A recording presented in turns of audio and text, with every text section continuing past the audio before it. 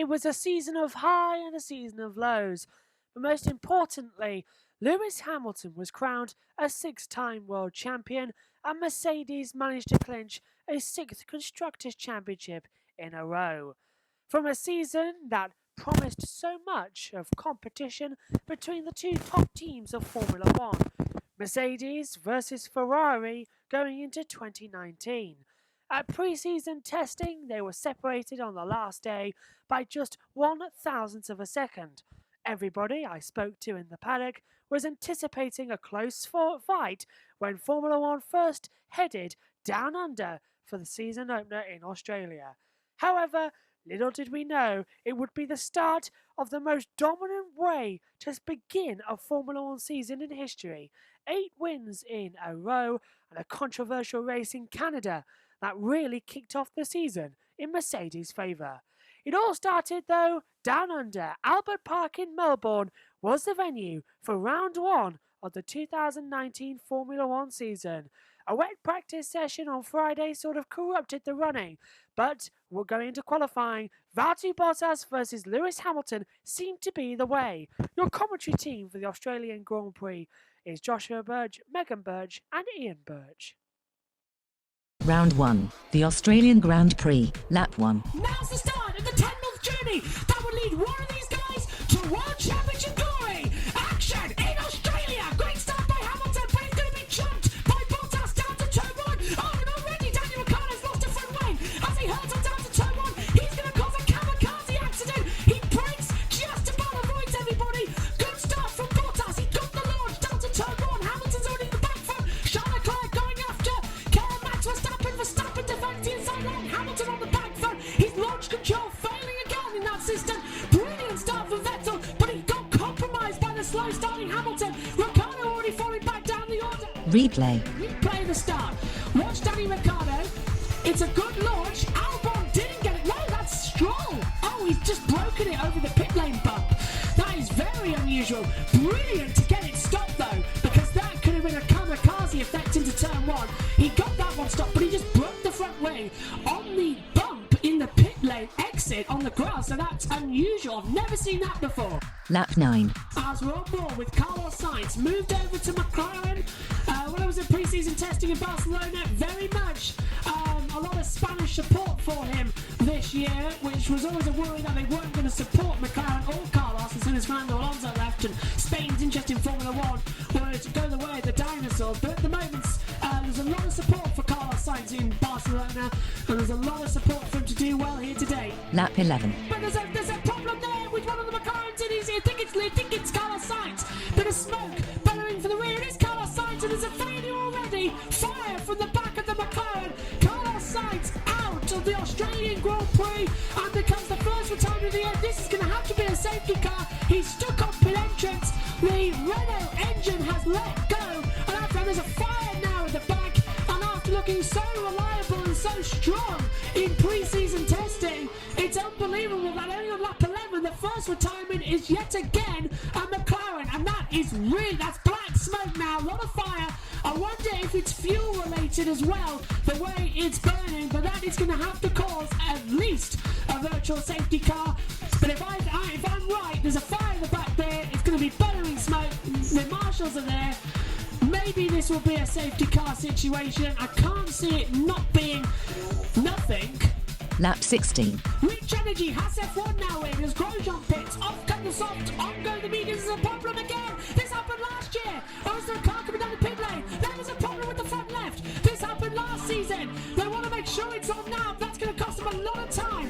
Not great for Haas. Problems again in Melbourne, just like 12 months ago. And that is going to cost them a lost out of place to Lando Norris already. Norris is 13th. And Grosjean now comes out, battling with Danny Kvyat. Kvyat's going to try the undercut. He's got the fresher tires, locks the rears almost. So does Grosjean. Kvyat has the outside line. Grosjean's going to defend the inside line. Oh God, these two are going side by side. This is not good news. Both of them like to crash into people. As Grosjean holds the inside line, Kvyat then backs out, but he's going to try and follow him now up towards turn 9. The best overtaking spot would be turn 9, and he's just going to follow him now through this mini section. Lap 26. Look at the train now behind Giovinazzi. Lando Norris is not going to stand for it for much longer as they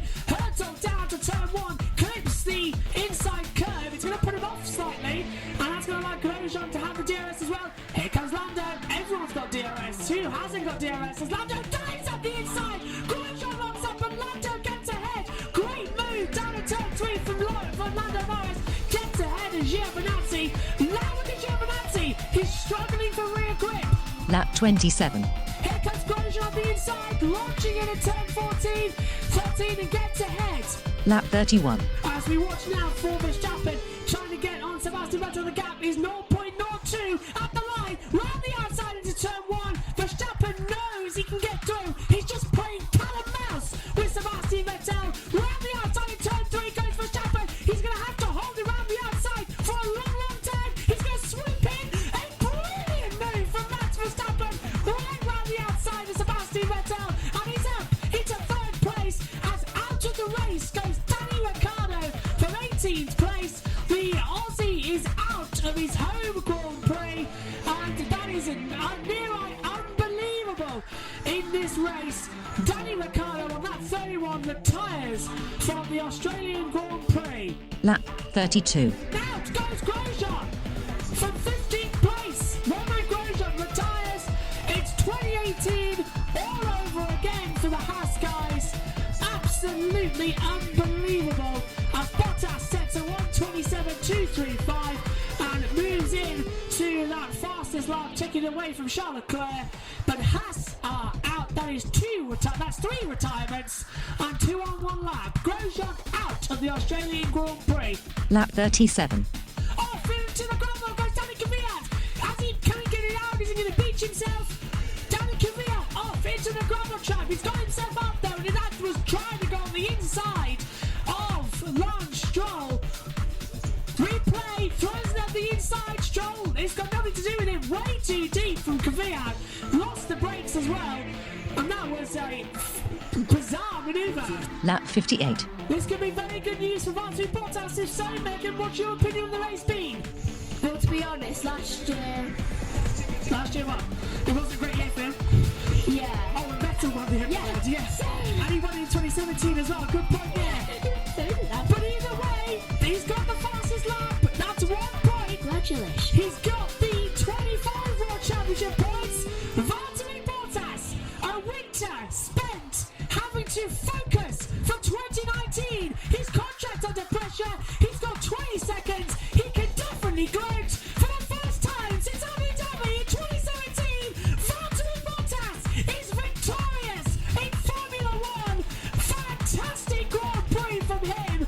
There's the man who's waiting in the wings, and Bottas has thrown the gauntlet down to his Mercedes teammate of Lewis Hamilton, who comes home to finish in 2nd. The championship for 2019 is on down under, and there's Verstappen coming home in 3rd place. The 2 Ferraris will come home 4th and 5th as well. Next race, Bahrain. Mercedes got off to a dominant start in Australia, a 1-2 for Bottas, taking his first victory since 2017 in Abu Dhabi. Lewis Hamilton, however, finished 20 seconds back in 2nd place, his worst start to a season when he would become champion. However, it all started to go wrong for Ferrari. 4th for Sebastian Vettel, 5th for Charles Leclerc. They were beaten by Red Bull's Max Verstappen, who finished on the podium. It was all set to be another Mercedes dominance when we went to Bahrain. It's one of their favourite circuits. However, we never expected to see the Ferraris dominate practice. All the way it went to Charles Leclerc, getting his first ever pole position in just his 2nd race for Ferrari. But it wasn't over. Drama all the way throughout made round 2 a heartbreaker. Here's your commentary team of Joshua Birch and Ian Birch. Round 2, the Bahrain Grand Prix, Lap 1. Get ready for the 999th Formula 1 Grand Prix. The youngest ever Ferrari pole sitter with his teammate alongside. Action in Bahrain. Great start from Hamilton, but I fear Vettel's got the inside line down to turn 1, and he does. He's going to have to slot in behind his teammate. Damaged front wing, I think, for Vettel. He ran over a paper bag. Into turn 1 we go. The 2 Ferraris nearly made contact. Hamilton's going to try and go around the outside. No, it's Bottas who's got ahead of Hamilton, and he's already now lining up Charles Leclerc. Vettel up front, and there's a massive crash in the background. There's sparks flying everywhere. What has happened into turn 1 as Leclerc gets passed by Bottas, who sweeps round the outside. He'll have the inside through 3 and 4. Gets through. Leclerc already not thinking about the race because he's had a go at Bottas. Hamilton's going to come for him now. Right round the outside into turn 8. Try and break late. And they touch.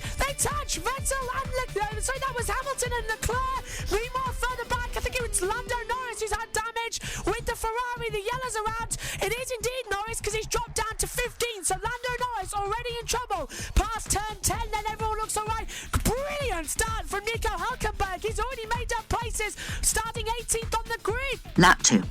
As we complete lap 1, look at Leclerc already having to position himself to defend from Hamilton, but he's got an awfully big place as Bottas goes very late, locks up. Leclerc's going to easily have him round turn 2, and a rare mistake from Bottas, and here comes Hamilton. He's going to have the run up all the way up the hill towards turn number 4, pulls to the outside line. It's going to be in 8th gear easily before Bottas. Right round the outside though, are these two going to make contact? Bottas goes in a bit too early. Here comes Hamilton, who'll have the cut back. He's going to ring it round on the inside of turn 6. They're going to have to back out of it. Hamilton gets ahead of Bottas.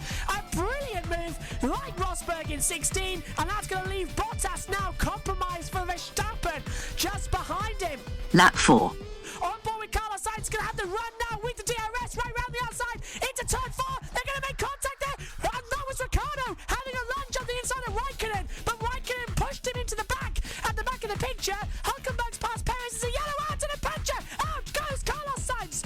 He's got a puncture, and his front wing's damaged as well. There was slight contact with Verstappen, and already drama going on as Magnussen's got ahead of Raikkonen as well. Ricciardo's dropping down the order, and here's the battle of Hülkenberg's been forced off the track. A shower of sparks in front of Pierre Gasly. There's Lando Norris going through, and this is a dramatic 4th lap in Bahrain. There's going to be a bit of drama there. That's going to compromise everyone with the second DRS. Look at Hülkenberg having to defend now. Right round the outside comes Sergio Perez, but Hülkenberg should have the inside line. Lando Norris going on Pierre Gasly now as well.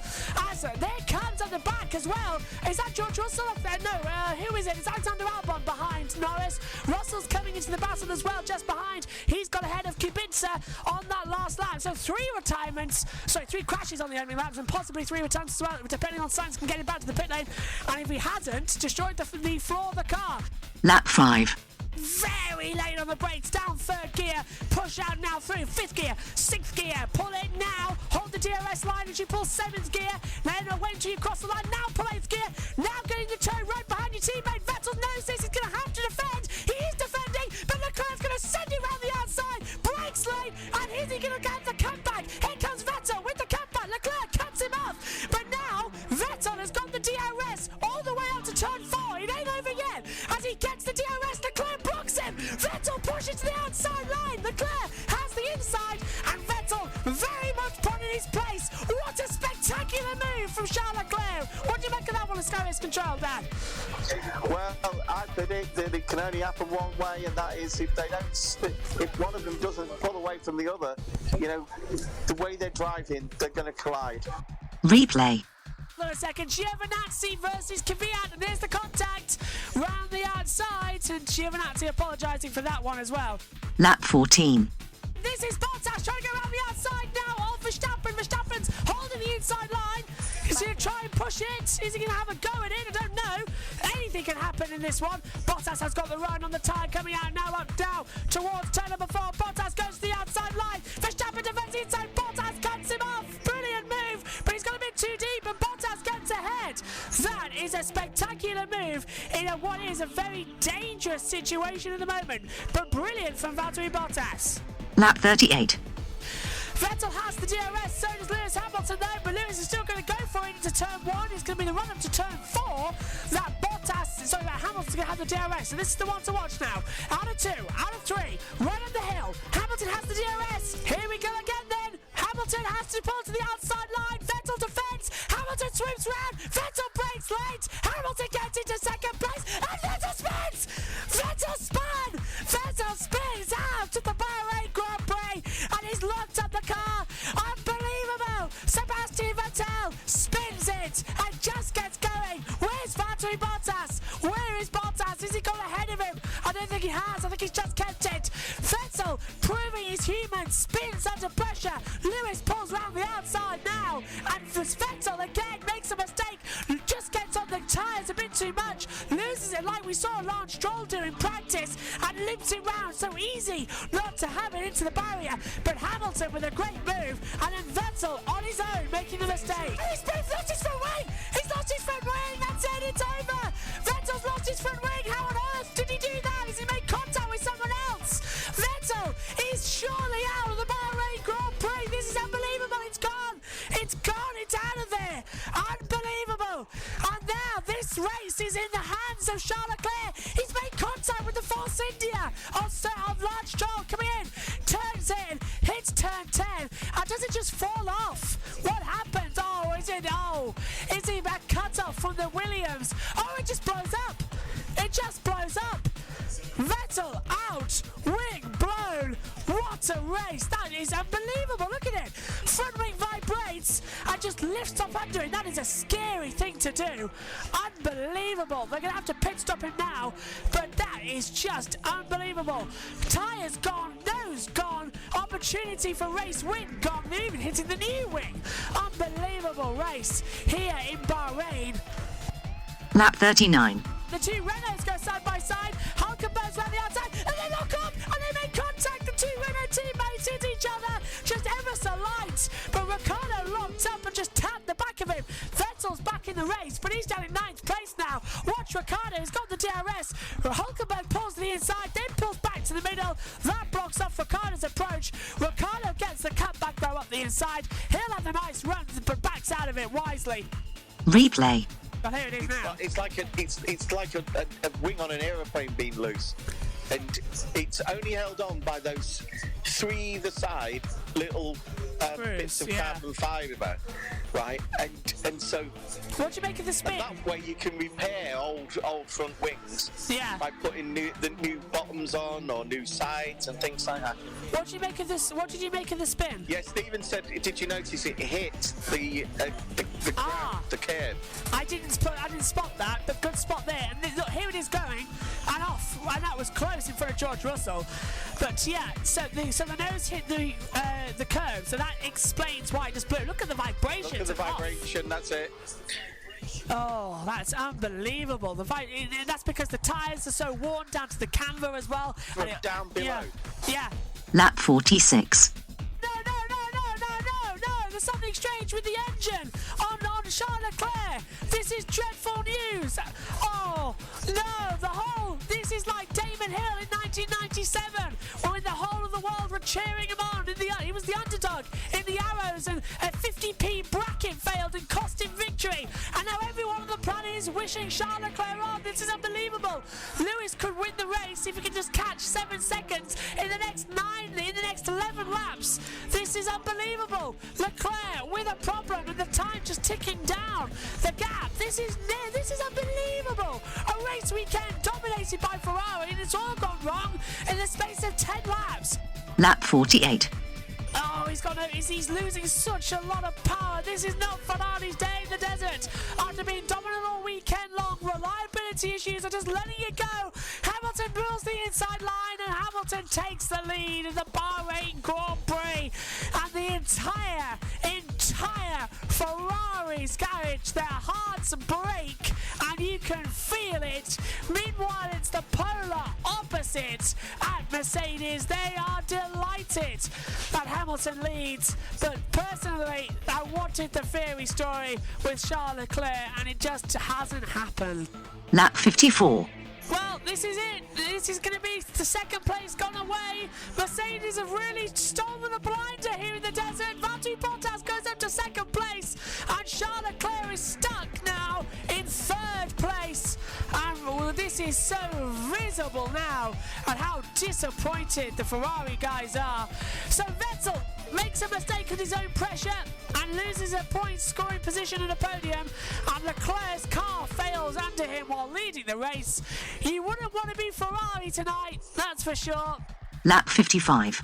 There's a yellow. Oh, and Hulkenberg stopped. Hulkenberg is out. Hulkenberg stopped and out of the Bahrain Grand Prix on lap 54, 57, and that could cause a safety car. This might just... Oh, Ricciardo! Oh, no, Ricciardo's out too. They were running 9th and 10th. Have the two Renaults come together. You don't need to be Miss Marple to realise what's happened here. They've hit each other. Oh, this is just unbelievable. Rule 1 is don't hit your teammate. Rule 2, see Rule 1. The Renaults have hit each other and they're out. This is just a presumption, of course, but Hulkenberg out, Ricciardo out. The Renaults have hit. Everything just cut out. Oh, safety car! Sorry to cut you off, Dan. That's it. Safety car. Race over. Race over. That saved Charles Leclerc's bacon. Safety car for the first time this year. Dan, over to you. Leclerc just got his podium because there's a safety car. And Lewis Hamilton has won the Grand Prix. Unless that safety car goes in. That's a good point. The safety car line as well. Lewis Hamilton has effectively just won the Grand Prix. But what do you reckon happened to Renault? Double DNF. One with electrical failure, one with an engine failure. You can't write that stuff. Joshua, everybody here seems to think that it could have something to do with them running out of fuel. Well, there's an engine failure on Hulkenberg. That's confirmed. Ricciardo had an electrical issue. And out of the race goes Carlos Sainz as well. What happened there? We're losing everyone. I don't see why Carlos Sainz has done that. It's only 2 laps to go. The race will finish behind the safety car. Lewis Hamilton has just won the Grand Prix. Lap 57. The safety car will come into the pit lane at the end of this lap, but no overtaking until the start-finish line. The race will end behind the safety car, so Lewis Hamilton will exit the last corner. It's the first ever Bahrain Grand Prix to finish behind the safety car. It's only the 13th time in history it's happened, but Lewis Hamilton exits the last corner, will coast up to the line. Mercedes have done it. Being on the back foot all weekend, Lewis Hamilton wins the Bahrain Grand Prix. Lewis Hamilton victorious in the desert. Valtteri Bottas is second and Charles Leclerc is third and gets his first ever podium. But after a weekend where it has been Ferrari in every single session, Mercedes come in at the last minute and swoop a 1-2, a double points haul. Absolutely spectacular. Next race, China, race 1000. Delight for Mercedes as Lewis Hamilton takes his first victory of the season and it maintains a Mercedes 1-2 with Valtteri Bottas in second place. However, it was heartbreak all round for Charles Leclerc. He was leading for the majority of the race until an engine issue forced him down into third place.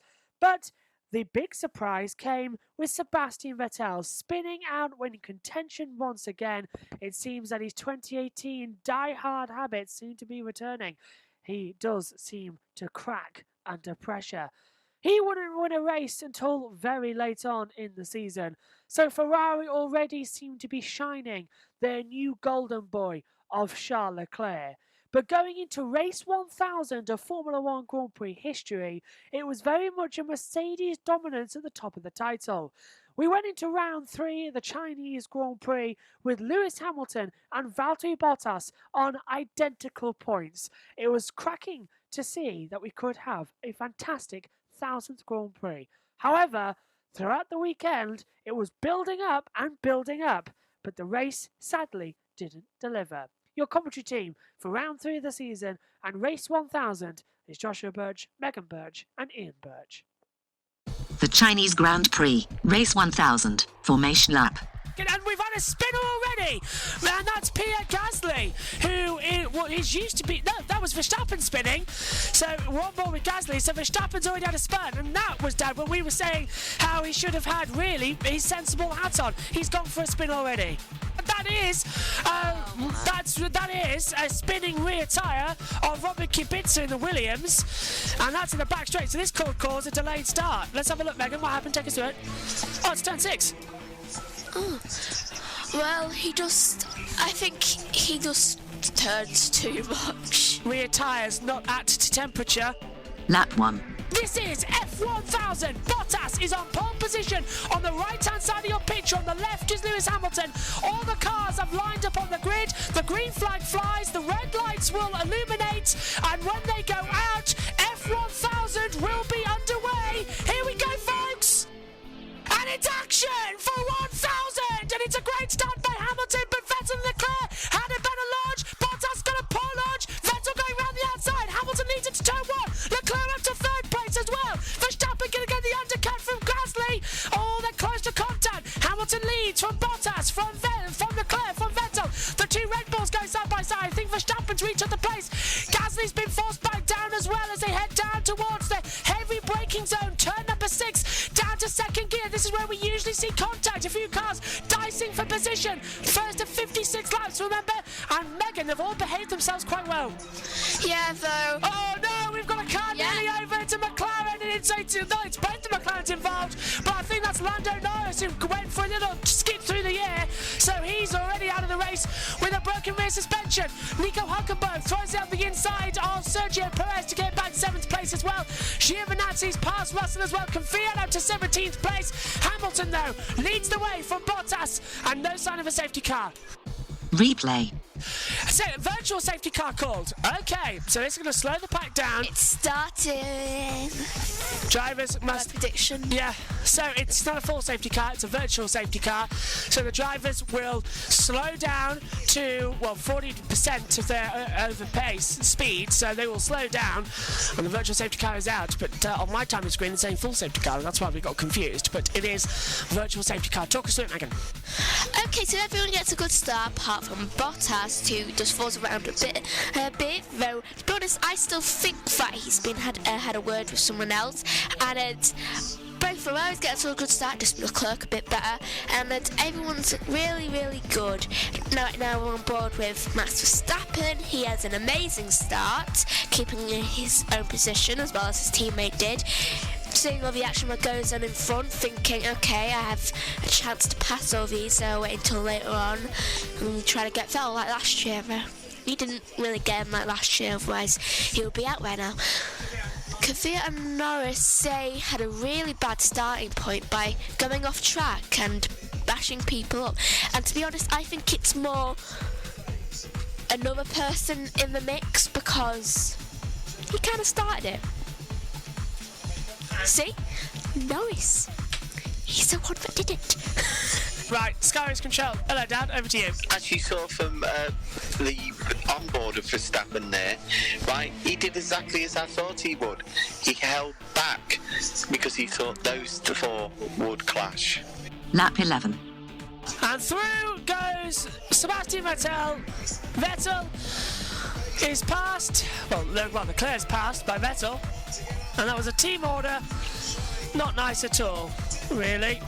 And yet again, Jacques Leclerc not happy with that one. What's the point?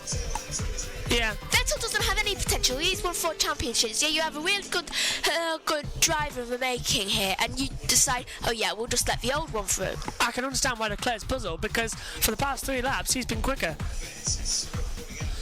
Raikkonen replay, going to the inside of Nico Hülkenberg, and up into 9th place. Good move. I'm not happy. Oh, team orders again at Ferrari. Lap 17. Renault coming into pit lane. Is this to retire? It is to retire. It's Nico Hülkenberg. Hülkenberg is out of the Chinese Grand Prix on lap 17. I think they're just thinking it's a pit lane. Another retirement. 2 in a row after his engine exploded in Bahrain. Lap 20. Verstappen wants to get past Sebastian Vettel.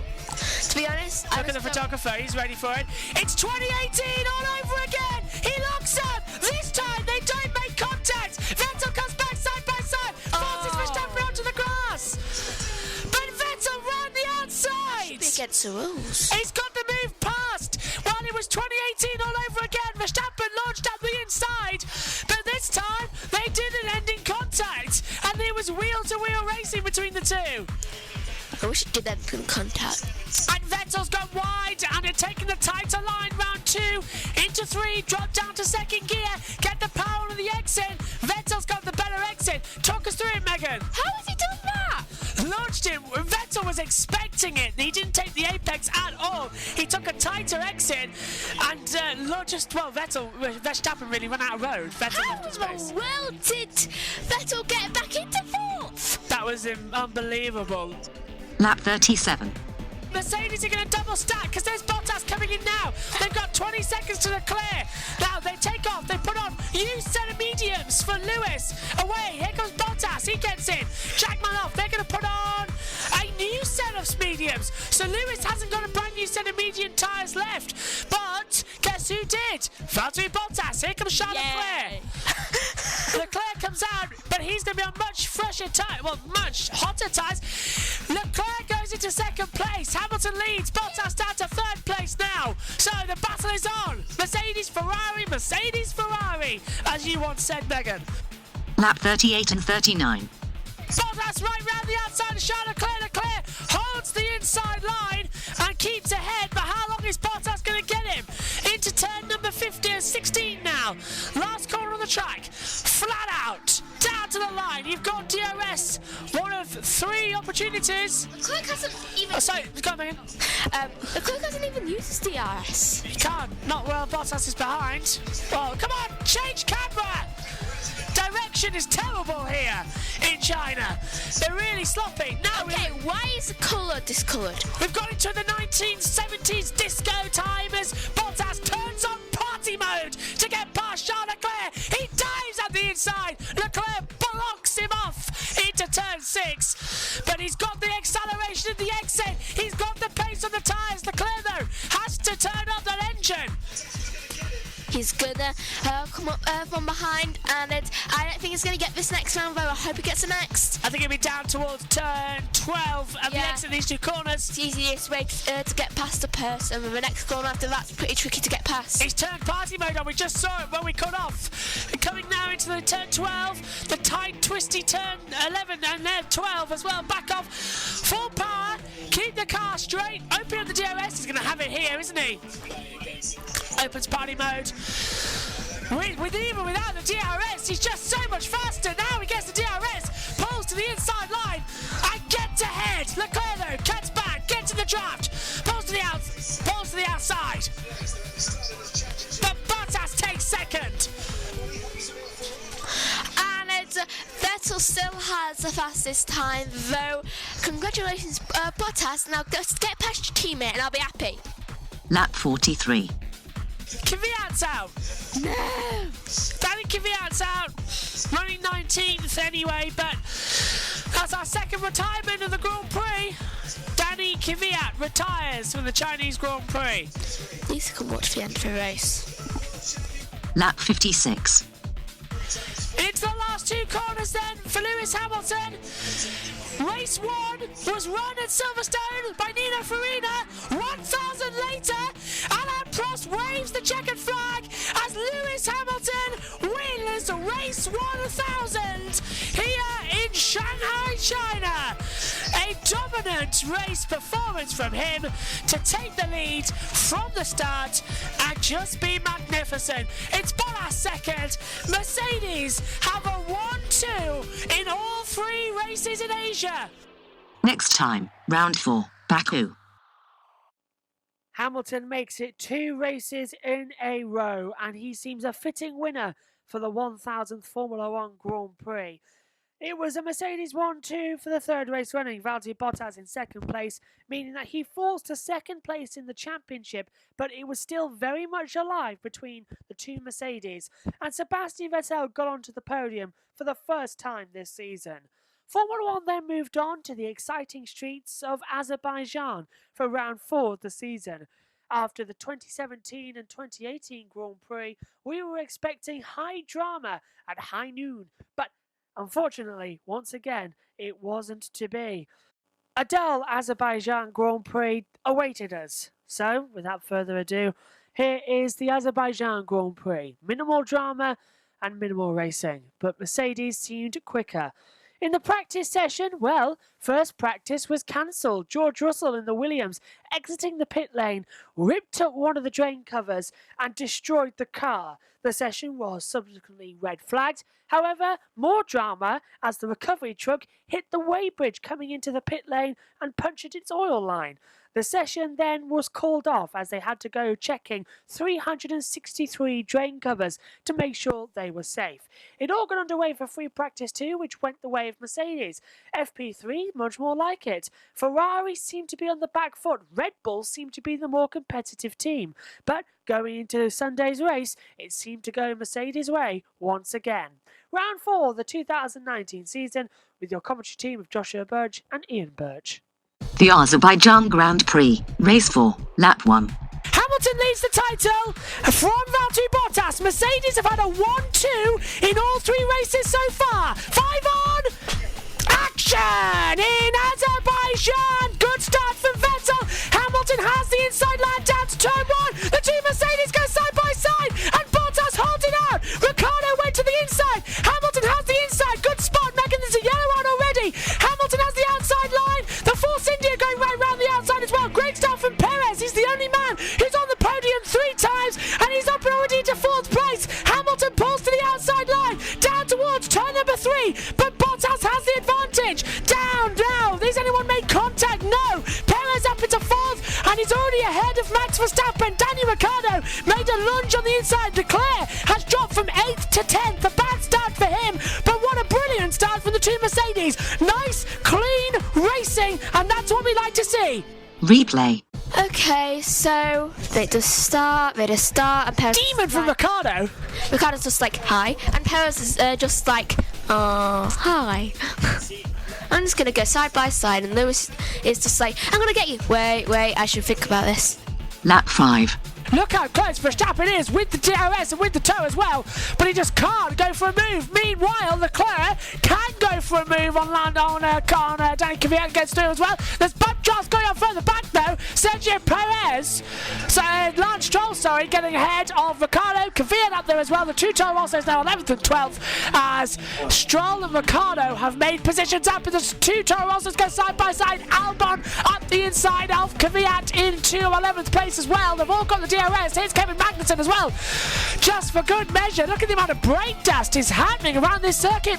Lap 10. Leclerc should have his easiest pass of the afternoon here in Azerbaijan. Gets on the toe.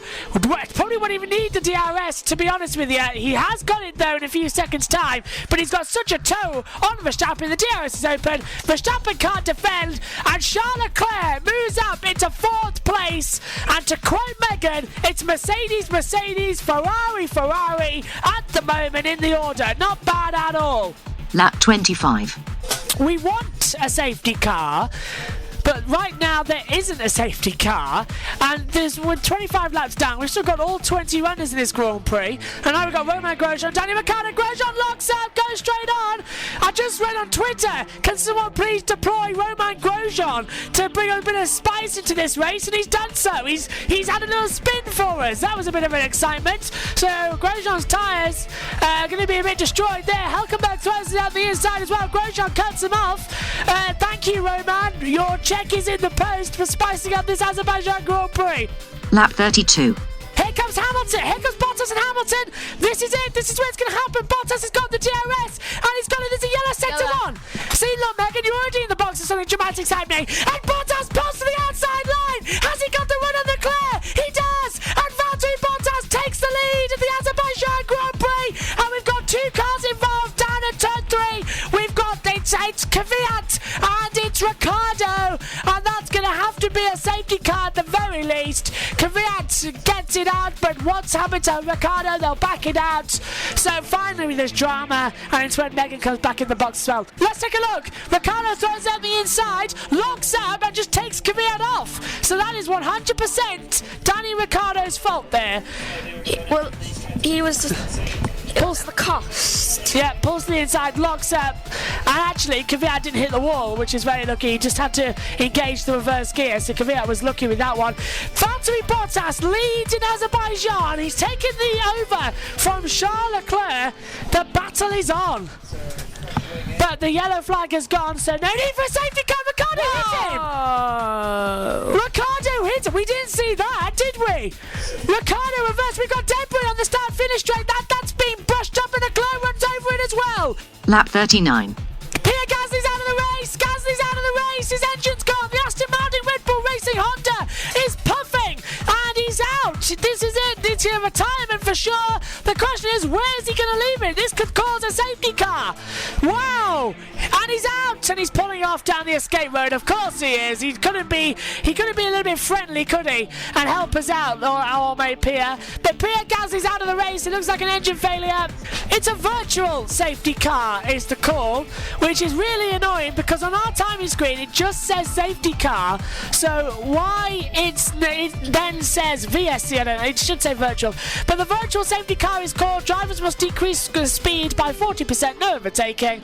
And the virtual safety car is called to clear away Pierre Gasly's car to a safe distance, not at the end of the runoff. And that's dramatic. And it's really heartbreaking for Pierre Gasly. Lap 51. Out of turn 20. Mercedes are going to set a brand new record. They were first and second in Australia. They were first and second in Australia. They were first and second in Bahrain and China. They're first and second again in Baku. Valtteri Bottas wins in Azerbaijan, his second win of the year. It's now 2 apiece for Bottas and Hamilton, and it is 4. Repeat, 4. 1, 2, and finishes for Mercedes.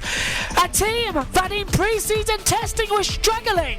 We were all amazed on the last day of testing that it was Ferrari who were fastest, but oh no, they were hiding something, and they win all 4 of the races before we return to mainland Europe. Next race, Spain. Valtteri Bottas won in Azerbaijan, marking his second victory of the season, making it 2-2 to Lewis Hamilton and Valtteri Bottas, and most importantly, levelling up the Drivers' Championship, going back to Europe at the Spanish Grand Prix at the Circuit de Barcelona, Catalonia. But Sebastian Vettel also got his second podium of the year, his championship finally up and running. But by the time we reached Spain, we were all anticipating more that closeness that we saw in pre-season testing. The last time we were here, Mercedes were just 1/1000th of a second clear of Ferrari. Would that transpire as teams began to bring updates for the European season? The 2019 Spanish Grand Prix would prove to go Mercedes' way, but still, it was a very dramatic Grand Prix. Your commentators Joshua Birch and Ian Birch. The Spanish Grand Prix, race 5, lap 1. Mercedes have won 4 races in a row. Can they win 5 in a row? All 5 lights are on. Action in Catalonia. Great start by Bottas. Hamilton as well. Vettel got a good launch. Bottas immediately goes to the front of Hamilton, but Vettel comes out of nowhere. Side by side into turn 1, 3 abreast. Bottas on the inside. Vettel locks up. Little contact between Hamilton and Bottas. Bottas sliding into Vettel. Vettel almost hitting Leclerc, who goes wide. The 2 Red Bulls say thank you very much. They're side by side with the 2 Ferraris. Leclerc pushes Gasly off the track. Grosjean comes into play as Verstappen looks to the inside of Bottas. Magnussen on the inside there of Danny Kvyat. Albon with the McLaren now as well. Hamilton leads down to turn 5. Bottas second. 3rd place already for Verstappen, down to 4th. Already goes Sebastian Vettel. Yellow out sector 2, and they've gone green now. So battle on, race on. Hamilton leads. Bottas second. Verstappen 3rd. Vettel 4th. Leclerc 5th. 6th place for Gasly. 7th place for Grosjean as well. Magnussen moving up the order as well. But a clean start from everybody. No one at the moment seems to be having an issue on the track. We've got Kimi Räikkönen down in the back. Down to race control. Yeah, Räikkönen went off on the 3rd or 4th turn there. Went straight into the gravel, but was rejoined. Replay. Replay the start then. Watch out for Bottas. Oh, he gets an okay start. Hamilton gets a blistering start, but the great start comes from Sebastian Vettel, who was able to get a great launch in that Ferrari. Hamilton again, like he was seen, a little bit of wheel spin, but gets alongside his teammate. Vettel gets in the draft of Bottas, pulls to the outside, and then down into turn 1, it's the crunch point. Vettel locks up. Hamilton just touches the side of Lewis. Side of Bottas, I should say. Vettel locked up, flat spotted the tyre. And this is on board with Verstappen. This should be a great view of the battle up front. He's got the best seat in the house, Max Verstappen. Down to turn 1, pulls to the outside. What do you make of this one down at Sky's control?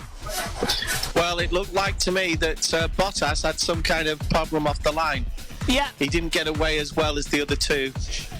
Yep, and Vettel was slipped back behind. Look at the move right round the outside. A great move from Verstappen right round the outside. And this is Räikkönen.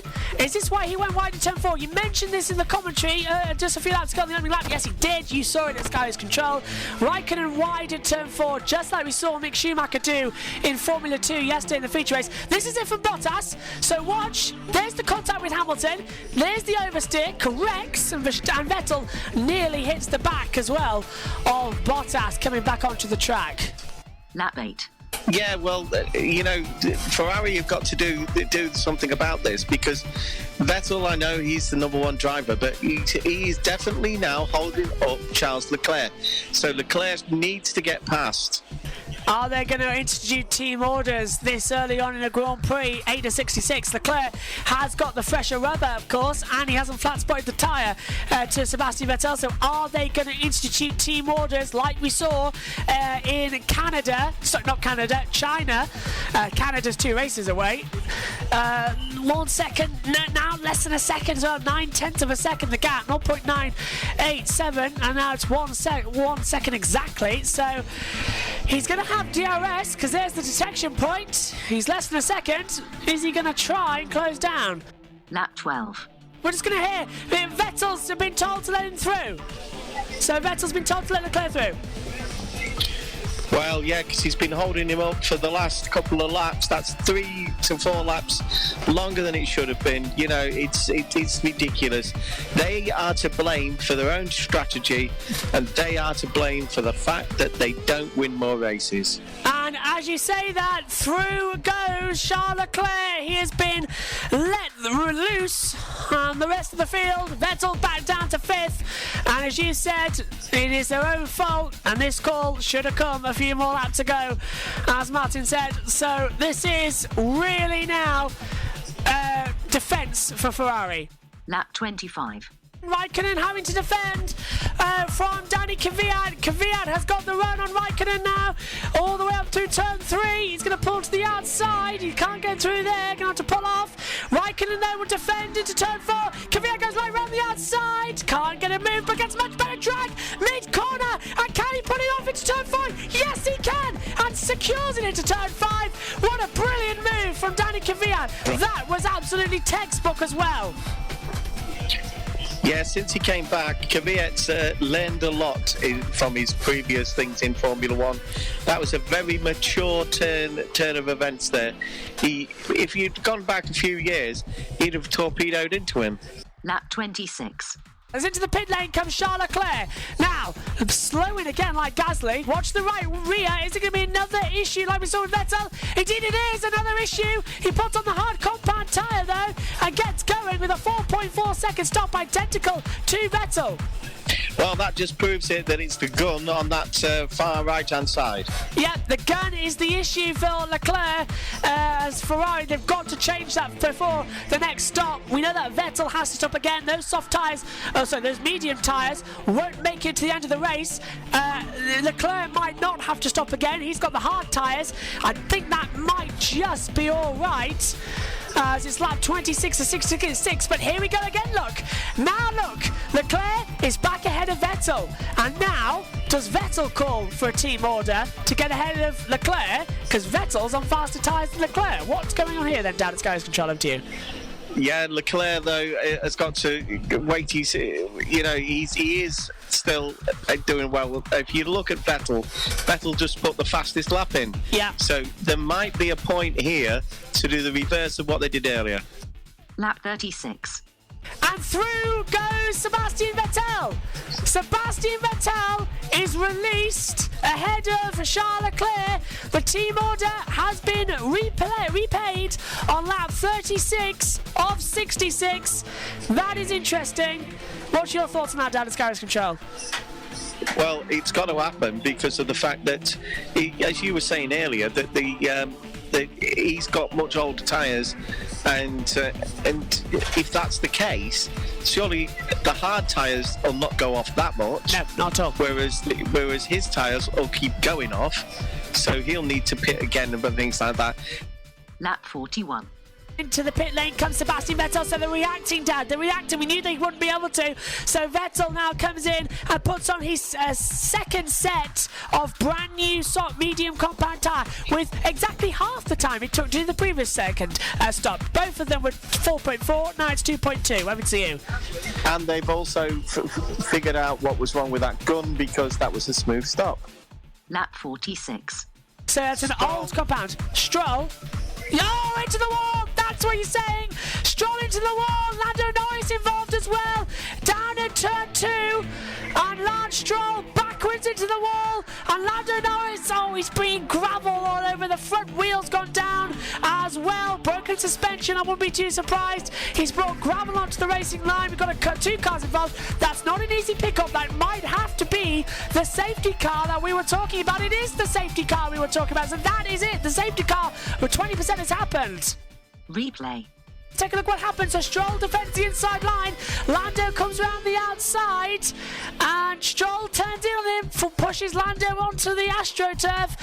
Oh, that's a very tricky one to call. I don't think Lance knew he was there, but Lando was in a perfectly right position. Let's take a look. So he defends onto turn one ball with Lance Stroll. Oh, I think that was blind. I read that as blind. What about you? I think it's a racing incident, but will his father, who owns the team, think it is after the last few days? Lap 53. Go! Lap 53 is 66 and the race is back underway. Round the outside goes Verstappen. He's going to try immediately and gets back through. But up into third now. Gasly's having a go as well. Big look up from Verstappen. Everyone's now having a bit of a bargee. Everyone trying left, right and centre. Off the track goes Romain Grosjean as well. Magnussen goes out the order as well. Absolutely fantastic. Hamilton leads the way. Look at this. Grosjean and Magnussen side by side. At the inside. They go side by side. Gasly's on the outside line and makes the move stick. Surely into the inside. Yes, he does. There's a bit of kick dust there. Magnus on the outside, but Gasly keeps on and Gasly gets through. He's not going to have a little bit of a backside there. He knows what he wants and he's going to get it as well. Lap 66. Lewis Hamilton, though, what a shocker of a weekend he had. He wasn't fast at all until FP3. He was lost in qualifying. His teammate qualified him by 6/10 of a second. Out of the last corner. It's once, it's twice, it's 3 times a winner in 2019 for Lewis Hamilton. And for the 5th race running, Mercedes score a 1-2 in a Grand Prix. Valtteri Bottas is second.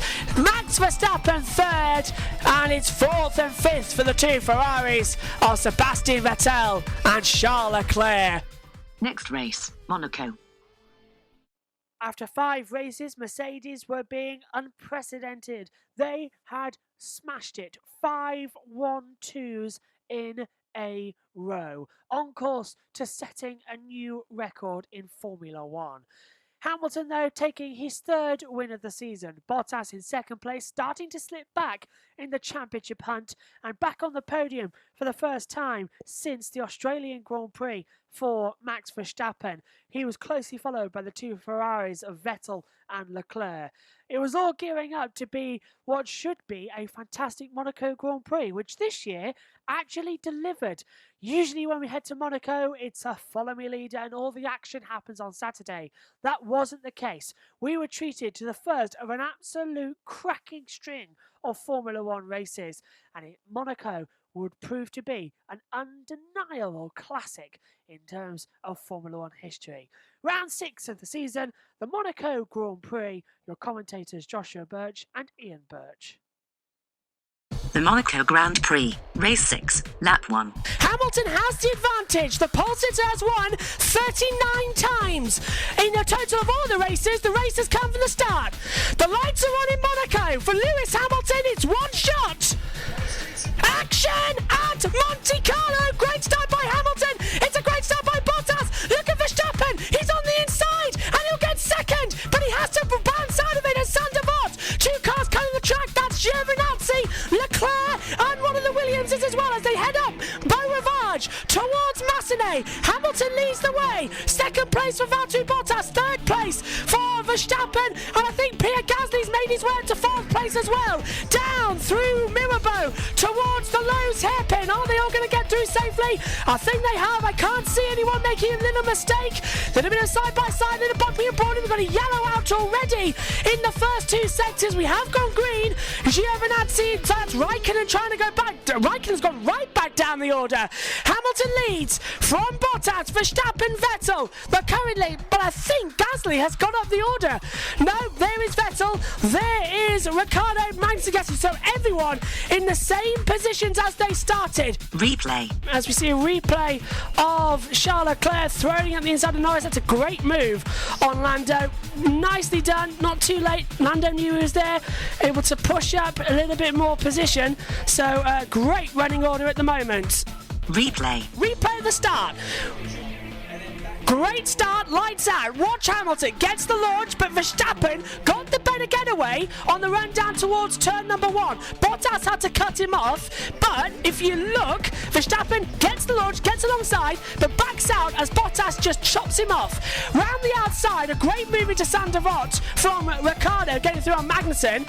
And then who's the cars cutters? It's Charles Leclerc, one of them. Renault locks up, and there off the track goes Giovinazzi, and yep, Kubica as well. So Kubica going through, Giovinazzi and Leclerc going through. This is on board with Verstappen. Look, he gets alongside, but then Bottas is just going to chop him off, so has to back out of it. And Toto Wolff clapping on, wearing the red cap, same as we are up in the box. Lap 9. Well, he's trying to go through at the Nouvelle chicane, but he can't seem to get a move on through to back. Vettel, a 1:16.278 to set the fastest lap of the race so far. He's lovely through the swimming pool section.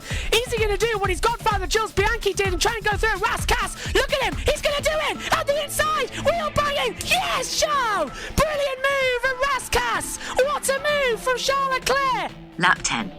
What is your weather? Oh, he's doing the same on Hülkenberg, and he's contact! Oh, he tried to do it. Leclerc tried to go the inside, he's going to go side by side. That's going to be a contact. He just holds off the McLaren of Lando Norris. But Leclerc tried the move on Nico Hülkenberg. It didn't pay off. But Leclerc proving that he wants to race, and he's doing it at Rascasse. Oh, he's got a puncture! He's got a puncture! Leclerc's got a puncture! And he's good, so he's held in everybody up now. And he's but also, if he would have got a time penalty for that, because he was rash. He was a bit too much, and he's got to be careful not to put it in the wall. Charles Leclerc with a puncture, touching the wall at Rascasse, and can he get it through with that? Yeah, understandably, you've got to cut the chicane there. Charles is trying to hold everyone, but he's going to be stone dead last now. And there he goes! There he goes! And he's gone. This is going to be a safety car for sure. The tyre's gone, and oh, Charles, come on, nurse it back to the pit lane. Oh, he's broken the floor. Oh, he's broken. This is him out of the race, and this is going to. Oh, there's debris flying everywhere. This is going to have to be a safety car. Oh, and Charles Leclerc trying to nurse it back to the pit lane, and he's shredded loads of carbon fibre all over the track, gets it into the pit lane, but look, he's dead last now, and he's broken the floor, and I don't think he'll be able to get back out of the race. Let's see what the front mechanics can do. He takes the wheel off, puts it on. They're sending him back out, but the floor's damaged, so it's not an it's not a massive aero circuit, so he might just get away with that floor damage, but we'll see. Lap 11. So safety car deployed. Sky Race Control, right decision for safety car? It's the right decision because there is carbon fibre all over the track and bits of tyre. Right, as you can see there on the replay, it's absolutely ripped it to pieces. And as it's flaying round, it's just ripping the floor to pieces. And the truth of the matter is, he's not only ruined his race, he's ruined everybody's. Yeah, because now the strategy for the safety car, this plays perfectly into the hands of those who are doing a one-stop strategy to pit now. Lewis Hamilton is going to pit, I believe, because he wants to go on those fresh tyres. So if Mercedes has got to pit him now, it's lap 10 to 22 to make a tyre change. Look at this, they're all responding. Lewis Hamilton comes into the pit lane. Hamilton pits then from the lead of the race, and under safety car, it's now action time in Monaco. Who's going to go where, when and how? New tyres go on. It's a medium compound tyre. Bottas coming in, so Bottas has held up Verstappen and Vettel to do a double stop. Who's going to be quicker? This is Vettel's got a good one as the debris cleared up. Oh, get out of the way, get out of the way. You've got cars coming through. There's contact! There's contact! An unsafe release, surely from Red Bull. They've released him into the path of Valtteri Bottas, and there was contact mid-pit lane. Verstappen out to second, but surely an unsafe pit stop release. And there's carbon fibre now. Wow, Charles Leclerc. Oh, and things flying off the Red Bull left, right and centre. Charles Leclerc has played a blinder in this race because now Verstappen's second, but an unsafe release and the Red Bull's damaged. Wow! Lap 60. Oh, we got a car park at Raskas, and that's going to be a red flag. That's going to be a red flag. We've got a car park, and it's one of the Williams has been put round as well. It's reversing in the middle, and Charles Leclerc's involved. Skyways control, Dad, quickly pick up your mic. We saw this in Formula 2, and he's managed to hook it up, so no need for a red flag. But wow, that was a contact. What happened there? Oh, is it dull? That's Giovinazzi spinning round Robert Kubica and causing a traffic jam at Raskas. That could have so easily been a red flag. It wasn't Giovinazzi who span round. No, sorry, yeah, Kubica span round and Giovinazzi hit him round. Yeah, it was a simple case of the fact that Robert can't use his hand fast enough to save it, yeah. When he saw Giovinazzi, he just couldn't get round him. Yeah. Which caused him to spin round and then block the track. All four drivers were sensible. There couldn't have been a red flag there. Ooh. But all four drivers were sensible and got on with it. Yeah, indeed. And as you said, that could have so easily been a red flag. You're right, look. He did hit the wall, Bottas, and his suspension on the other side as well. The last time anything like that happened, 2005, go on, with Bottas' accident. If you look at that back right white wheel in this clip, it's slightly moving. I think it dislodged the nut. Yeah, and he had to pit to make sure it was all safe because he has changed tyres and it is under investigation, as I said, that contact. Lap 18. Charles Leclerc comes into the pit lane. Is this to retire from the Grand Prix? I think it is. Charles Leclerc in, no tyres, and heartbreaking qualifying. Redemption for the first 10 laps of the race. But Charles Leclerc out of the race. Replay. Sergio Perez goes for a move on the inside. And making the move on Magnussen. Does Magnussen cut the corner? Yes, he does. And I wonder if Perez might be on the radio saying, I want that position back. Lap 48. And look at this, the leaders have now met this battle. The leaders have met the battle between Ricciardo, Magnussen, Perez, Hülkenberg, Russell and Stroll. And this is now a crazy carnival because they're all now going to be bunched up. Remember what happened in 2011? It stopped the race. This is going to get very interesting now as Hamilton makes his way through and Stroll gets out of the way as well. Is Stroll going to get out of the way of Vettel? Yes, he is. But, this is a mess. This is a right mess coming into the back side by side. Wow! Close. Bottas trying to get through now. Bottas is being held up by Stroll, and Stroll's not letting him through. Stroll is not letting him through. This is unbelievable. And he goes through now. Raskas. Wow. Lap 76. Look at Verstappen then, 76 and 78. This is just position, and no, he's not going to go. He's not going to go. Yes, he is. He throws out the inside. There's contact. Hamilton straight on. Verstappen went for the move, but there's contact at the Newville chicane, and Hamilton has he got a puncture? Oh, there's the wing damaged. The wing looks all right. Let's take a look at it on board. Throws it in at the Newville chicane. Lock up, little puncture. Has Hamilton got a puncture? We saw what happened to Leclerc.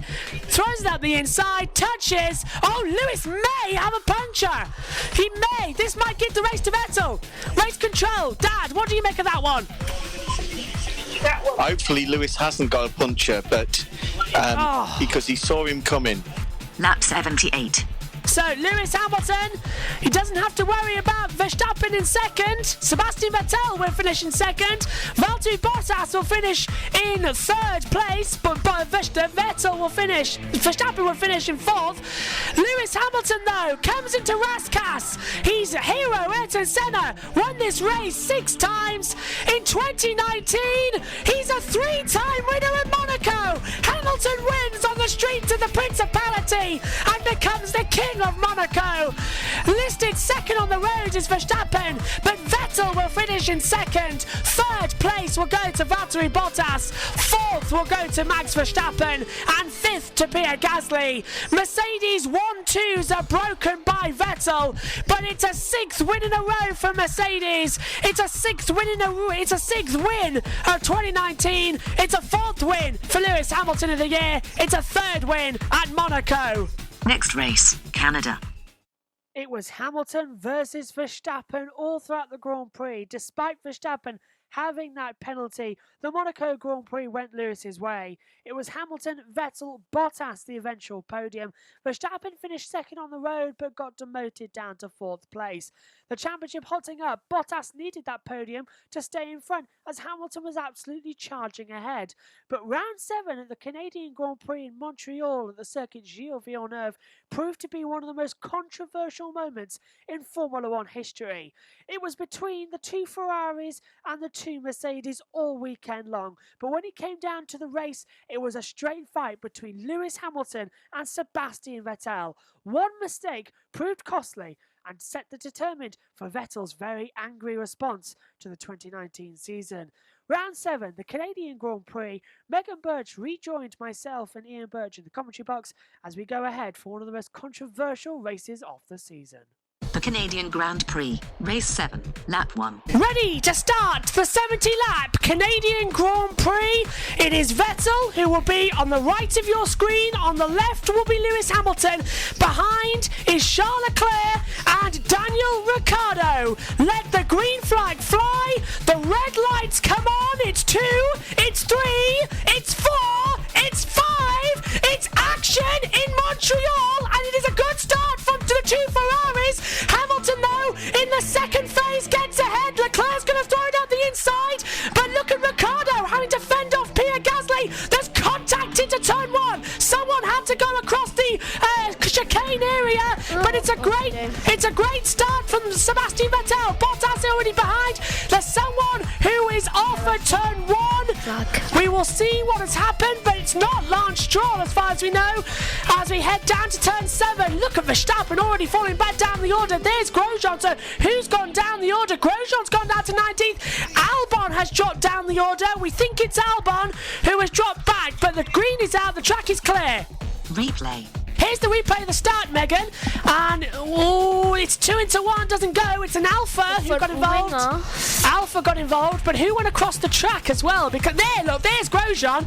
There was Grosjean cutting across the turn 1-2 chicane. He was rejoining at turn 3. It's just like, if I can get across here, then no one will notice. Yep, unfortunately we noticed, and everyone else sort of hopefully took notice of that. Start from Vettel, good start from Leclerc. Hamilton had the disadvantage. There's the contact into turn 1, look. That was Raikkonen getting barged out, and off the track there went Grosjean. Grosjean was lucky actually to keep it out there, wasn't he? Yeah, and also, I hate how you always just look at the back. You don't know. Yes. You never ever look at the back. No, you look at the back, I look at the front of the grid.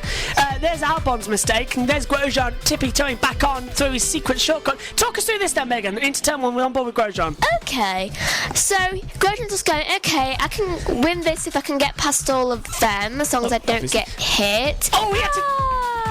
Look, he had to take avoiding action, and he's pushed the debris off the halo. It's just like, if from I can Albon. just sneak in here, then I won't kill anyone by accident. That was Lando Norris's mistake, and he locked up down at turn 10, but surprisingly, the Renault was quicker than the Honda, and he was able to get in the drag down towards the turn 10 hairpin. Megan. Lando's just like, hi, I'm the person gonna beat you today.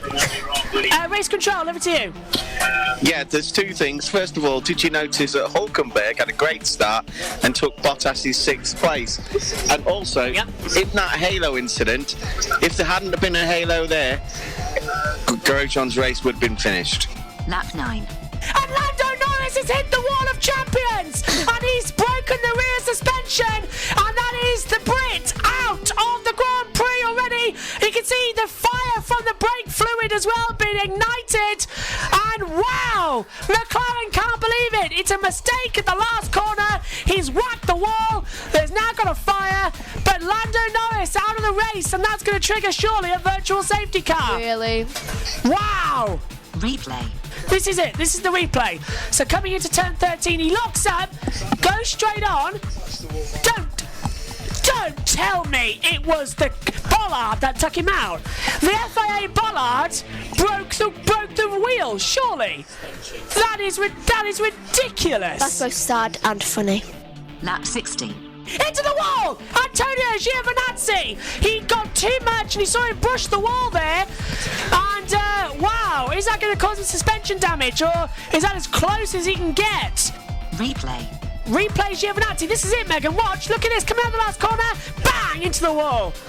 Scrapes it along. And I thought I saw it at the top of the screen. Hey, that might be a sign. Yeah, look at this. So he turns in, a little bit oversteer, and just scrapes the wall. Very lucky not to completely wreck your race there. That was so close to being game over. He hit that at precisely the right angle. Lap 32. And off into the first corner, a little bit of wheel banging as Grosjean gets passed by Sergio Perez into turn 1. So Perez to 13th, Grosjean down to 14th now. Lap 35. But is it really? Because there's Bottas being kept up by Ricciardo mid-straight. Bottas goes on the outside. Ricciardo has the inside and just holds him off into turn 13 and 14. So, really, it was a thank you very much, but it was not taking candy from a baby. And Bottas is actually going to have to race Danny Ricciardo, who's currently on for his best result of the year. Lap 48. With the race weekend attendance, 307,000 people are watching these two do battle. He's off! Off goes Vettel! Vettel makes a mistake! Vettel off and makes a mistake down to this chicane area! Sebastian Vettel off, makes a mistake, keeps it back on, and Lewis Hamilton doesn't and can't get past! Wow, that is close! That is ultra close! This must be brakes! This must be brakes! Megan, talk us through it quickly! Right, so... Does he lock up? He locks... No, oversteer! He oversteers and he skips a corner and he nearly whacks into that barrier and he was like, oh no. Over to you! It could be electrical, it could be a harvesting problem. Right, if you saw that when he went down there, he seemed to lose his steering. Replay. And look, there's the wiggle look across the chicane. Hamilton went to the outside, and Hamilton was nearly put into the wall. And Toto Wolff, yeah, I thought that would be his reaction as well. What was on earth was happening there? The stewards will look into that, and they are. Are they? Yeah. All right. Yep, the stewards are looking into that incident that Vettel impeded Hamilton. You're right. Turn 4 is involving Vettel and Hamilton under investigation. It's just come up on the screen now. You are correct. We didn't have that information up in the box as we haven't got the timing monitor. But Lewis Hamilton and Sebastian Vettel are under investigation. What will happen? Well, if Vettel is deemed to have blocked Hamilton, he can't have done anything about it. Yeah, that looks to. What's your opinion on that? Mine looks like racing incident. I got this feeling that when he rejoined the track, it was a case of if I'm going off, you're going off too. Lap 57. A 5-second time penalty for car 5 Vettel, unsafe re-entry, and it's... An unsafe re-entry and forcing another driver off the track. Sebastian Vettel, the race leader, has received a 5-second time penalty for leaving the track and forcing another driver off as well. An unsafe re-entry. So, Lewis Hamilton effectively takes the lead of the Grand Prix of Canada. Megan, your reaction? Ugh. Not happy. Talk us through it then one more time. Well, he couldn't help where he was going. He was going around the corner. He oversteered by accident. He accidentally went in front of Hamilton, though he would have crashed into the wall. Hamilton knew and saw, and to be honest, it was Hamilton being a bit reckless and going right next to him, right next to the wall, and it's only down as much. How did you force a driver off the track? The track is a wall. If you forced him off the track, he would be in the wall. Exactly. He didn't even slightly force him off the track because it was Hamilton's choice. Lap 70. Well, on to the back straight towards turn 13 and 14. Lewis Hamilton can just back off because a new lap record for Valtteri Bottas. It's a very controversial Grand Prix in Canada. Sebastian Vettel crosses the line in first, but it's Lewis Hamilton who wins for the the 7th race running for Mercedes. It's his 5th win of the year, but this is going to be very controversial. Sebastian Vettel listed as the winner, but count the 5 seconds back, and it's Lewis Hamilton who is victorious. This is a very controversial Canadian Grand Prix. Post-race. Oh, no, you're right, because look, they've got to go to the end of the pit lane. He's off to see race control. That's where it is in the building. Because the podium is right at the end of the pit lane here, where Lewis is coming. Sebastian probably won't even go to the podium. He's not going to go to the podium. Look at this, look at the FIA. I think he just told him to do something. Yeah, he's giving them the one seat for lunch. He's going to the stewards. Where's he going? He's at the back now. He's not going to the podium. He's walking away. He's been waved, but Sebastian Vettel is not going to the podium. So Sebastian Vettel takes the number 2 away from himself and puts it in front of Lewis Hamilton. That is controversial. Next race, France. As a very popular Netflix series seems to make clear, the stranger things were happening in Montreal, and Sebastian Vettel was asking himself, should I stay or should I go? Formula One very much wasn't in the good books as we left North America, and certainly it left a stain. That was the first ever time we had a driver cross the line knowing he wasn't in first place. We've had post-race penalties before, most notably back in 2008 when Lewis Hamilton was denied victory at the Belgian Grand Prix, but that was the first time that everybody said that Sebastian Vettel didn't deserve what he got. It left a bitter stain on Formula One. It also was a race which broke the Mercedes 1-2 barrier as well. But Hamilton, victorious, going forward to round 8 at the French Grand Prix, meant that Mercedes were going there, having 7 victories in the opening 7 races. But Ferrari were back to winning ways. But were their drivers back up in motivation? Round 7 at the French Grand Prix, it was no doubt about it. It was an absolute boring Grand Prix. The worst one of the season. Nothing happened. But we did get one thing. A new record for the history books. The French Grand Prix with your commentators Joshua Birch and Ian Birch.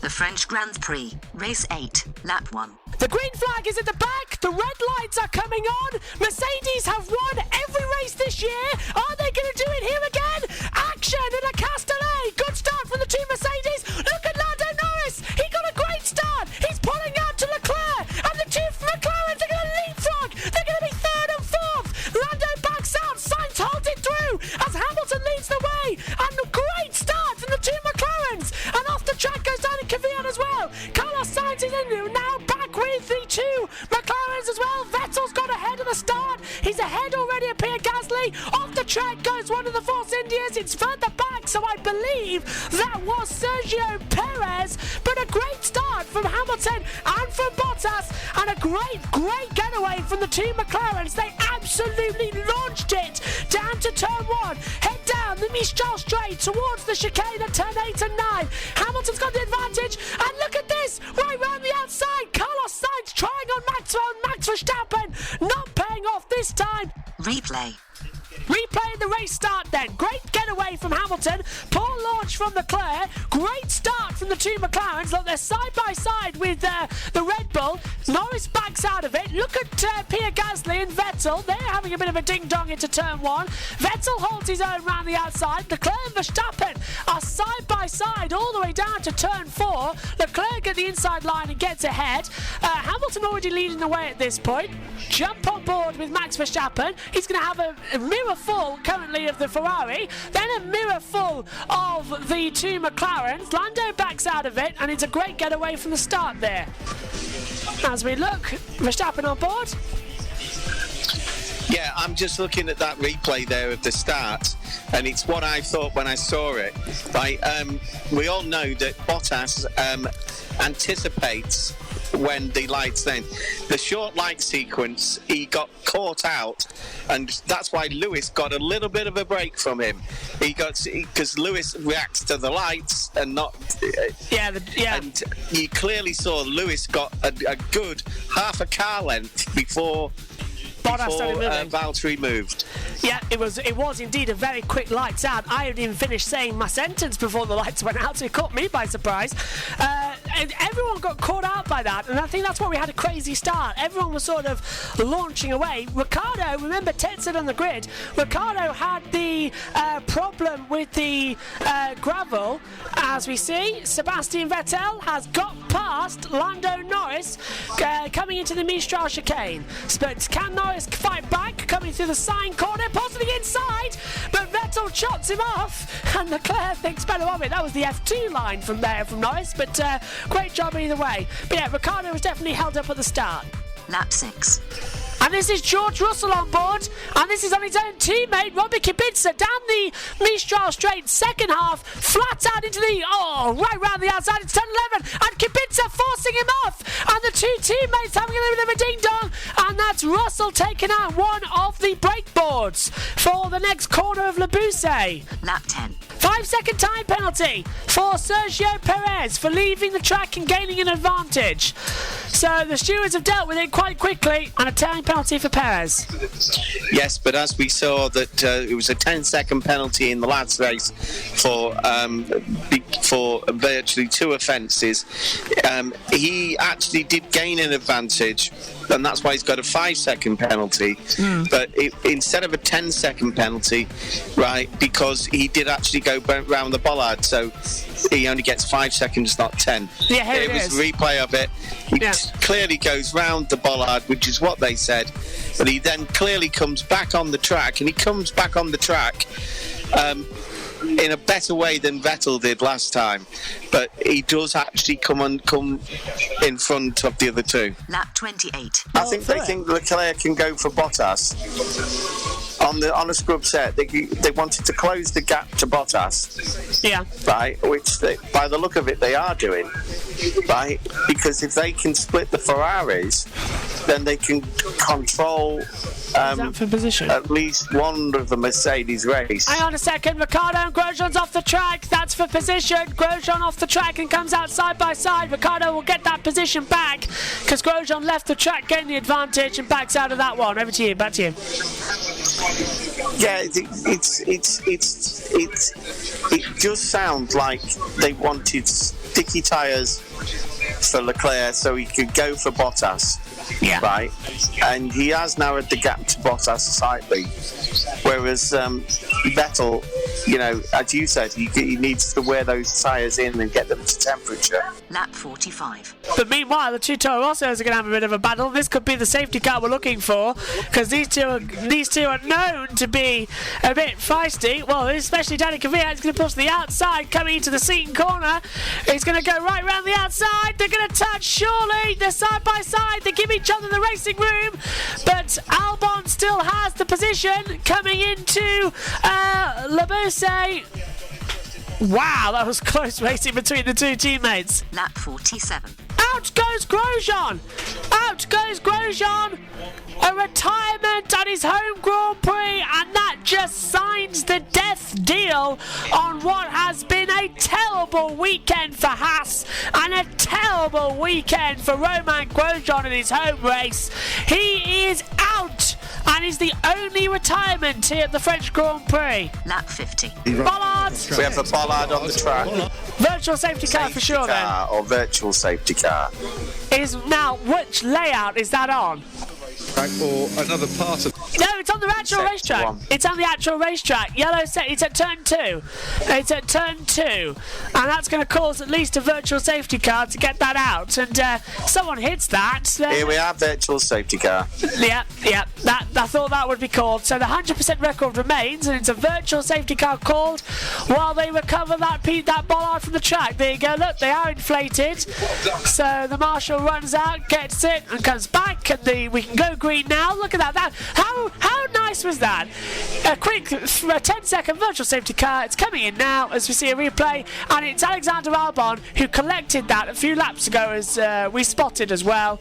So Albon with that just eventually gone back, and we're now back to green. We are back to green here. So a 10-second virtual safety car picks up the bollard, and we're back to green with 3 laps to go. How easy was that? Lap 53. Into the last corner, from start to finish, his 5th win of the year, his 4th in a row. Well done, Lewis Hamilton, victorious here at the Grand Prix of France, and now extends his lead Lewis. in the championship. Now is Bottas. Look at Bottas going wide. Leclerc went for a dive bomb. Leclerc tried it, didn't he? It hasn't paid off. Bottas second, and Mercedes 1-2, and Ferrari third with Charles Leclerc.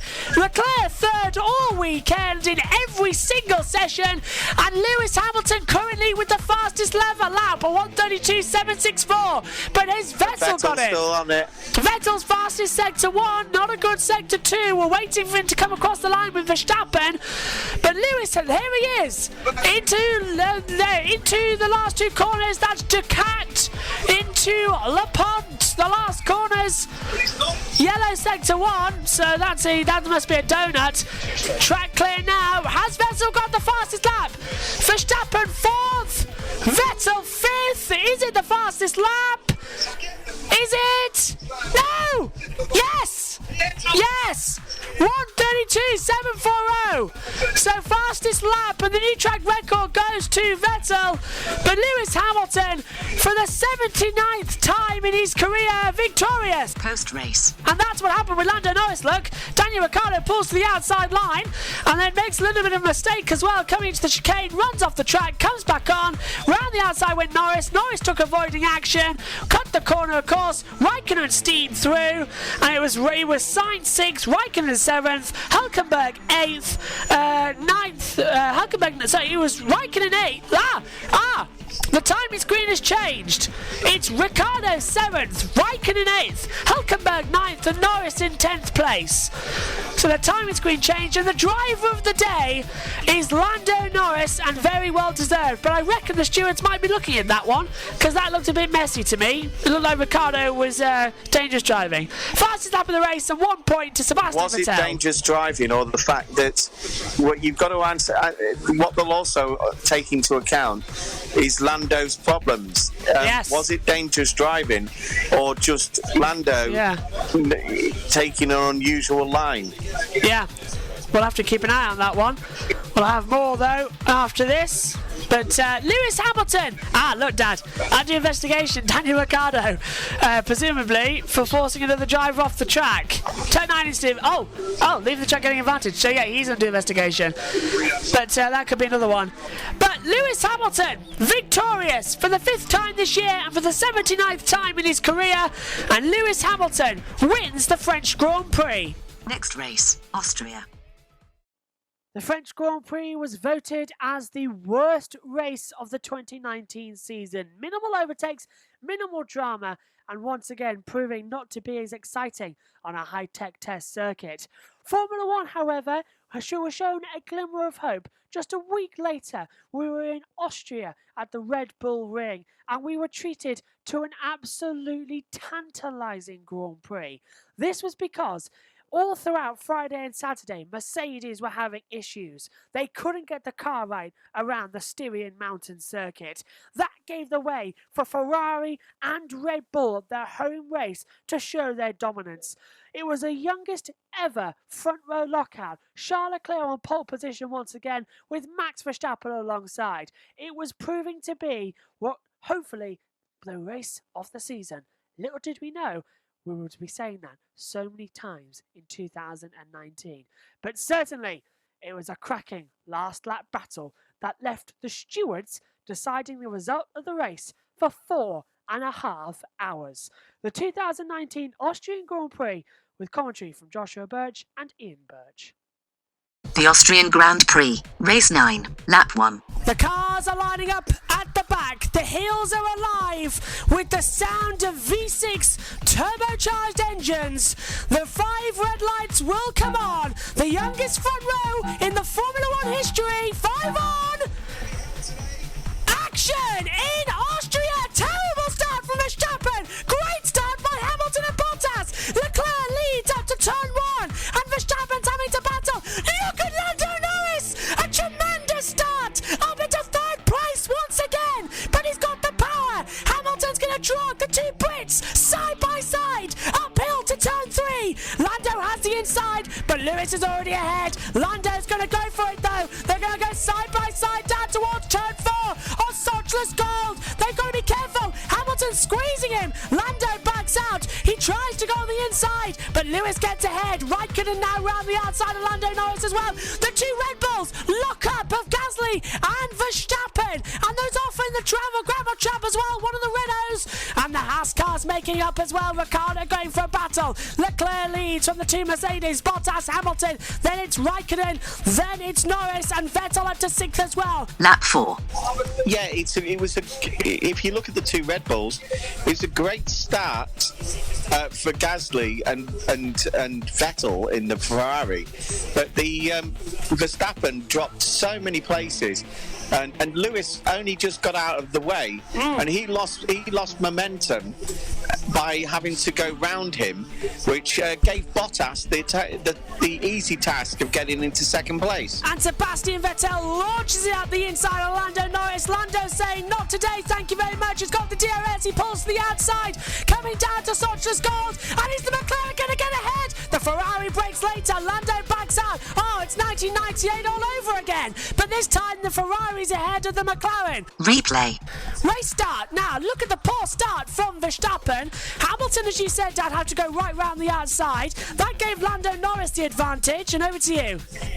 Yeah, if you looked also that Vettel took advantage of them all looking at what was going on with Thingy instead of concentrating on their own game, and he went up the left-hand side and took 2 or 3 places. There he goes, look, around the outside there, and he's going to have the... Yep, you're absolutely right. Took those places away from Verstappen. He had a terrible launch. That launch signal not working again. Look, there, right, we're watching Vettel now, as you point out. There he goes, up the inside. Thank you very much. Passing Gasly, passing the Paul's Verstappen, and you're absolutely right, Dad. Great start from Sebastian Vettel as well. Great start from Lando Norris as well. Lap 7. I think he needs the more power at the moment. He's got to run on Lando Norris, sends it up the inside at turn 3, and Norris again is going to fight back. He hasn't got the DRS open. Now he had no DRS at the moment for Lando, but if Verstappen's got engine problems, he's locked up again. Look, Verstappen coming into Sochless Gold, so Lando's going to be right there with him. Lap 9. Battle for 5th now between Verstappen and Raikkonen coming up to turn number 2. Verstappen has the inside line. He's making it look easy today as he breezes past, and the Dutch fans absolutely love that. Unfortunately, Raikkonen can't pass the Dutchie on the left-hand side, but he's definitely trying to. Lap 14. So as we see Lando Norris at the inside, and he's got through. Lando at the inside of Kimi Raikkonen making the move for P6, and now look at Pierre Gasly. He's right behind the Alpha of Raikkonen. He's going to try and make the move into Sochless Gold, but he's backed out of it. Replay. Oh, this is the out of position on the grid for Magnussen, look. Also, he rolled forward. Before the lights came on, look, he's beyond the yellow line of the sensor. So it registers as a jump start. Lap 22. The Mercedes popped up. It's Bottas. It's Bottas in.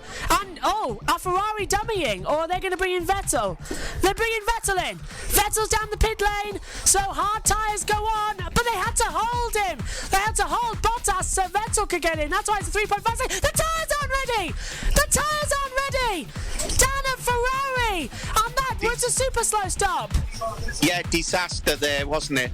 I think they reacted too late and so didn't have the tyres ready. It's a typical Ferrari muck-up again. Lap 23. And he's Leclerc's in now. Yeah, I think they thought Hamilton had come in, then they would pit Leclerc, and so they had the wrong tyres. And they're a scrub set of hards. So do you remember what we saw at the French Grand Prix? Leclerc put a scrub set on so he doesn't have to heat them up. So Yeah. He seems to prefer that, doesn't he? yeah, so he's I think, I'm just checking, he's done one lap on those tyres. So once again, it's the lap he's done to the grid. So there's the tyres he's done to the grid. This is it, look.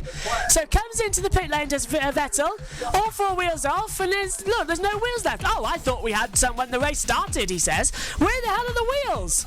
Puts them on, and it's a very slow stop, 6.3 seconds. It was the front and the rear lefts. Oh, look at that. Anger at Ferrari. He punched the Mercedes gate. He was that angry. So Hamilton now the leader of the race and with the fastest lap. Lap 28. Has he damaged the wing?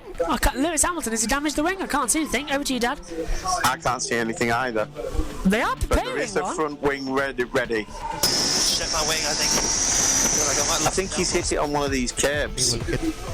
They're looking, they say, on the radio. I think he might have done it on the coast. Well, he's running wide at turn 1, isn't he, at the top of the hill. So, yeah. Lap 31. Lewis Hamilton, the race leader, pits to change the front wing. So, 3, 4, 5... 2.3 second stop, remember? So let's see what the overall time is, and we'll deduct the 2.3. Hamilton away, 11 seconds. So you're around about right there, Dad. So Extra Verstappen 5 seconds. Verstappen leads the way from Leclerc, Bottas. There's Vettel. Hamilton will come out in 5th place. Lap 50. And look at how close Verstappen's getting now to the back of Vettel. They really are going to push for this one. Vettel, I thought he was spinning it into turn 1. That's a nice angle. He's got the run on him, though, Dad. He's got the run on him. And you know what happens? Every time Vettel gets put under pressure like this, He spins. he makes a mistake. Is he going to make a mistake here, though? Because he's put Verstappen right up him. This time he's round the outside. This time he's got through into 3rd place, but he brakes late. Come back to Verstappen. Did he make the corner? Yes, he did. Verstappen up to 3rd place. And it's now 3 manufacturers in the top 3. And it's not a Mercedes leading. It's Ferrari, Mercedes and Red Bull. 1, 2, 3. Lap 56. Fail 3, fail 0, 3 was the command there, so this isn't going very well at all, is it, for Red Bull? Although he's visibly closing on Valtteri Bottas, so maybe they've fixed the error. Look, can you see him? Look, he's doing the dials. He's doing a different mapping. And he's throwing it up the inside of Bottas, so whatever problem it was seems to have gone, as that's Max Verstappen taking 2nd place away from Bottas in turn 3. So whatever problem it was, it seems to be fixed because he was fiddling with the dials, and he's got it back. So that failure must have gone Lap 68. down towards turn 2 and 3. It'll be uphill now. Is this where we're going to see it? Look at the time. Verstappen's gone. He's going to have to pull to the inside. He breaks late. They're side by side. And he's going to have to force Leclerc wide. And he's going to be side by side. They run on the rumble strip. They run on the grass. Leclerc's got the punt. But Verstappen's got the DRS. He pulls to the outside. Coming into Sotler's gold. Leclerc has the advantage and Verstappen backs out of it. But wow, they were side by side for so long. And after 8 races, Mercedes have been dominating. They haven't been bulletproof here today. We've got Red Bull versus Ferrari. Wow. There's clearly nothing wrong with Verstappen's engine. That new mode, it was probably just a little bit of oil leaked out onto the exhaust. There's clearly nothing wrong with that. This is exciting. Lap 69. Here we go again. Round 3. Down to the inside. Verstappen lunges in. Leclerc knows he's there. They're wheel to wheel. They touch. Leclerc bounces off the track. And they're side by side. Verstappen leads and the Dutch fans go wild. But he's going to have to let him back through, surely, as he was forcing another driver off the track. What do you make of that, Dad? Well, I can see that Verstappen now has to get a 5-second lead because he might get a 5-second penalty. And with 3 laps to go, let's not have that again. A race decided. That was close, wheel-to-wheel racing. They banged wheels. That was exciting. That was a proper fight. And if it's is spoiled by a penalty, then I'm quitting Formula One, because that was exciting. Look, he left in the room. It was Leclerc who decided to hold it round the outside. That should not be a penalty. Lap 70. If you look, it can't be forcing a driving off in my view, because Leclerc's wheels is the on board. Whoa, that's... Leclerc's wheels that's... are clearly facing towards Max when he's passing. So how can he be forcing him? It's because he's deliberately done it. Vettel ran the outside of Hamilton. They were side by side. Vettel nearly ran into the back of Hamilton at the top of the hill. Hamilton locks up though, and that's Vettel out to fourth, Hamilton down to fifth. The championship leader has had a shocking race here today. Lap 71. We've had 8 races in 2019 which have just been absolutely dominated by Mercedes. We come to Austria at round 9 at the Red Bull Ring, and it's Max Verstappen who wins in Austria. Red Bull have back-to-back victories at their home circuit. Charles Leclerc is second, and Valtteri Bottas will finish in third place. The Dutch fans go wild. We go wild. The Mercedes deadlock is broken, and it is broken with a barnstorm finish at the Austrian Grand Prix. The championship leader comes home in 5th place. Mercedes knocked off the top step. Post-race. The first time in 12 races since the last time Red Bull won at the Mexican Grand Prix. It's Max Verstappen who is victorious, and we see it is under investigation by the stewards. What do you make of that one then, Dad? We've already said, if you look at it, right, look, his wheels are facing, Verstappen, he should have backed out. He'd lost the corner, he should have backed out. He knew if he kept in that things, he didn't deliberately try and force him off. It's a tight corner. If anything, it was the sleepy policeman that made Leclerc go off track and jump. It wasn't a wheel contact. Yeah, I don't think Max will lose this. Next race, the British Grand Prix. The Austrian Grand Prix was an absolute delight, and it ended Mercedes' monopoly at the beginning of the 2019 season. Max Verstappen eventually declared the winner after a lengthy investigation into that last lap contact between Charles Leclerc and Verstappen. But still, it was an absolute dogfight, and the Austrian fans loved it. Red Bull, once again, victorious at their home circuit. Round 10 of the Formula One season saw Formula One come home to Silverstone, the birthplace of the sport. And after the 1000th race happened at the Chinese Grand Prix, Silverstone still had the honour of its 70th official start in Formula One, one of the oldest Grand Prix tracks on the calendar. Spa, Monza and Monaco alongside it. It was an absolute joy to be back at the British Grand Prix at Silverstone, and especially for a British Grand Prix winner with Lewis Hamilton taking dominance once again. But it was an absolute cracking race, the second cracker in a row. Commentary for the British Grand Prix came from myself, Joshua Birch, Megan Birch and Ian Birch. The British Grand Prix, race 10, lap 1. We're all lined up at a former RAF base to get the 5 red lights, and when they go out, the cathedral will begin. Action at Silverstone, and Hamilton gets a great start. Bottas cuts him off in the second phase. Leclerc goes through, the 2 Red Bulls side by side, but it's Bottas leading from Hamilton second, but Hamilton stayed with him as they run down into Village. Hamilton's got a lovely run on him, tries to the outside, he'll get the toe round Aintree. Leclerc's right there to capitalise on anything that happens. Down through Aintree, through now the Wellington Straight, and Hamilton is very, very racy. He's going to try to pull to the inside of Bottas. Bottas defends, Hamilton looks to the outside, coming into Brooklands, and the Hamilton gets a little wiggle on as they come through Luffield for the first time. Leclerc's still there as well. Status quo at the front so far as they head round Woodcote and down towards Cops Corner for the first time. line. We've all got away cleanly, which is the best possible start to the British Grand Prix.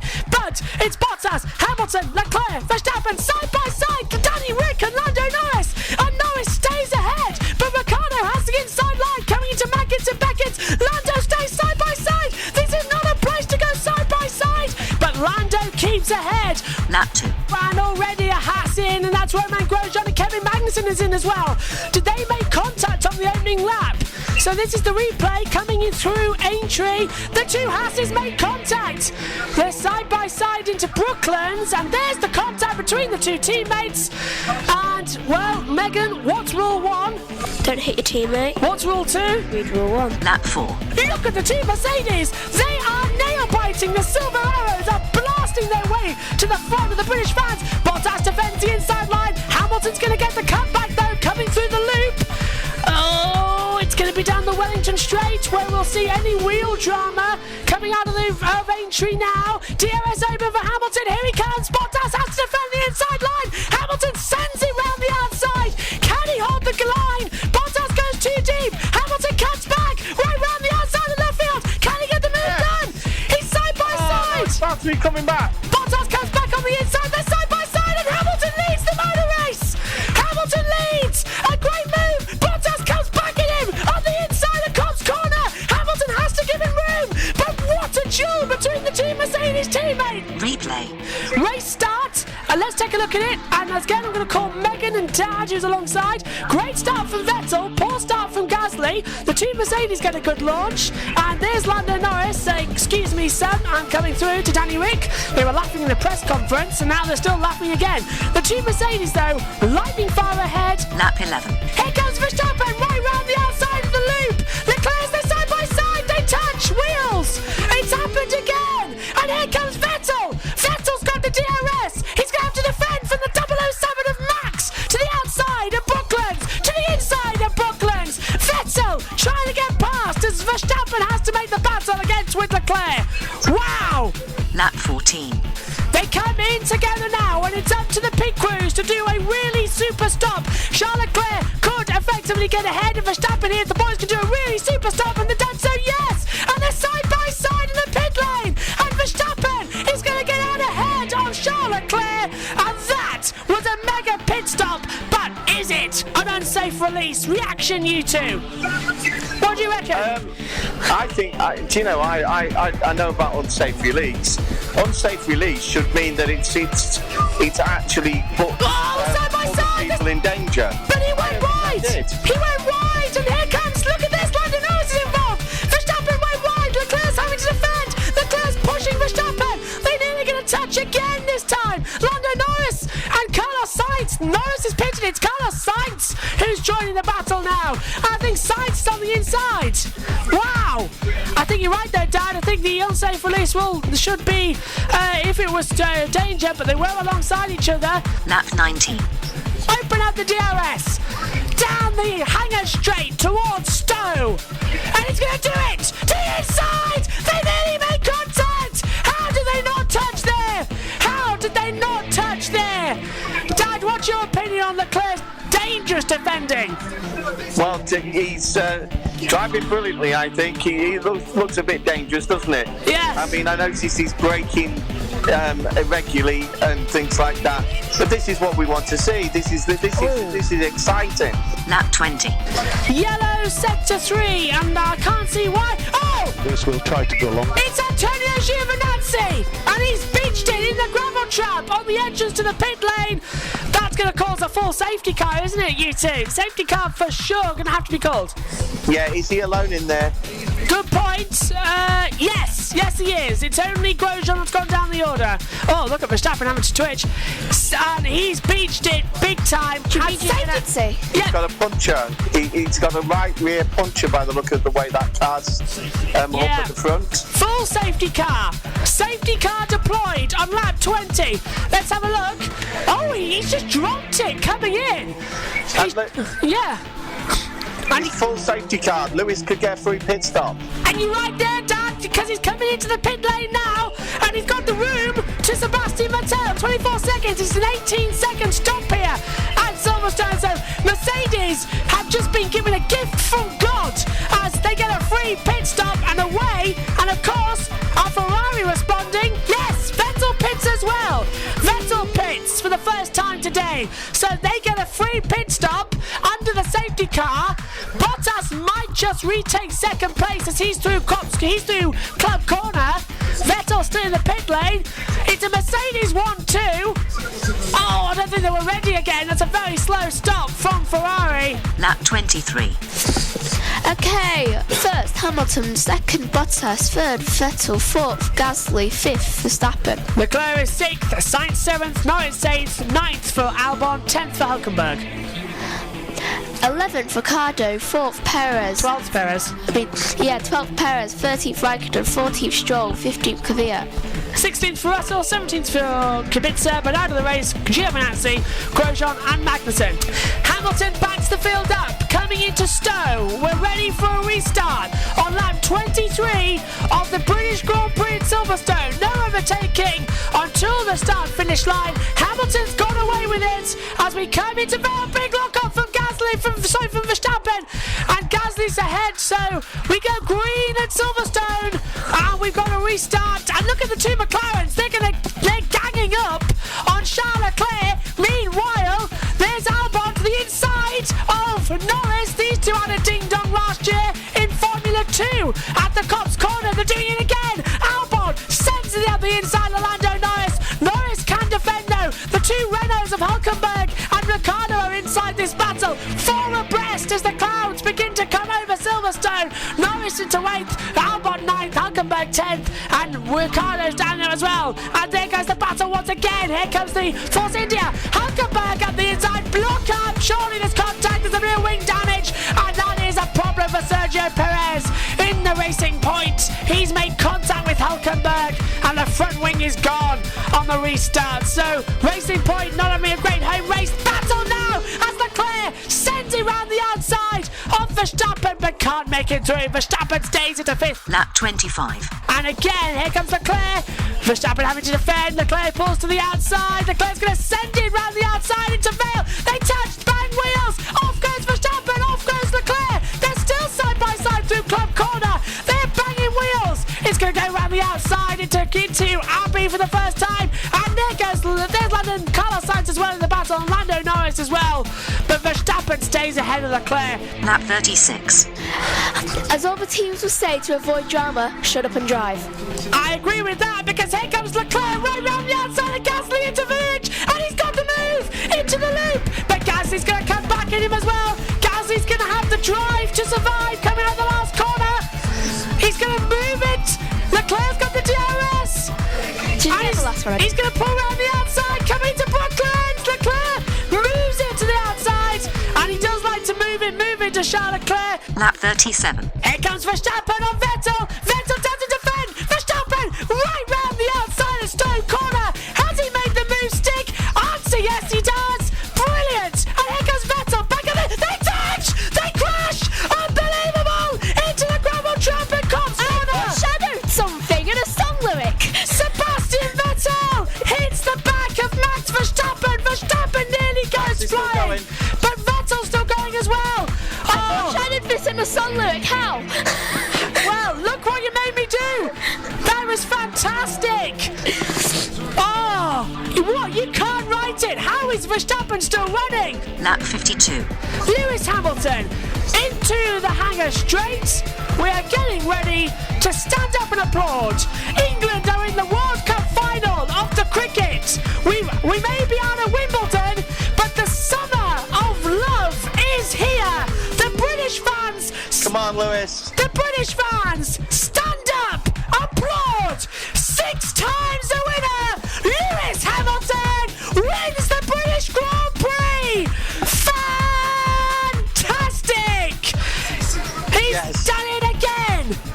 Fantastic! Lewis. And he does it with the new track record as well. A 1:27 across the line comes Vettel, who finishes 15th, just behind George Russell. Valtteri Bottas finishes in 2nd place. Mercedes are back to 1-2 winning ways, and Charles Leclerc finishes in 3rd place. Pierre Gasly, for the first time this year, finishes finishes ahead of his teammates in what is his best race for Red Bull. But 6 times the winner at the British Grand Prix, the new, undisputed King of Silverstone is Lewis Hamilton. Next race, Germany. Oh, to be at Silverstone when the summer was there.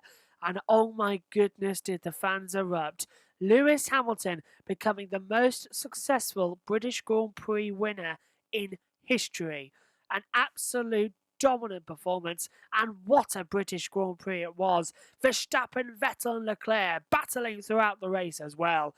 But it was the British Grand Prix that sort of signalled the end of Bottas' championship challenge, because he was beginning to slip back. Hamilton began to run away with it.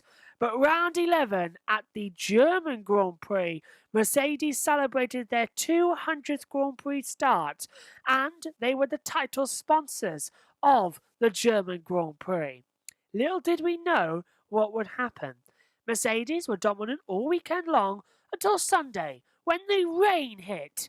The formation lap was started behind the safety car, and then the drivers lined up on the grid. And Mercedes won 2 with Hamilton and Bottas. But little did we know it wouldn't end that way. Sit back and relax and listen to half an hour of the German Grand Prix. That's how chaotic this Grand Prix was. It really began as the race of the season. Your commentary team, Joshua Birch and Ian Birch.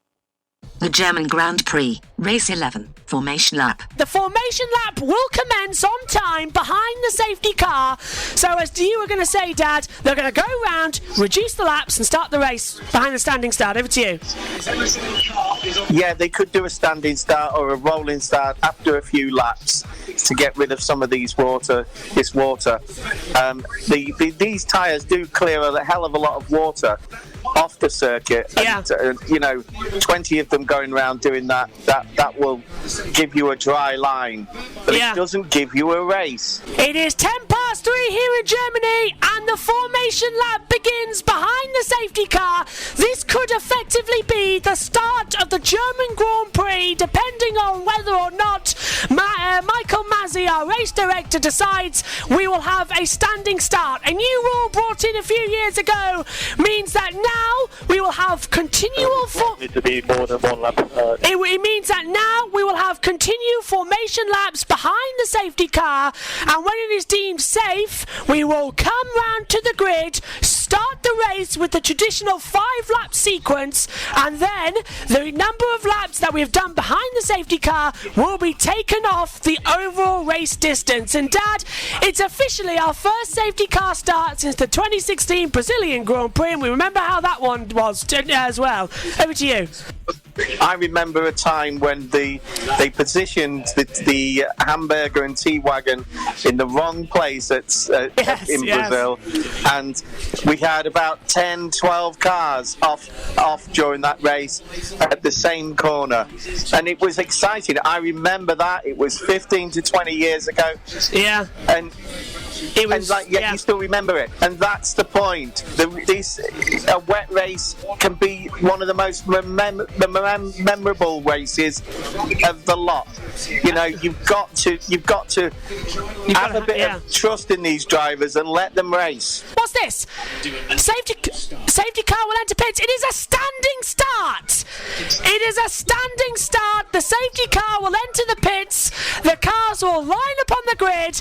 We will get the 5 lights, and the German Grand Prix will be underway. Lap 1. It's been a bit of a delayed start to the German Grand Prix, but we are about to get underway. The safety car has been out for 5 laps. The field is now forming up on the grid to do a standing start. We will have the usual procedure of seeing the 5 red lights, 1 light, 2 lights, 3, and in Germany, it is action at Hockenheim. Lot of wheel spin from everybody. Great start from Grosjean. Bottas goes to second. Verstappen's dropped down the order. Kimi Räikkönen up to third. Leclerc goes to the inside. Off goes Bottas. Are they all going to get through safely? I can't see with the spray, but it looks like they have. Hamilton leads as Räikkönen tries to go around the outside of Bottas. Everyone being very gingerly on the opening lap. Norris is off. And Antonio Giovinazzi. Vettel's made a good start. Leclerc's dropped back a bit. Gasly's up into 4th place. Raikkonen to 3rd as well. But everyone, Dad, crucially got away well. Yeah, great start by Vettel. He took a right-hand line and he made up about 5 or 6 places. 3 abreast and they're into all the really hairpin. cautious. This is the bit. This is the hairpin turn 6. They're all going really carefully and there's contact. That's Hülkenberg with Grosjean. Off goes Sainz and the walls tiptoeing around. But Hamilton and Bottas and Raikkonen are away at the front. Verstappen is 4th according to my monitor. So it was Gasly who dropped down to 7th place on the grid, and he's battling now. It is indeed Gasly. He's off the track at the Mercedes corner. Leclerc trying his best as way to stay up the order. They are all tiptoeing around, and off goes Carlos Sainz. Off goes Lance Stroll as well. The first of 64 laps ahead of us for the German Grand Prix, and they're all tiptoeing as they come into the Satch curve area. Crucially though, nobody's made contact and they've all got away safely. Lap 2. As Vettel moves up into 13th, so from 20th to 13th on that standing start. We're on board now with Sebastian Vettel. Is into the Mercedes corner, Dad. Yeah, great one there on Ricciardo by Sebastian. He took a near side line and just took him at the Someone's corner in the there. There's wall. a car on the right hand side. Sergio Perez is in the wall and he's crashed already, and the rear wing is gone, the front wing is gone. That's going to bring out the safety car, and I wouldn't be surprised if it might stop the race. If it's too dangerous out there, they might stop the race. The safety car is deployed. The safety car is called on lap 3. So we had a formation lap. Now we get the safety car on lap 3 of 64, and it was Sergio Perez. He's gone in. He must have lost it somewhere because he's gone in sideways and then into the wall as Sebastian Vettel pits. This must be for intermediates, Dad. This must be for intermediates. Yeah, I think the wets. The wets needs to be changed now, and definitely the back end of the grid. It's a no-brainer. Just do it. Yeah, you've got nothing to lose whatsoever. So Vettel goes on to the intermediates. Albon is in the pit lane as well. Replay. So on board with Sergio Perez, he's twitching as he comes round in turn 8, coming back through 9 and 10. Does he go? Yeah, he just loses the rear in mid-corner, and he's going to go straight into that wall. Not a heavy shunt, but a shunt that can happen, and he's beached it on the curb. Lap 4. That was very, very strange as Hamilton pits now for a set of the intermediates. So, and Bottas is in, so the double stacking beautifully done by Mercedes. Verstappen's in now as well, so Bottas is going to lose the time because look, he's got the entire field coming. He's having to wait for Leclerc. Now he gets out. Ted. Other cars went No, Ted. Hulkenberg's coming in. Oh, there's contact. There's contact. Leclerc hit the side of Grosjean, and Grosjean stopping. Grosjean stopping. He was holding up the Mercedes, the McLaren there of Lando Norris. So they're all, and Sainz as well in. So they're all coming in, and it is completely jumbling up the race. So Leclerc 6th, Hulkenberg 7th, Norris 8th, Russell 9th, Kubica 10th. They haven't pitted. They've stayed on full wet tyres. Kevin Magnussen is up into 2nd place now because he hasn't pitted. Track temperature at 26 degrees. So this water is going to be shifted quite quickly. Lap 5. Intermediate tyres then. Kevin Magnussen could take the lead of the Grand Prix here as we're on new inters for the rest of the field. We're green again at Hockenheim after 3 laps behind the safety car. We are go! And look at what Hamilton's got the drag. And Magnussen should have pitted for the inters because look at Bottas now. He's right up behind him as the entire field now is on half inters, on half wets. So who do you go with? Who do you start with? Bottas to the inside and Magnussen into turn 3. We've got, no, that's Leclerc at the inside as well. Oh, Bottas has made a mistake. Magnussen keeps the position. They're side by side round the outside of the Parabolica. Bottas back to 2nd. Magnussen down to 3rd. Here comes Max Verstappen pulling to the outside on the intermediate tyres. He'll have the inside line into the hairpin at turn 6. It should be an easy move. Don't outbrake yourself. Oh, he braked on the water and he nearly ran into the back of Bottas. He got the standing water and that didn't help. So Magnussen's dropping quicker because he's on those full wet tyres. Lap 15. Oh, we got a failure! Engine failure! Danny Ricciardo's engine has blown up on the way into turn 6. Oil on the track as well as water, and he has got to pull off, and this could cause another safety car. He's pulled off and there's flying smoke in front of Gasly and Kvyat, but Danny Ricciardo's engine engine has blown, and that's exactly what we were talking about, Dad. The engines don't like this weather. No, and if these put oil on that track, right, that is the... Yellow. When you were little, we had an oil track situation He's out. in Leicester Yes, at a we spun. roundabout. And I'll tell you, it's worse than driving on ice. And right? And if he's put oil all over that track, we're in for some fun. And that is already at turn 6. That's the part of the track where braking was already treacherous because that's where the most water is and the most standing water. Let's take another look at it. So that's the onboard of Gasly. He doesn't know where to go, does he? As he tried to get the move done on virtual safety car. Virtual safety car has been called to recover Ricciardo's car and to possibly have a look at the track. That is a big failure, isn't it? That's gone. And race control, virtual safety car deployed, and yeah, that's oil on the track as well, isn't it? And it's still on fire. This is all just. Look at that's clear, isn't it, Dad? That's the oil. Yeah, you can see it from the back of the car, right? And if you deposit that on the track, well, it's just impossible. No driver can actually control their car on that sort of stuff. Lap 19. Oh! Off into the wall! Carlos Sainz has spun it in turn 5, the last corner. He's gone in sideways on the drag strip, and Carlos Sainz at turn 17, the last turn, gets it all washed up. Look, he's brought up some of that soap as well, but he's managed to get it back on the track. But Carlos Sainz in all sorts of trouble there, Dad. Yeah, we're seeing these Inters coming to the end of their lives, and just as the rain comes, yeah, just as the rain comes back. It's the drag strip. I think we might have. Oh, look at that! Look at that on the tyre. Yes, it's the drag strip. Right. It's wet on the drag strip because it's different tarmac, isn't it? Yeah. And he was very lucky not to get up in the wall. Lap 27. And away goes Bottas, and that is Max Verstappen. Has he been off somewhere? Where is he? Why is there a yellow? There's a yellow flag out still in Sector 3. Why? What's happened? That is Verstappen. I don't think he's the cause of this yellow flag because it is still out. What's he done? Coming. Oh, he's lost it into the gravel. Oh, did he hold it? Oh, he's had a spin. If it starts raining, because I have no tire left, but let's hear from the red. The soft tires. It's way too hard. He wants soft tires. Yeah. Who else was causing that yellow flag though? Nobody. The marshal didn't bring it in quick enough, so it was purely Verstappen spinning, and he wants the softs, not the mediums. Then off goes Lando Norris. It looks like he's out of the race. He's pulling off. Why? He's just come out of the pit lane. Oh, and spinning into the gravel trap. One of the racing points is off. As well. That's Lance Stroll. Lance Stroll has spun off as well, and it's a virtual safety car. Virtual safety car has been called as now. Look, this is going to be a pit stop for Leclerc, isn't it?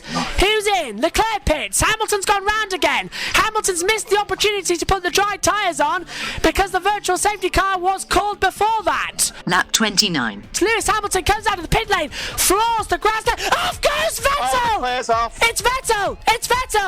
Is it Vettel? I think it's Sebastian Vettel, or is it Charles? It's Leclerc. You were right, Dad. You were right. Charles Leclerc off into the barrier and has beached the gravel trap. Charles Leclerc on the soft compound tyre is off. He's beached it at turn 17. He's into the wall, and Charles Leclerc is out, and the full safety car is called on lap number 29. I thought it was Sebastian Vettel because he would look like his helmet, but they've changed. There twice already. Yeah, Leclerc there was clearly pushing on those new tyres, right? And he's made a rookie mistake, right? But it's not his fault. You know, he'll learn from this. Replay. Let's take a look how it happened. So coming round the Satch curve, that's where Vettel went off last year. Did he get on the drag strip again? Because we know how wet that is. Oh, he's lost it way before. Gets on the drag strip. It's like an ice rink and just into the wall. Lap 30. Raining heavier. Off goes Raikkonen. Raikkonen's off. But that's Hamilton. Hamilton's off. That's Hamilton! Into the pits. That's Hamilton, the race leader, and he's broken the front wing. Bottas takes the lead in the Grand Prix. He's broken the front wing, but he's in the pit lane. He might just get away with this one. Yeah, cutting it. He might just, because it's a safety car, he might just get away with this. But Hamilton's, look, they're all saying, hurry up, we've got a man down. And that, who leads? Bottas leads. Verstappen's in. Hülkenberg's in from 4th place as well. So this might just be all right. But they've got to get the wing off. They've got to get the wing on. They've got to get the tyres on. It's all chaotic here in Mercedes, isn't it? Charles Leclerc has changed the complexion of the race. It's raining too hard now to put the dry tyres on. They've had to go back. Dropped in like a fly. Where is he? He's now behind Hülkenberg. And look, the tyres aren't ready. Which tyres do we put on? Do we put softs on? Do we put intermediates on? Do we put mediums on? Look, we've got one medium and one intermediate.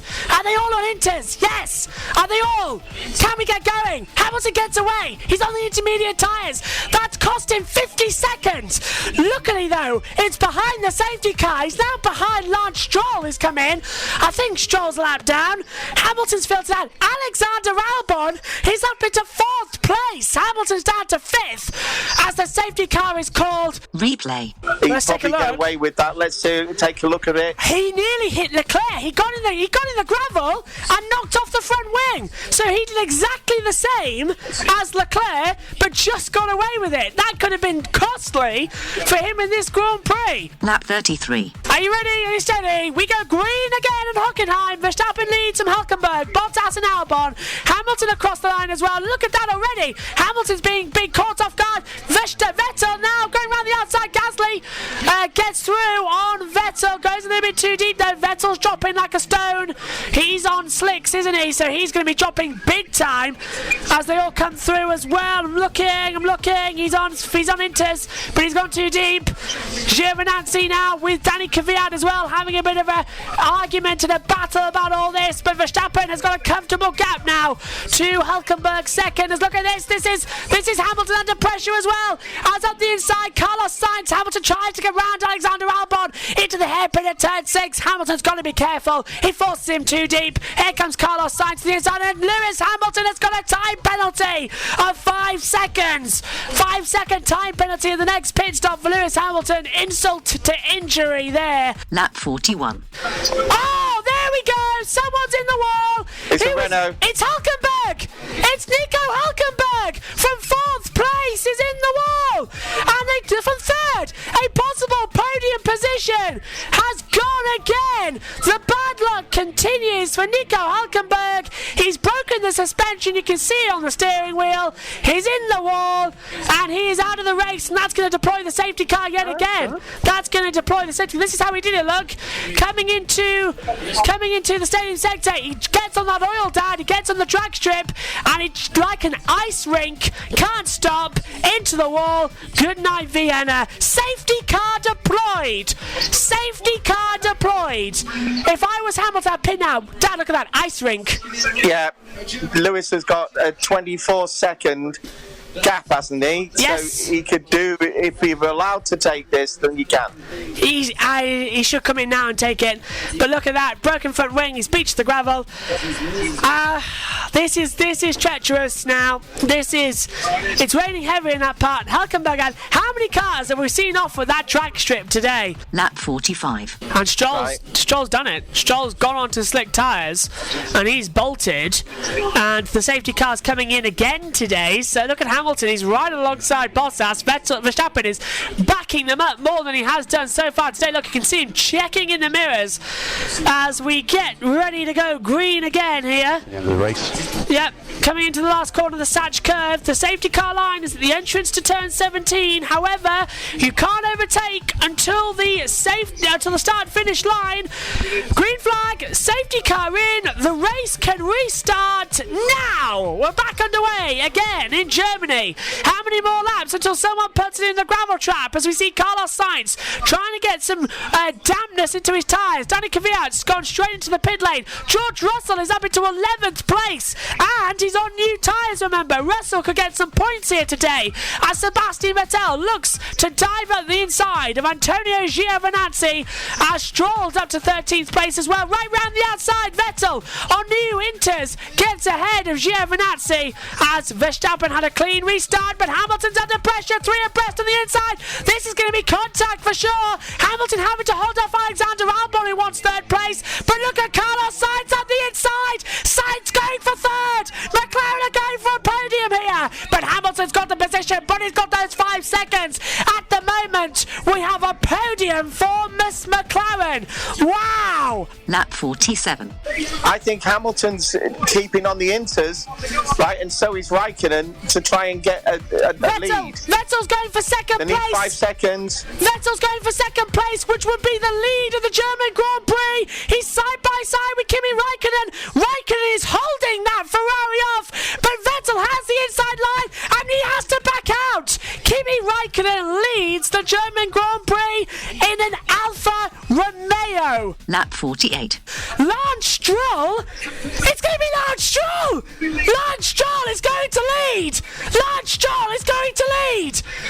I don't believe it! Lance Stroll takes the lead of the German Grand Prix! Lewis is out behind Vettel. And yes, because that 5 seconds. So it's Stroll, Verstappen, Kvyat, Bottas, Sainz, Magnussen, Gasly, from Albon, Vettel, Raikkonen, and the championship leader is out of the points as Max Verstappen takes the lead of the Grand Prix.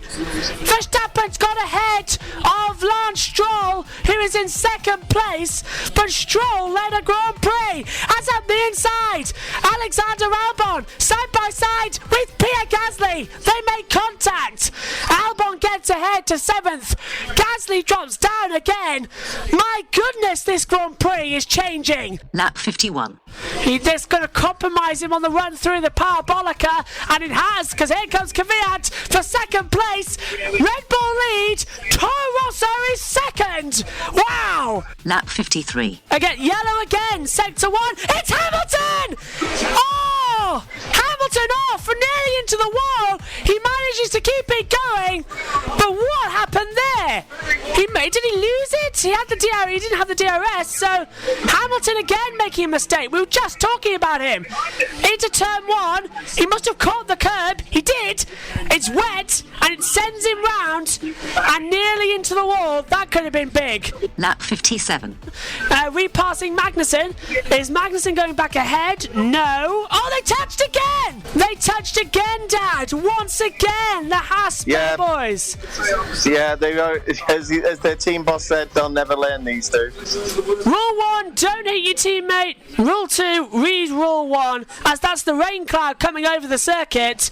And let's hope that we get it. Oh, goes Bottas! Valtteri Bottas is off into the wall and out of the German Grand Prix. And that's Lance Stroll. And Toto Wolff bangs the table at their home Grand Prix, celebrating their 200th Grand Prix start. Both of the Mercedes have ripped up their contracts, thrown them out and knocked them to death. Fantastic! Safety car deployed. Bottas out and the top 3 changes again. It might bring Lewis back into it. It all depends how Lewis is feeling. He must be feeling really drained at the moment. He's had flu all week. You know, anyone that's had flu will know. Yeah.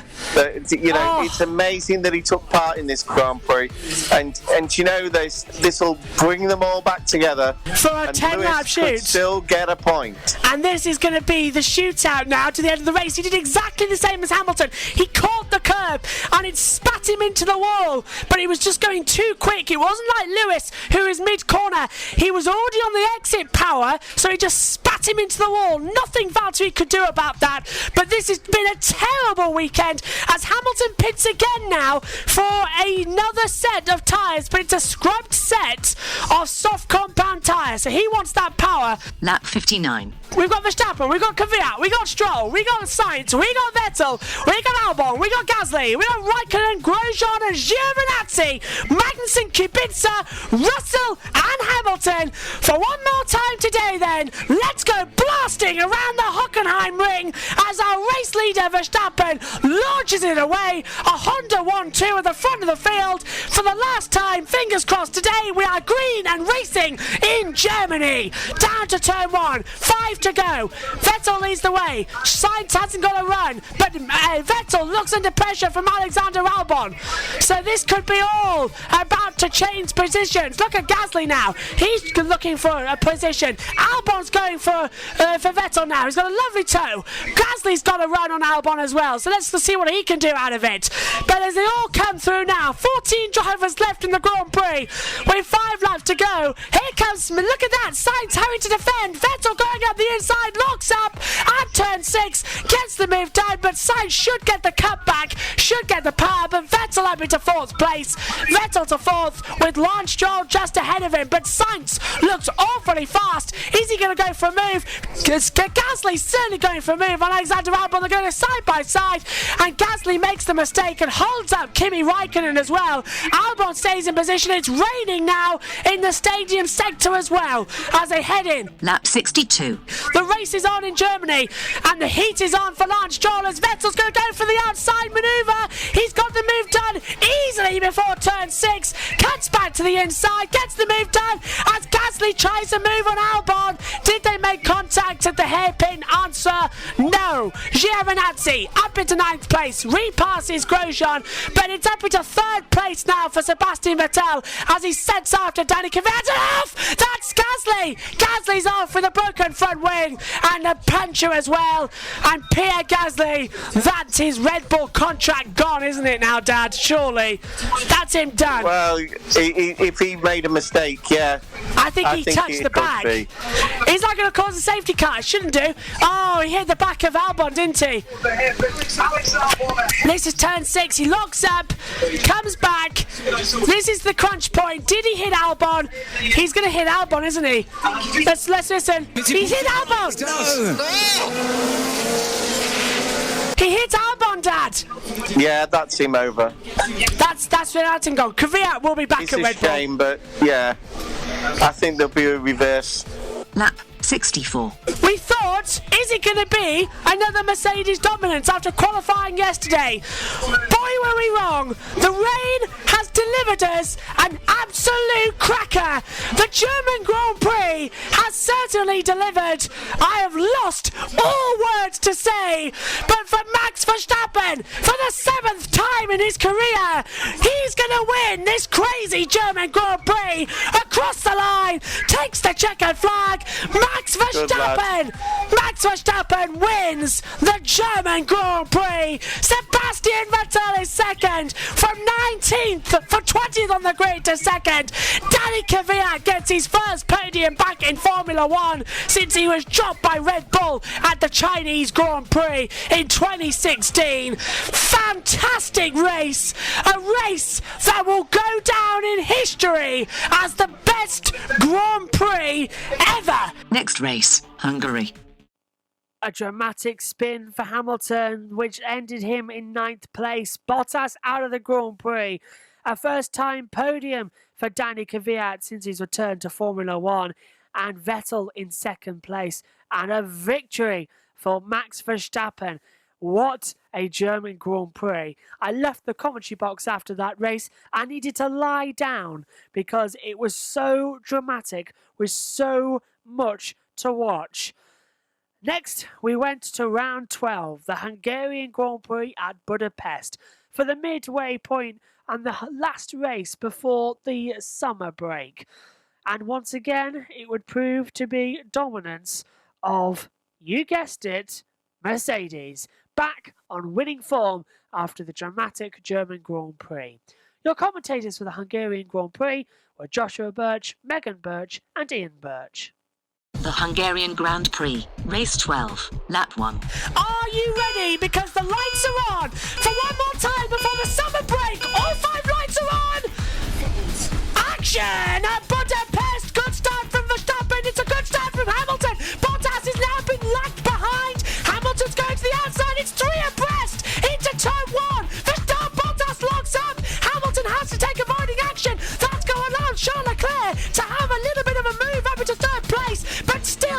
Amazingly, Verstappen leads the way as they head into turn 2, another lock-up.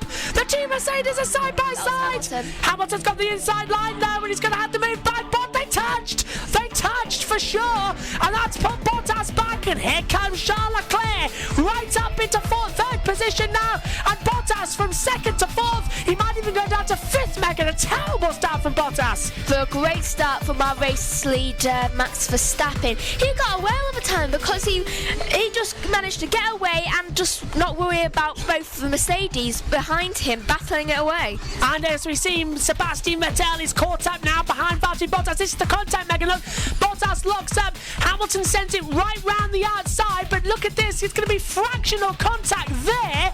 And it's always, that was awfully close not to give Lewis Hamilton a puncher. He almost spun it right round. Yes. Lap 2. Verstappen leads from Hamilton, Leclerc, Bottas and Vettel is right at the back of Bottas. His front wing seems to be shaking a little bit and sparking on the floor. Vettel goes right round the outside of Bottas into turn 1. Bottas, though, should get the drive down towards turn 2, but it doesn't seem like he's going to have that in. Look at the oscillation on the front wing there of Valtteri Bottas. That is him done. Replay. Race start, Megan, take us through it.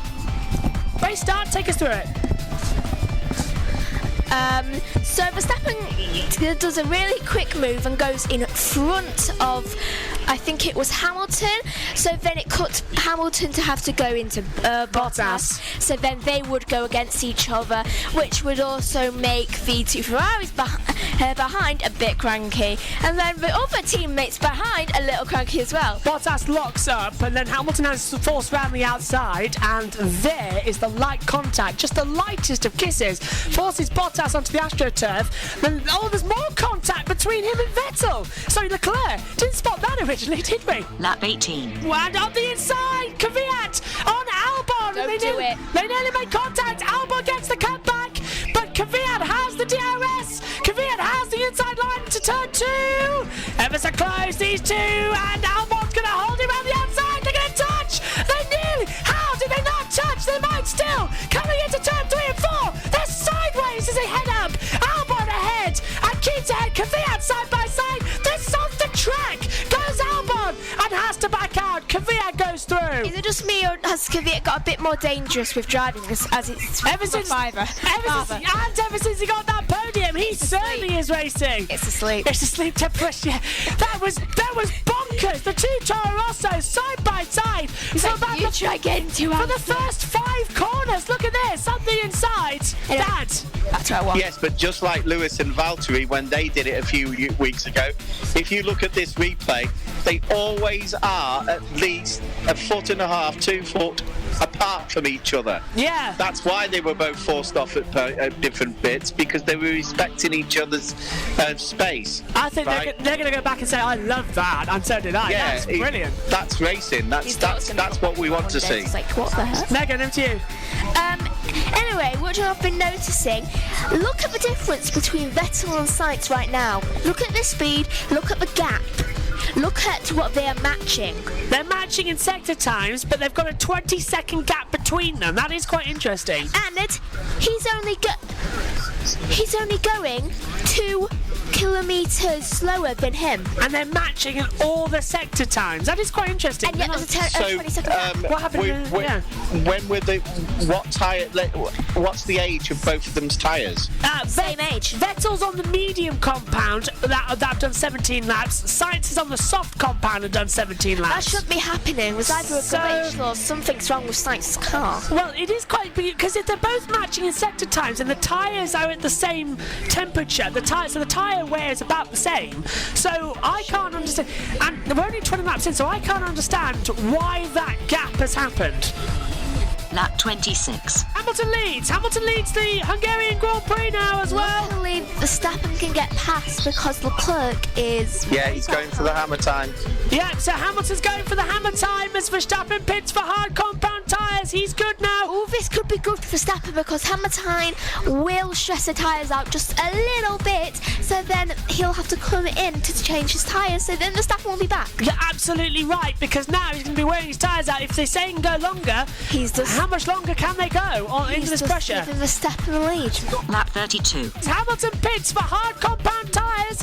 That looked like a clean stop. I'm not too sure. 4 seconds? 4 seconds? That was a slow stop. What happened? And look at that. Come on. Verstappen takes the lead of the Hungarian Grand Prix. What did I predict? And now Hamilton He's down to second. Yeah. He's got plenty of time to Vettel.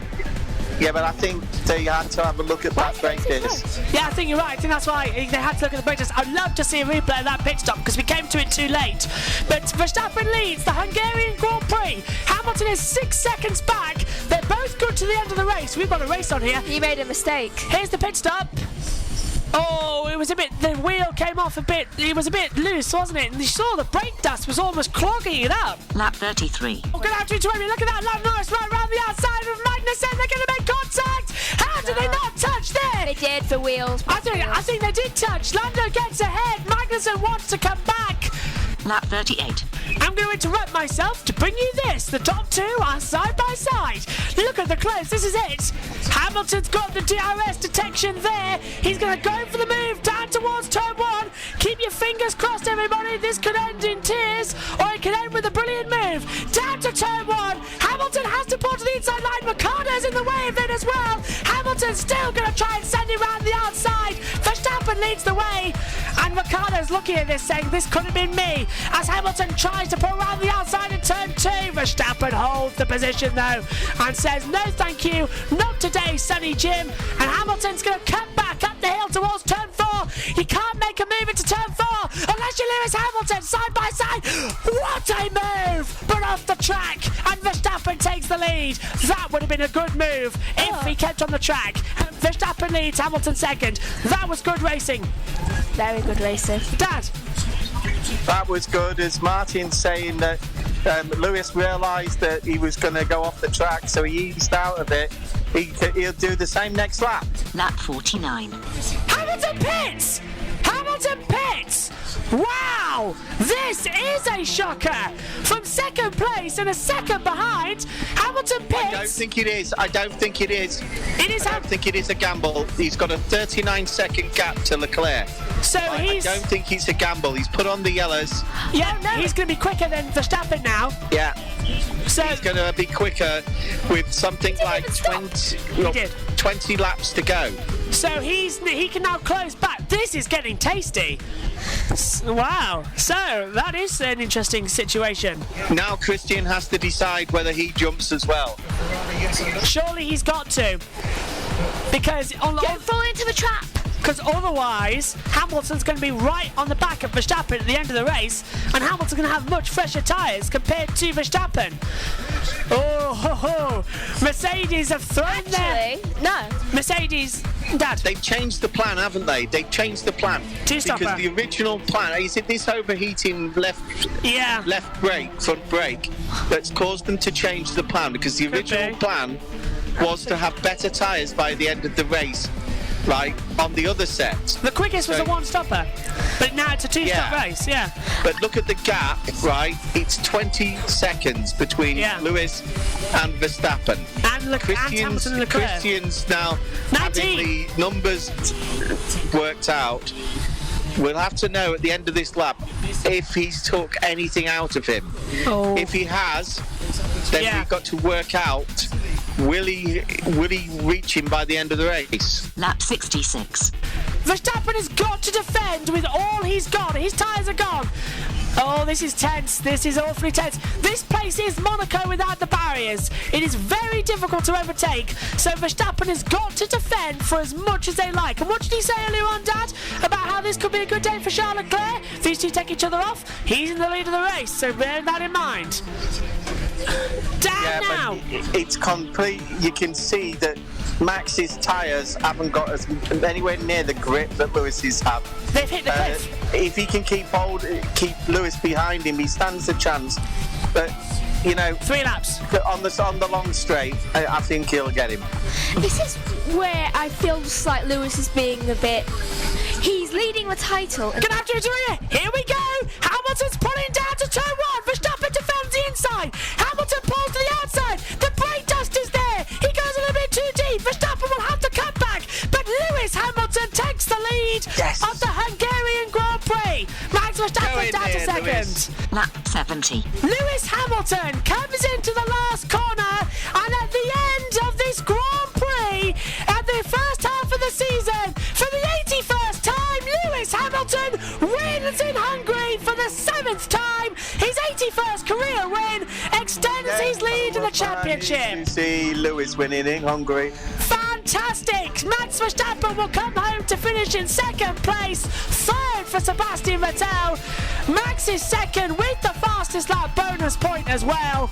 But it's Lewis Hamilton for the 7th time who is victorious here in Hungary. Next race, Belgium.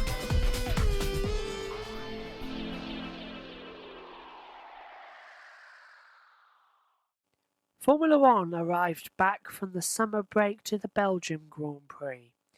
And even though Friday was tantalising us for a fantastic Grand Prix ahead of us on Sunday, on Saturday, after qualifying in the Formula 2 race, on lap 2, Anton Hubert crashed into the wall, avoiding an accident of Juliano Alesi, and was collected by Juan Manuel Correa.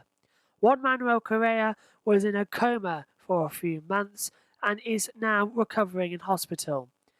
Sadly, the life of Anton Hubert was tragically cut short. He was killed in the accident. Every time we lose somebody in motorsport, the whole paddock is shocked.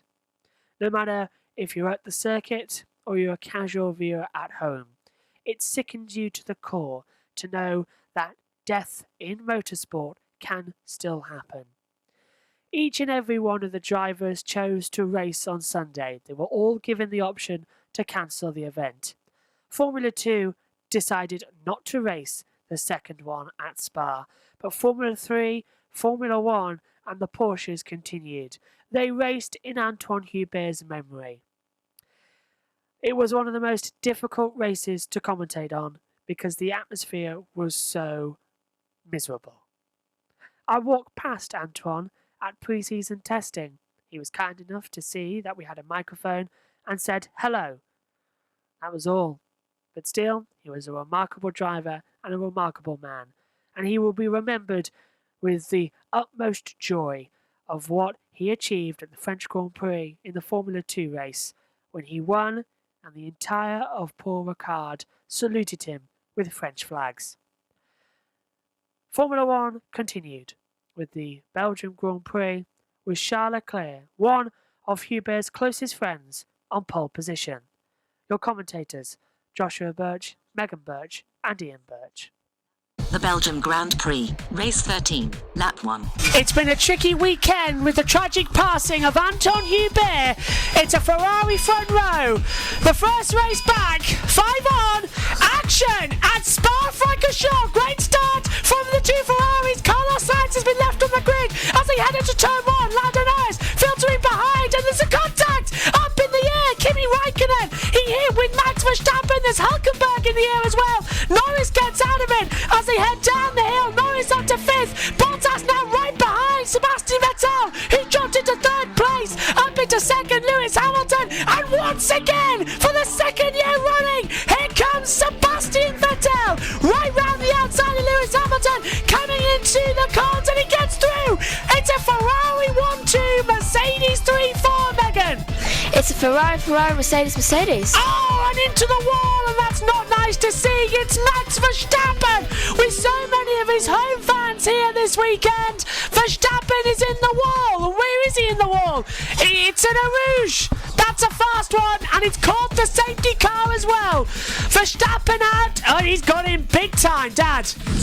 I think you'll find that when we see a replay, that the contact, he seemed to go into that barrier straight, and, and that usually means that some kind of suspension damage. He's out of the car, seems to be okay, which is great news after what's happened at the top of that corner this weekend. Well, that's a first safety car and yellow flag, but I can put on my little... Well, that was just a concertina. Take us through the start, Megan. Okay, we can see Leclerc has an amazing start, But Vettel doesn't get a good getaway. He leaves himself compromised for Hamilton. There's the contact with Verstappen and Raikkonen. one person needs to run over debris. Yeah, that's Hulkenberg. So I think that could cause problems later on. We'll keep an eye on. Verstappen had a good start. What do you make of this, Megan? Did he just... Raikkonen... Well, there's Raikkonen. Perez is in the way. Verstappen... Yeah, Dad's right. Front suspension failed. Replay here. This explains why McLaren were slow in the pit stop. They had a slow rear. 6.1 seconds. Oh, was it a jag? Oh, he stole the car. He stalled the car. Oh, that could have been bad. He stole the car in the pit lane. Hey, still 6.1 seconds to get that car restarted. That's quite an achievement. Yeah, and to be honest, at the minute I'm agreeing. Raikkonen in the pit stop again, Megan. So that's his second stop of the afternoon already. That isn't good. Hold on. Yeah, safety car is in this lap, Megan. Safety car in this lap. Lap 3. Look at that. Charles Leclerc holding up his teammate, and that is Carlos Sainz. Carlos Sainz. Do this every single time. Every single time there's a safety car go in. Where is that? Is that at the bus stop? Yes, turn 18 bus stop. And that's well, they're coming to the green. So the safety car's ending. So we're coming to the green. There's no overtaking till the start-finish line. So they might just have that, but the boards are still waving. The safety car is still there. I hope Leclerc knows. He does now. I hope the field knows, because that's through Blanchimont. And safety car deployed again. Lap 4. The safety car has left the drivers at the exit of Stabilo and into the curve de Porfrere.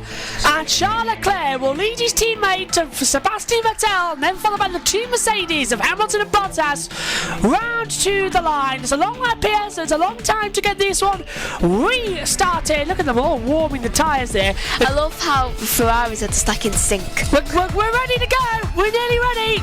Ready. As soon as the safety car board goes out, we'll be back to green, but there's no overtaking until the start-finish line. Vettel already feeling a bit racy as they come in. Into the last few corners then, coming to the line, and the Belgium Grand Prix at racing speeds is on, and Charles Leclerc leads the way, and a good restart to his teammate Sebastian Vettel there, but Vettel locks up into turn 1, he locks up again into La Source, a bit too deep, Hamilton comes back at him, they're going to go side by side, Vettel has the advantage, Hamilton though will have the slipstream coming through Eau Rouge, up through Radillon, once again. I think everyone got fastest lap time there. Well, I was about to say that, but actually looks like Hamilton's going to be under pressure from his teammate Valtteri Bottas, who's coming up alongside. Bottas has to try the outside line as Hamilton defends the inside. Didn't get through there. Lap 15. Haas versus Honda-powered engine. Ferrari versus Honda. Well, Honda have won this year. Ferrari haven't actually won this year, Dad. That's an interesting point. Honda have won. Ferrari haven't. Ferrari, for all their dominance, make too many mistakes. Surely not on the inside. Albon launches out the inside of the bus stop and What gets a fantastic through. move. That is spectacular. At the bus stop. You don't see too many of them. Lap 17. Man, hang on a minute. Look at that. Perez to the outside of Kimi Raikkonen coming into La Source. Into the pit lane is Romain Grosjean, so he finally pits. But now, forget the Trulli train. It's the Raikkonen train as Grosjean comes out in 11th. And now look at this. Perez is easily going to have him. But I thought he was going to have a look at Eau Rouge there. That's not a place to overtake. But tell that to Pierre Gasly. What a run through Radillon. Down the Kemmel Straight. Gasly's trying to go to the inside. Raikkonen's right there. It's 3 abreast. Raikkonen 6 like the stone. Perez goes through, as does Gasly. At the same time, Stroll gets through on George Russell. Wow! Meanwhile, Raikkonen thinks, what just happened? Surely, as Dad said, floor damage. Surely there's floor damage there. He lost so much straight line speed. Raikkonen, that was just wow. Raikkonen low-key thinking, what the heck just happened? Lap 19. And it's lap 19 of 44. So tweet hashtag AH19 and a round of applause. I think there's going to be a fun graphic, but you can hear it just in the distance, isn't it? moment, 2. There you go, look. The round of A round of applause here. A round of applause on lap 19 of 44, and a standing ovation in memory of the charming Frenchman Anton Hubert, who was tragically killed yesterday at the Formula 2 race here in Belgium. And you've got to admit, Megan, a talent gone way too soon. Yes. Lap 31. Vettel second, Hamilton third. Hamilton's getting very close through Stavolo, through the curve to Paul Frere. Is he going to have a go to the best stop? Blanchimont is next. Surely he's not going to have a go through Blanchimont. This is the fastest part of the track. This is Blanchimont. Vettel's right there. Hamilton looks to the outside. Surely not a move round the outside of the bus stop. They go side by side. Hamilton has to come back in. Now, Will he get him on the straight? regroup, down to La Source, have an inside line. Lewis Hamilton looking to take second place away. Not going to get him here. What about the exit? Eau Rouge is next. He's not going to try on Eau Rouge, is he? He's not close enough. They blast through, up the hill, into Raidillon, down the Kemmel Straight. DRS open. This is the best chance for Hamilton to go through. Vettel has to block the inside line. Hamilton goes to the extreme outside line, sweeps round the outside with a spectacular overtake. Takes second place away from Sebastian Vettel. That was brilliant. Lap 35. Ricciardo has to go defensive. Gasly tries to go round the air. Kvyat goes right round the outside of the Ocon. Kvyat goes through. Gasly, meanwhile, goes through on Grosjean. And now Albon's got to deal with Ricciardo for 8th place. So is he going to go down? Ricciardo goes on the dust. Albon right round the outside. Can he hold it? Cuts back to the inside. Is he going to go round the outside in no name? That's not an overtaking spot. It is an overtaking spot if he names Alexander Albon. What a spectacular couple of corners from the young gun. Lap 41. I'm going to have to stop you here. Look at this. There's another overtake going on as Hülkenberg goes through and Romain Grosjean for 12th place. That was a lovely move up the inside. Oh, double barrel. There's contact. Off goes Grosjean. Stroll goes through. Went up the inside and there was contact there as well. And Grosjean, unfortunately, has to go back and live another day, Megan.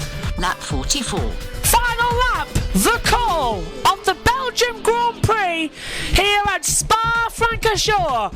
Charles Leclerc has led since the very beginning. Lap 26 retook the lead away from his teammate, but pole position, Leclerc, fastest in free practice 1, fastest in free practice 3, fastest in Q1, Q2, Q3. Lap record currently going to him. He has been unstoppable What this was that weekend. lock-up? Who was that? Oh, that's a big lock-up. That is a big lock-up. That was Gasly just in front of them and off the track. And through goes Hülkenberg. Gasly out of the points. Hülkenberg goes back through. Not good at all. Few more miles left. Down to turn 8. Into Ravage. Hamilton is 1.2 seconds back. There's a yellow flag out on the track. That's an Alpha. That's got more monitors than ours, and that's a big one. Giovinazzi into the wall. That's at the exit of Piron before the family chicane. The radio says he's okay, by the way. The radio says he's okay. So that was a biggie. He's got in straight there. Is that a brake failure? It looks to be. Although I can see donut marks. He must have gone in backwards or hit forwards. Or he just got really excited that it was the end of a race. The gap's less than a second, by the way, everybody. The gap, less than a second. Look, Giovinazzi. Here with the advantage. Tony, are you okay? Yeah, I'm okay. Brilliant. I think, if you look, Giovinazzi was pushing on that last lap. I'm going to have to cut you off, Dad. I'm sorry. He lost his godfather in 2014 as Gilles Bianchi. He lost his father in 2017. He lost one of his closest friends yesterday. Charles Leclerc, for the first time, is a Grand Prix winner and wins the Belgium Grand Prix. Get in there. What a weekend. What a weekend. The highs and the lows, they come together. The best way to honour one of his best friends, Leclerc wins the Belgium Grand Prix. I think we lost Norris. I I saw that. Yeah, we did. But I wasn't too sure. He's down there. Lando Norris, yes, out to the race, comes home 11th officially, but Leclerc victorious. Replay. That was a mistake by Giovinazzi. That was Right. a biggie. Giovinazzi, Kvyat, they all had good days. What's happened? Lewis had a good day. This is anti-stall. Lando Norris. It went into anti-stall. That looks like a power unit failure to kick it in. Clutch, it says. Yeah, not good. Albon, brilliant drive by Albon. Oh, right, he's got to be in contention. That's sorry, Dad. Albon up into 5th place, but Perez forced him off the track. Perez forced him off the track. Naughty boy. Perez is my driver of the day is got to be Charles Leclerc. I agree. Megan? Mine's Leclerc as well. So all three of us have got Charles Leclerc as driver of the day. Yes. Yeah. I think that's followed by Albon. Yes. I think that's the first time all three of us have been unanimous with our choice of driver of the day. Next race, Italy, Monza. After a tragic weekend at Spa, it was fitting that Charles Leclerc would take his first ever victory in Formula One and dedicate it to his close friend Antoine Hubert. Lewis Hamilton gave Leclerc a very close fight, but the atmosphere leaving Spa was that of reflection and grief, and very much that of the sport must continue to improve in safety. We grieved for Antoine Hubert, but sadly, just a week later, we had to race again. The Italian Grand Prix at Monza lifted the spirits of Formula One and dedicated once again the victory to Antoine Hubert. That was because Formula 2 returned and delivered a fitting tribute. The Italian Grand Prix at Monza, the home of the Tifosi, and once again, Charles Leclerc took pole after a crazy qualifying where none of the drivers crossed the line in time to start a qualifying 3-lap. We were left with a topsy-turvy grid, but still, the chance of a prancing horse on top of the podium at Monza seemed high, and it came from Charles Leclerc. The Italian Grand Prix from Joshua Birch and Ian Birch. The Italian Grand Prix, race 14, lap 1. It's the last race of the European season.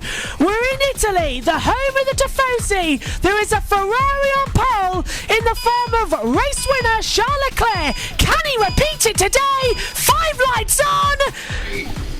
Action at Monza. Great start from Leclerc. Bottas gets the jump and he immediately goes side by side with Vettel, but Hamilton has the inside line coming down to the Rettifilio. Is anyone going to make contact? Bottas up into 2nd place. He's going for the lead. Hamilton cuts back. We've got a car in the wall. It's Max Verstappen. Can he get going again? We've got a Haas going through, and I believe Sergio Perez going through the escape road. Side by side, Carlos Sainz with one of the other racing points as they blast down to the Rettifilio. This is where we saw contact last year. This is with the crunch point. Hulkenberg takes Vettel. Vettel drops down the order again, down to 5th place. Hulkenberg's up into 4th place now as we round the Lesmos for the first time and head down underneath the old banking in just a few moments' time. Leclerc leads from Hamilton, from Bottas, Hulkenberg, Vettel, Ricciardo, Stroll, Sainz, Albon, and Albon's up into 9th place according to my monitor. That is a brilliant start for Alexander Albon, but Verstappen down to 9th, and Kimi Raikkonen has now left the pit lane as we head down through the Ascari chicane, down towards the Parabolica. It was indeed the racing point of Sergio Perez going off the track along with what I believe to be Romain Grosjean. As Lando Norris into 17th place, then he's lost a position. He must have got caught up with it at the start. Lap 2. New nose for Verstappen. It was him who touched the wall. But he's still running, and that's better than the last Grand Prix. Lap 3. As Albon launches it up the inside of Carlos Sainz into the Dalla Rosia chicane. Sainz is going to come back at him on the inside, coming into Lesmo 1 and gets back through. But Albon's holding him round the outside of the Lesmo. They make contact, and into the gravel trap goes Alexander Albon, and he's going to rejoin in a very dangerous position. But that was racing. But obviously that gap was always going to disappear. Lap 6. And round goes Sebastian Vettel! Sebastian Vettel is round! And he is off! Down at the Ascari chicane! What has happened? And off! And that's going to have to be a red flag. We've got cars going into the gravel trap. Oh, and off goes Pierre Gasly. So that was, I think, Sergio Perez off, and there's cars left, right and centre. Vettel with a broken front wing. Got a broken front wing, and he'll probably get disciplined for that anyway. He came back onto the track in a dangerous way. He's caused Stroll to spin. And Gasly went through the gravel trap. Gasly, which pushed Gasly into the gravel trap. I want to see a replay of that because that is chaotic. That is essentially... This could be game over for Sebastian in this race. Let's have a look. So into... Oh, he lost it at the exit of Ascari and just spun the car. Yeah, just spun the car. And it's going to be a dangerous comeback, he just comes back onto the track. Oh, just catches Stroll. That's game, set and match. Yeah, that's a black flag in my opinion for coming back on the track in a dangerous manner. That's got to be a black flag. It is under investigation. Lap 12. 10-second stop-going penalty for car 5 of Sebastian Vettel returning to the track in an unsafe manner. Lap 23. Leclerc is going to get past Hülkenberg into the Parabolica. They're going to go side by side. This is for position as well. Hülkenberg goes wide, but Leclerc does a great move. And now Hamilton's going to deal with Hülkenberg as well. They're still racing for position, remember. So Hamilton's got the toe from the Renault and from the Ferrari. And look how much quicker he is. He has to dive to the outside into the Rettifilio. Leclerc just holds him off for third place. Ricciardo's just ahead. But boy, oh boy, is this heating up. As round now, the Curve de Grande down towards the Dalla Rosia. Hamilton's got the pace. Leclerc knows it. Hamilton to the outside, coming into Dalla Rosia. Leclerc cuts him off. They run, and off goes Hamilton. Hamilton off the track, has to cut back. Hülkenberg does the same to not avoid drama, but Leclerc stays ahead. Lap 24. Black and white flag for car 16 of Charles Leclerc. So for the second race weekend running, out. Yeah, no penalty, just a warning. Lap 28. Oh, there's a wheel loose! There's a wheel loose for Carlos Sainz! Carlos Sainz got a wheel loose and he's having to stop! Ted just screamed at us! And Carlos Sainz is out of the Grand Prix! This might cause a safety car, Dad! Shame. Carlos Sainz out of the Grand Prix! A loose wheel nut, let's take a look! So they all come on, they all go on. Oh, it's the front right! It didn't go, they stopped and then they went! And an unsafe release. Verstappen pits, and I think it's a safety car. We haven't got the live timing up in the commentary box. Unfortunately, it has all blown. It's just double yellows at the moment, Dad. Say virtual safety car. Virtual safety car called to recover. Virtual safety car now called to recover. And look how much time Hamilton gained there on Leclerc. And he's had to drop back. But now look, Leclerc and Hamilton are coming up to lap Sebastian Vettel. Lap 31. Wow, and off and out is Danny Kvyat. And he has stopped down at the Rettifilio. I think that's an engine failure. And that's a Honda engine failure. And as soon as Fernando Alonso appears, there seems to be an engine failure for Honda. And that might have to be another virtual safety car. It is another virtual safety car has been called. And this has worked out brilliantly for Danny Ricciardo, who might just be able to hold on to his fourth place. That too. Wow. Lap 36. Leclerc is closing in on Bottas in second in the title, isn't he, at the moment? Hamilton at the moment. Hamilton is just running away. And he's locked up! Off! And back on again! Leclerc locks up at the Rettifilio! And now Lewis Hamilton is all over the back of him! Round the Curve de Grande! Leclerc's going to have to defend for his life! Hamilton looks to the outside! He's going to send it out the inside! But backs out of it! And Charles Leclerc was very, very lucky there. That was almost a repeat, Dad, of Canada. Lap 42. Oh, and he's locked up, and he's off the track. And he's off. Rosberg did that. This will bring Bottas in. Rosberg did that back back in 2015 and he cost him the position, and now Valtteri Bottas into second place. Hamilton locked up, he did that as well. Hamilton did that in 2014. That gave the lead to Rosberg. Then Rosberg did it the following year and gave the lead to Hamilton.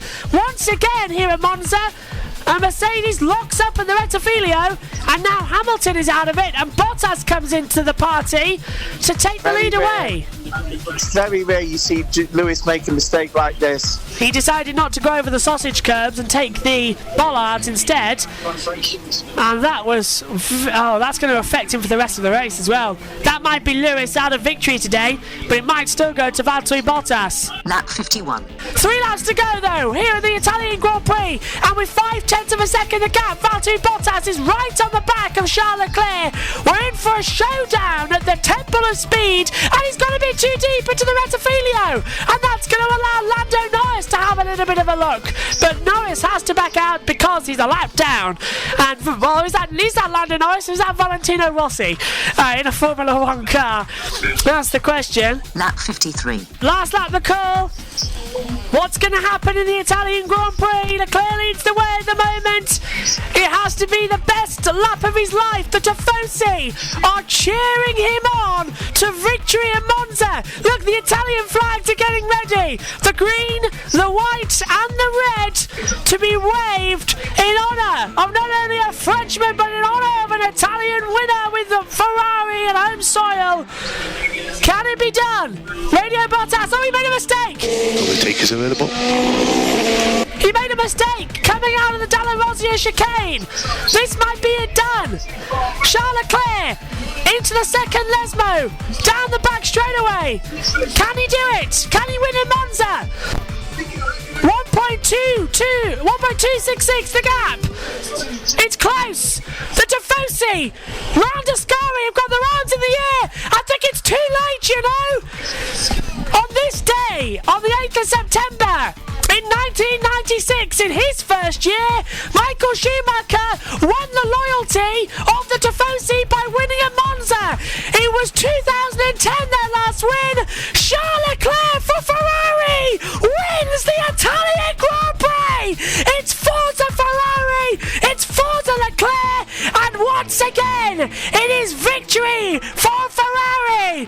They have won the Italian Grand Prix for the first time in 9 years. Something that not only Sebastian Vettel couldn't do, it's something that only his second race victory, Charles Leclerc, has done it. Pole position, lights out. This kid is on a roll. It's back to back. Fantastic. Next race, Singapore. For the first time since 2010, Ferrari stood on top of the podium. Fernando Alonso was the last driver to win. Now it was Charles Leclerc. In his debut season for Ferrari, he gives the Tifosi an Italian Grand Prix victory, cementing himself as Effecto team leader at Ferrari and number 1 in the Tifosi's heart. Sebastian Vettel has tried since 2015 to win at home for Ferrari, but a silly spin coming out of Ascari, collecting Lance Stroll, put end to his race and his chance of victory. Charles Leclerc, with 2 races on the bounce with victory, it meant that when we headed to Singapore, Ferrari came back even stronger. And this time, for the first of the season, it was a battle between the 2 Ferrari teammates of Charles Leclerc and Sebastian Vettel. Your commentators, Joshua Birch, Megan Birch and Ian Birch. The Singapore Grand Prix, race 15, lap 1. The tail-enders line up on the grid, 2 hours ahead of us, 61 racing laps. The medical car in as Ricciardo pulls in. Leclerc is on the left, Hamilton is on the right. Lights on, we have 3, we have 4, we have 5, we have action in Singapore. Great start from a very quick lights out from Sebastian Vettel. Hamilton immediately has to defend. Bottas is caught napping, Verstappen goes through. Albon is alongside Lando Norris and Carlos Sainz joining the battle. Bottas drops down the order. Vettel, there is contact already down in turn 1. I think it was the 2 racing points again. Look at Hamilton having to defend from Sebastian Vettel and down Raffles Boulevard. This is where the contact happens. 3 abreast. Further back, cars jostling for position already. Antonio Giovinazzi and Kevin Magnussen side by side. Oh, and meanwhile, Vettel tries to go around the outside of Hamilton, coming down to turn 7. Now he's still trying to have a go. Hamilton blocks him off as we head down towards the Singapore Sling. Before the Anderson Bridge, Leclerc leads from Hamilton, Vettel, Verstappen, Bottas, top 5, Albon, then Hülkenberg, Norris, Giovinazzi and Magnussen made it up through the Singapore Sling. And look at Hülkenberg, moved up 3 places, but the biggest loser, Carlos Sainz, down 13 places. There's a Williams with a broken front wing, and that is looking to be George Russell. And Carlos Sainz has also made contact on that opening lap. Lap 2. What do you think was the problem with Sainz? It looked like a tyre issue.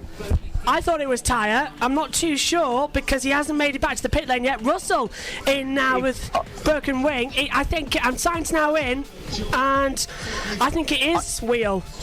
I like to see the start from his point of view because it can't have been Russell. I think Russell came into contact with someone else. Well, here's Ricciardo. There's the contact. You're right. Ricciardo hit Ricciardo.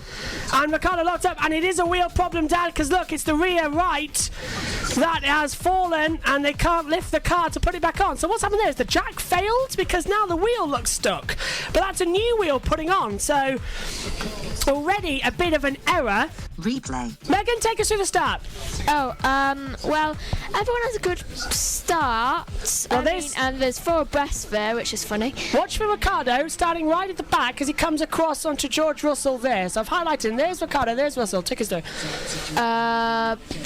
Oh, we just cut away from it as there's Sainz going off. Do you know what? I never realised how small the other circuits were. Because this one can hold 4 abreast. This one can hold 4 abreast, yeah. There's the lock-up from Russell already out. Magnussen back down.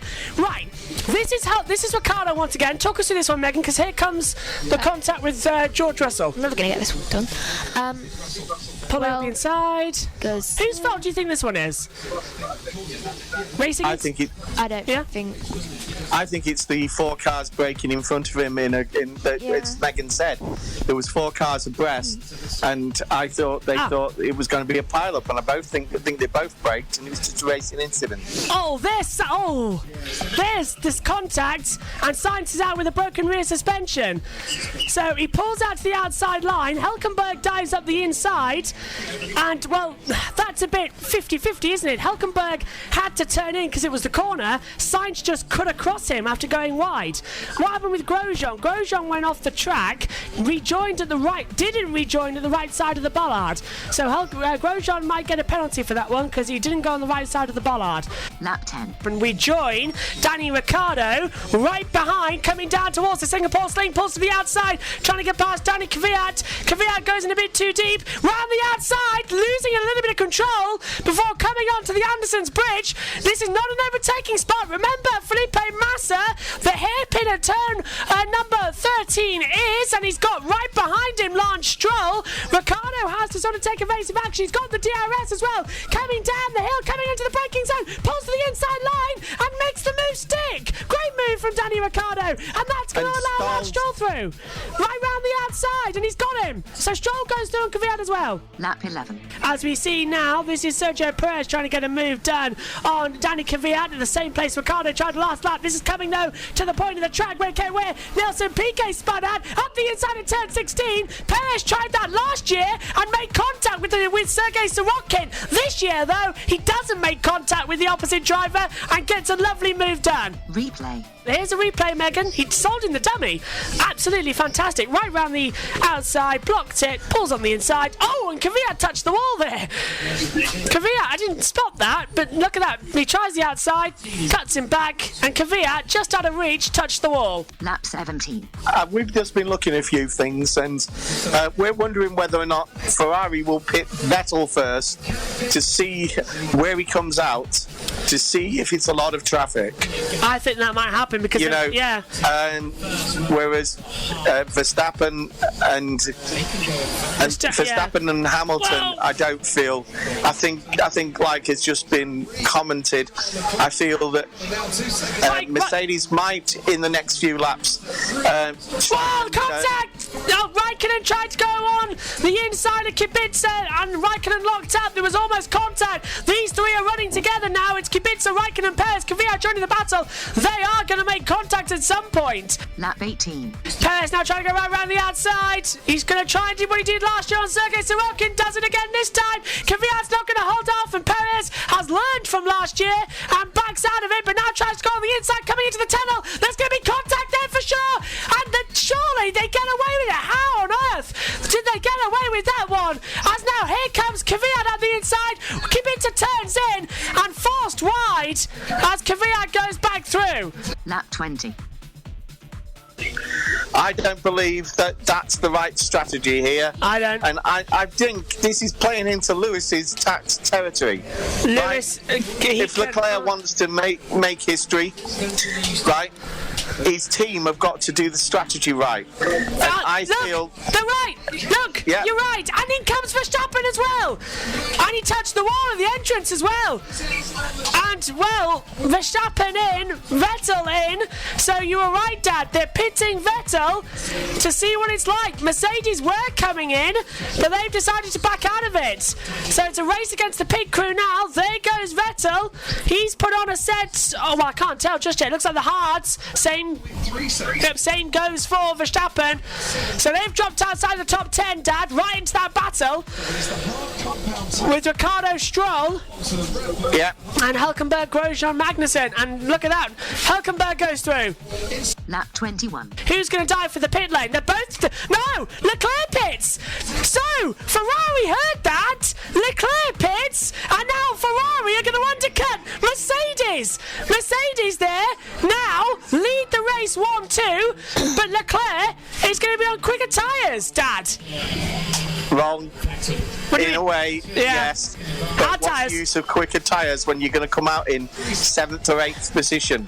So, and there's Vettel. There's Sebastian Vettel. They're going to come out side by side. It feeds into itself. Vettel ahead of Leclerc. And I don't think that was meant to work out like that, Dad. And now, do they do team orders? Lando Norris is pitted down to 13th as well. He was running in 4th place. Ricciardo up to 5th. Giovinazzi, Gasly, Ricciardo inherit the lead of the race if they stay out. And Alpha would want that just for honours. But now, do they call what they did in the Belgium Grand Prix and call team orders on Leclerc and Vettel?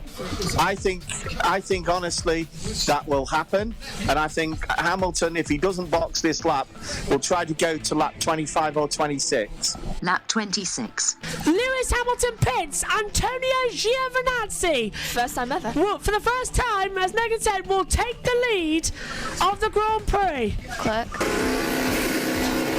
Lewis Hamilton stops. Hamilton stops. Nice stop. No radio.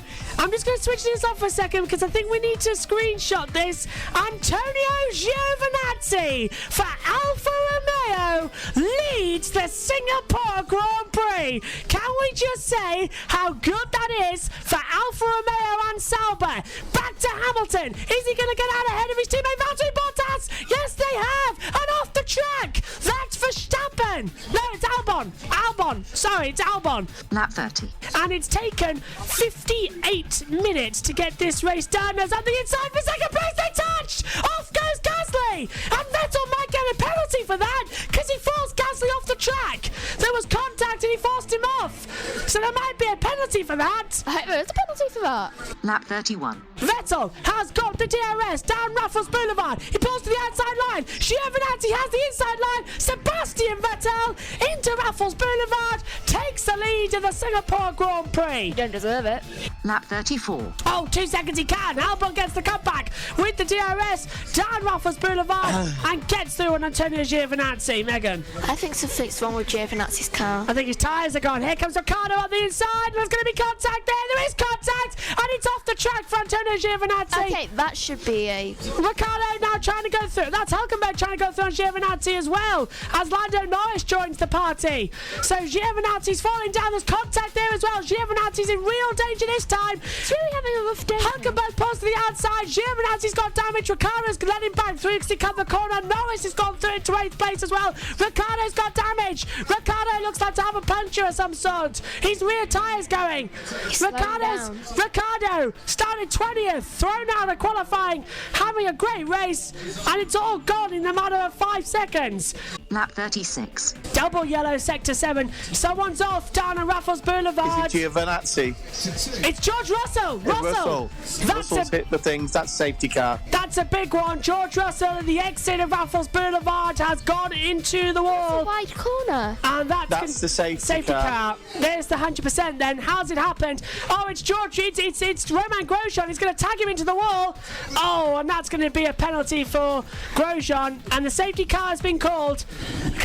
That's debris all the way down the track. Well, it's a 100% chance here, isn't it? 100% chance, and it's always going to happen. Grosjean limping in, he's got damage to the front wing. Look at the brakes, they're gone.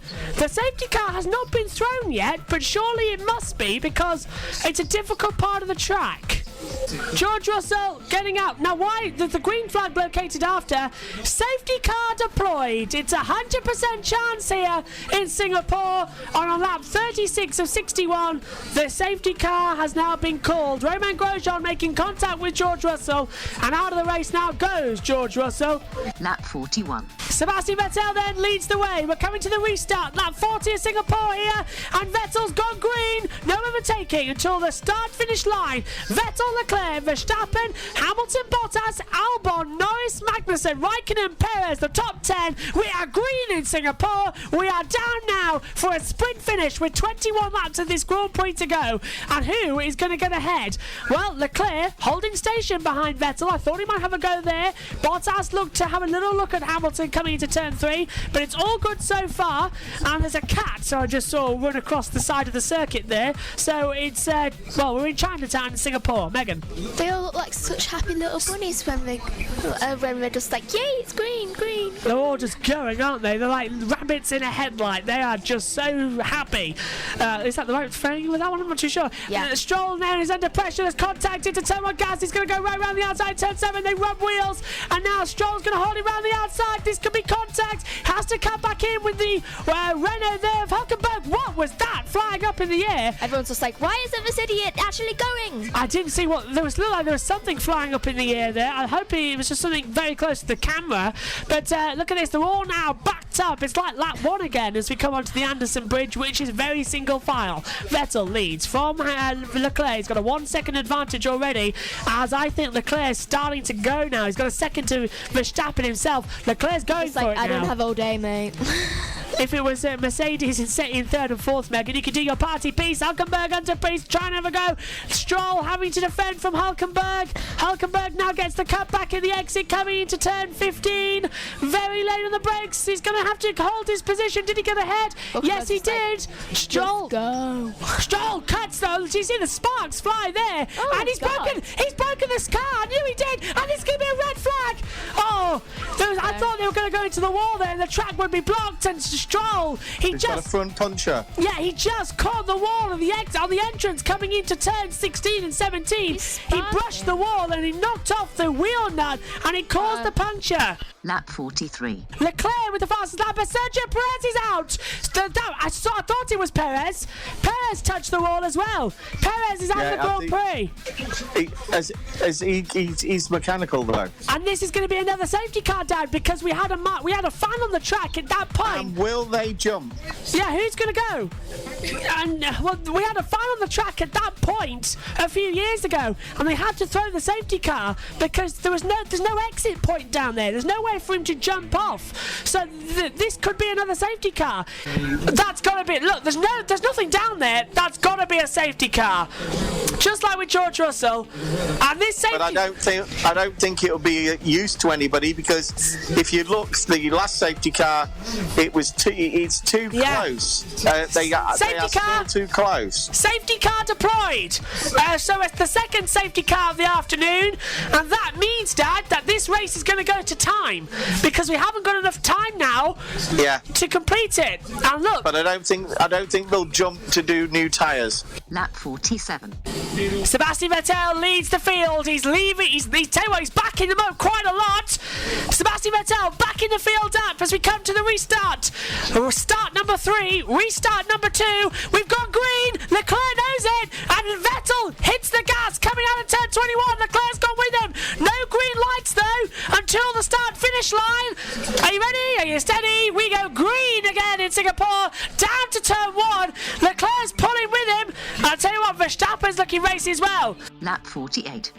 And Ricciardo in the Singapore sling, trying to go through on the inside. Kvyat holds it through onto the Anderson Bridge, and through now goes Grosjean. No, don't go side by side on the bridge. Do not go side by side on the bridge. And Ricciardo's going to have the inside line. Grosjean around the outside. They touch wheels. They touch again. And Grosjean goes ahead of Ricciardo. Comes out in favour. Magnussen dive bombs the inside, and the early touches off of Pierre Gasly. Hulkenberg now comes back through. Hulk goes through, and still look at Sainz on Ricciardo. Sainz gets through Ricciardo as well. Ricciardo dropped back down to 16th now, and he's got Lance Stroll right behind him. Lap 50. Well, we are on lap 50. Oh, there's contact! Wheel, Raikkonen out! Raikkonen for front suspension failure, and he's out to the Grand Prix. He made contact with Danny Kvyat. I think Kvyat might have troubles as well. Third yellow flag. And this will be another safety car. Kvyat looks okay. It looks like a broken front wing, but he looks okay. Yep, Kvyat's fine. Raikkonen's out of the race though. And here's the... It's been where all the action is. What do you make of that one then? Kvyat's fault? Oh, yeah, way too late. Yeah, way too late. And Raikkonen's out of the race now. And no sign of a virtual safety car yet, but the yellow flags are out. Kvyat radio. To the apex. Come on, just unbelievable. No, I think that was Kvyat doing a dive bomb. What did Seb used to call him? The torpedo? Yeah, safety. And a safety car deployed. The third safety car. We've never had this in Singapore before. We've only had a maximum of 2. But this is a safety car out for the 3rd time today. And now, Dad, do you run the option of pitting for fresh tyres, considering that this race is definitely not going to go to the end? I wouldn't. No. There's less than 20 seconds between the whole lot of them. Lap 52. 3rd time this afternoon, we'll restart this race. 4 starts in one Grand Prix. This is very, very unusual. But the safety cars left them quite early, and Vettel's backing them up quite a lot, isn't he? Coming into the tunnel. So this is interesting now. How long until Vettel just buzzes past? He's gone under the tunnel. We're back to green. No overtaking until the start-finish line, and he caught Leclerc napping there. Green flag. Safety car in for a 3rd time. Vettel, little bit of a wiggle coming out of turn 21, 22, 23, and for the 3rd time in 10 laps, we're back to green. 10 to go here in Singapore, and as you said, Dad, it's going to be a sprint because I don't think we're going to go to the end of the race. We've got 20 minutes, 10 laps. It's very close. It's very close if we're going to go to time or not. The computer currently predicting laps, but We've got 17 minutes to do 10 laps. Yeah, well, you can only do 2 minutes per 8. lap. Yeah, plus 1. So 9. 9 of the 10. So it'll be a 60-lap race at the moment, we're predicting. Look at how quick Hamilton is. Coming down Raffles Boulevard. Trying to get under Max Verstappen for 3rd. He's really starting to push. Leclerc has already dropped back the gap, so Leclerc might not be happy with this one. But Ferrari on course for the 3rd win in a row. Antonio Giovinazzi back into the points. Lap 55. You think about it. Leclerc might be upset, but he can't do it about it. Vettel feels this is my day. Verstappen's just quite happy to be there to get some points, and so is Hamilton, and so are Bottas, right? And Albon is just not able to get close enough to Bottas. Lap 61. For Sebastian Vettel, it has been 392 days. Put that out of your mind. It is Sebastian Vettel, victorious for the first time in 2019, and after a long year and a half, he can rejoice. It's victory for the 5th time in Singapore. Ferrari get a 1-2 for the first time since 2017 in Hungary. Charles Leclerc second, Verstappen in third, holds off Hamilton in fourth, Bottas fifth, Albon sixth. Is Lando Norris going to get in seventh place? Yes, he does. Gasly, Hülkenberg, Giovinazzi gets the last point. Then it's Grosjean, Sainz, Stroll, Ricciardo, Kvyat, Kubica and Magnussen who got the fastest points. But 3 in a row for Ferrari. Next race, Russia. Ferrari's third win on the bounce. Sebastian Vettel winning what would only be his only victory of 2019 and the only Ferrari 1-2 of the season as well. What a dramatic Grand Prix it was. Max Verstappen finished in third place, kicking Mercedes off the podium as well for only the second race this year. It was an absolute barnstormer in Singapore. However, the next race at the Russian Grand Prix saw delight in Formula 2 and Formula 3 as their champions were crowned. But for Formula 1, it was the battle between Mercedes teammates of Hamilton and Bottas that captured the imaginations. The Russian Grand Prix, with commentary from Joshua Birch and Ian Birch. The Russian Grand Prix, race 16, lap 1. Ferrari have a chance here to do something that has never been done. Beat Mercedes at their favourite track.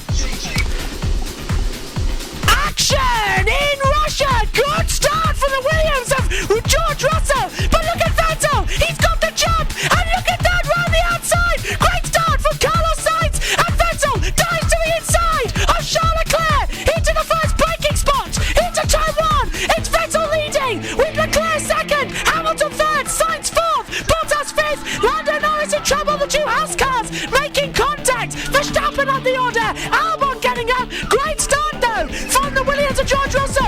Up the inside. Danny Ricciardo trying to make a move on Lance Stroll. Round the outside. There's a spin. And into the wall. Who was that? I believe that was Nico. They was Danny Ricciardo. There's Hülkenberg. Ricciardo off the track. And that's going to have to be a safety car, Dad. And they're still going on. Yeah, the two Haas cars were avoiding a Renault, so it could have been contact with one of the Haas. Safety car deployed. And that was nasty. Great driving and great start by Sebastian Vettel from third place. Right, he forced Hamilton wide, and then when Leclerc was trying to prevent Hamilton getting past, Grosjean's in the wall. Grosjean out as well. Now he's down in 20th. I was wondering where he'd gone. He must have made contact. That is a big off. That's a contact, yeah. Car that had contact with Ricciardo, I believe, and then has damaged something. And later on, because they're in different places, aren't they? Yeah. Well, let's take another look. On board with Grosjean then, coming into turn 4. Grosjean is at 4, and so hang on. What happened there? Because Grosjean got hit from the back by an Alpha, and Ricciardo just lost it all by himself. Unless Ricciardo got tagged. When that first incident. Yeah. Right, in the first incident, Ricciardo's going to get back to the pits, hopefully. And he should be able to catch the back of the safety car and not go a lap down. In that first incident where the two Haas cars went wide, they were avoiding a Renault. I'm sure of it. I saw the yellow stripe. Replay. Let's take a look at the start. So look, watch this. A great start from Sebastian Vettel. Hamilton didn't get a great start. Look at the McLarens. They got a lightning getaway. And Carlos Sainz was right there with Hamilton. He was into third place at one point.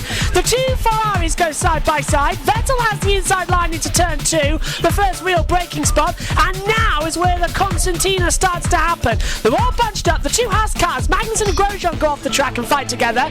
Watch on board with Vettel. Optimum revs away he goes, gets the tow advantage from Charles Leclerc that Hamilton didn't have as he was alongside nobody, but a great getaway, already dealt with Hamilton, pulls to the inside, deals with Leclerc, and I think now he's got a victory under his belt. Dad, Vettel's feeling a bit more feisty.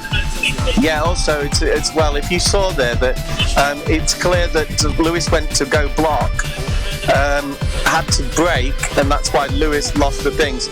because Lewis can't afford, if he's going to lap 30 on these tyres, he can't afford to scuff them on the opening start down to into Turn 2, yeah, and he has got this advantage throughout the race, of course. So he, in the end, the driver in him. Oh, Raikkonen jumped the start! Raikkonen jumped the start! Raikkonen, definitely. Fifth light came on and he dropped the clutch. So whether he couldn't see the fifth light with the halo, I'm not too sure. But he dropped that clutch big time before we'd even gone. Lap 3. It's called. The safety car is in. The restart is on, and Carlos Sainz got caught out there with the restart. Vettel has gunned it. No overtaking until the start-finish line, which is there. And the Russian Grand Prix is back underway on lap 4 of 53. It's Vettel, Leclerc, Hamilton, Sainz, Bottas. Then we get Norris, Perez, Verstappen, and who's going to have the advantage into turn 2? Lando Norris looking at the back. Meanwhile, that's on the inside. Kevin Magnussen getting a move on Nico Hülkenberg. Nicely done. And Hülkenberg, once again, remember, involved in turn 2 contact, but this time he wasn't out of the race on the opening lap. Albon up to 15th, and Albon may be up a few more positions as well. Wow, Verstappen trying to make the move on Perez very late as Albon was in the background round turn 3. Was also trying to move on Kimi Raikkonen. Lap 6. Sebastian will lead you by next lap. Wow! Wow! As under investigation, Kimi Raikkonen for a jump start. But wow! Wow, Dad! They're gonna do the swap this early in the race. This is what I say. That they haven't done this. It's always been about the team since Michael Schumacher. Since they realised that they were losing races because they were doing it for Michael Schumacher. Right? Schumacher wasn't always capable of winning. No. But Barrichello was always, unless he was out, Barrichello and whoever else was his partner, always had to give way. And it cost them races. And they're doing it again with the young kid. So I would have got him anyways. But let's break away for another 2 laps, let me know. So Vettel wants to break away and get a gap to Mercedes because his stop is lap 17. He's stopping a lap earlier than Charles Leclerc, according to the prediction. So they've got to really be careful here. Lap 15. Done it again. He's done it again. One. There it's Hamilton. And here in a sec, Hülkenberg right round the outside. Getting the move done on Sergio Perez. A little lock up into turn 13. That was brilliant. And for the first time in this race, Mercedes has got the fastest lap. Hamilton's turned on the wick at 1:38.533. He's actually beaten Vettel's fastest lap by 1/1000th of a second. Vettel's last lap at 1:38.534. Dad. That bears out what I'm saying, because clearly Mercedes now know that Vettel has worked out what they're doing, and that the situation now is that Mercedes have adapted what they're doing and are going to risk their tyres a bit by putting in a few fast laps to keep on the end of that train. Lap 22. Hello. Which one's this going to be? No, it's Leclerc. It's Leclerc. And it is Leclerc. Leclerc in the pit lane. Lap 23 of 53, and Charles Leclerc is the first of the top 6 to pit. And in now comes Charles Leclerc. Hamilton goes to second, and this is going to have to be crucial. Mediums go on. Oh, it was soft front, Dad. And then there's 2.5 seconds. It looks slow on the front, and they're not scrubbed. They are brand new. Leclerc doesn't like brand new. Lap 24. Albon trying to get through, goes to the inside on Pierre Gasly. Gasly goes to the high side, gets onto the marbles, cuts back into turn 4. Albon leaves in room, goes right around the outside. They're side by side and he gets through. What a great move from Alexander Albon to get through from Pierre Gasly, the man he replaced at Red Bull. Fantastic move. Lap 26. Out goes Danny Ricciardo after the opening lap contact. The Honey Badger is out of the Russian Grand Prix. Into the pit lane comes Sebastian Vettel on lap 26 of 53. And this is getting close. Leclerc set the fastest first sector. Lewis Hamilton takes the lead of the Russian Grand Prix as across the line, Hamilton leads, Vettel second. And now it's going to be a super stop. On go the medium tyres, bolt on away. And where's Leclerc? Is Leclerc going to get past Vettel in the pit stop? This is going to be crucial. 3-second stop. It was slow. Let's hear from Leclerc.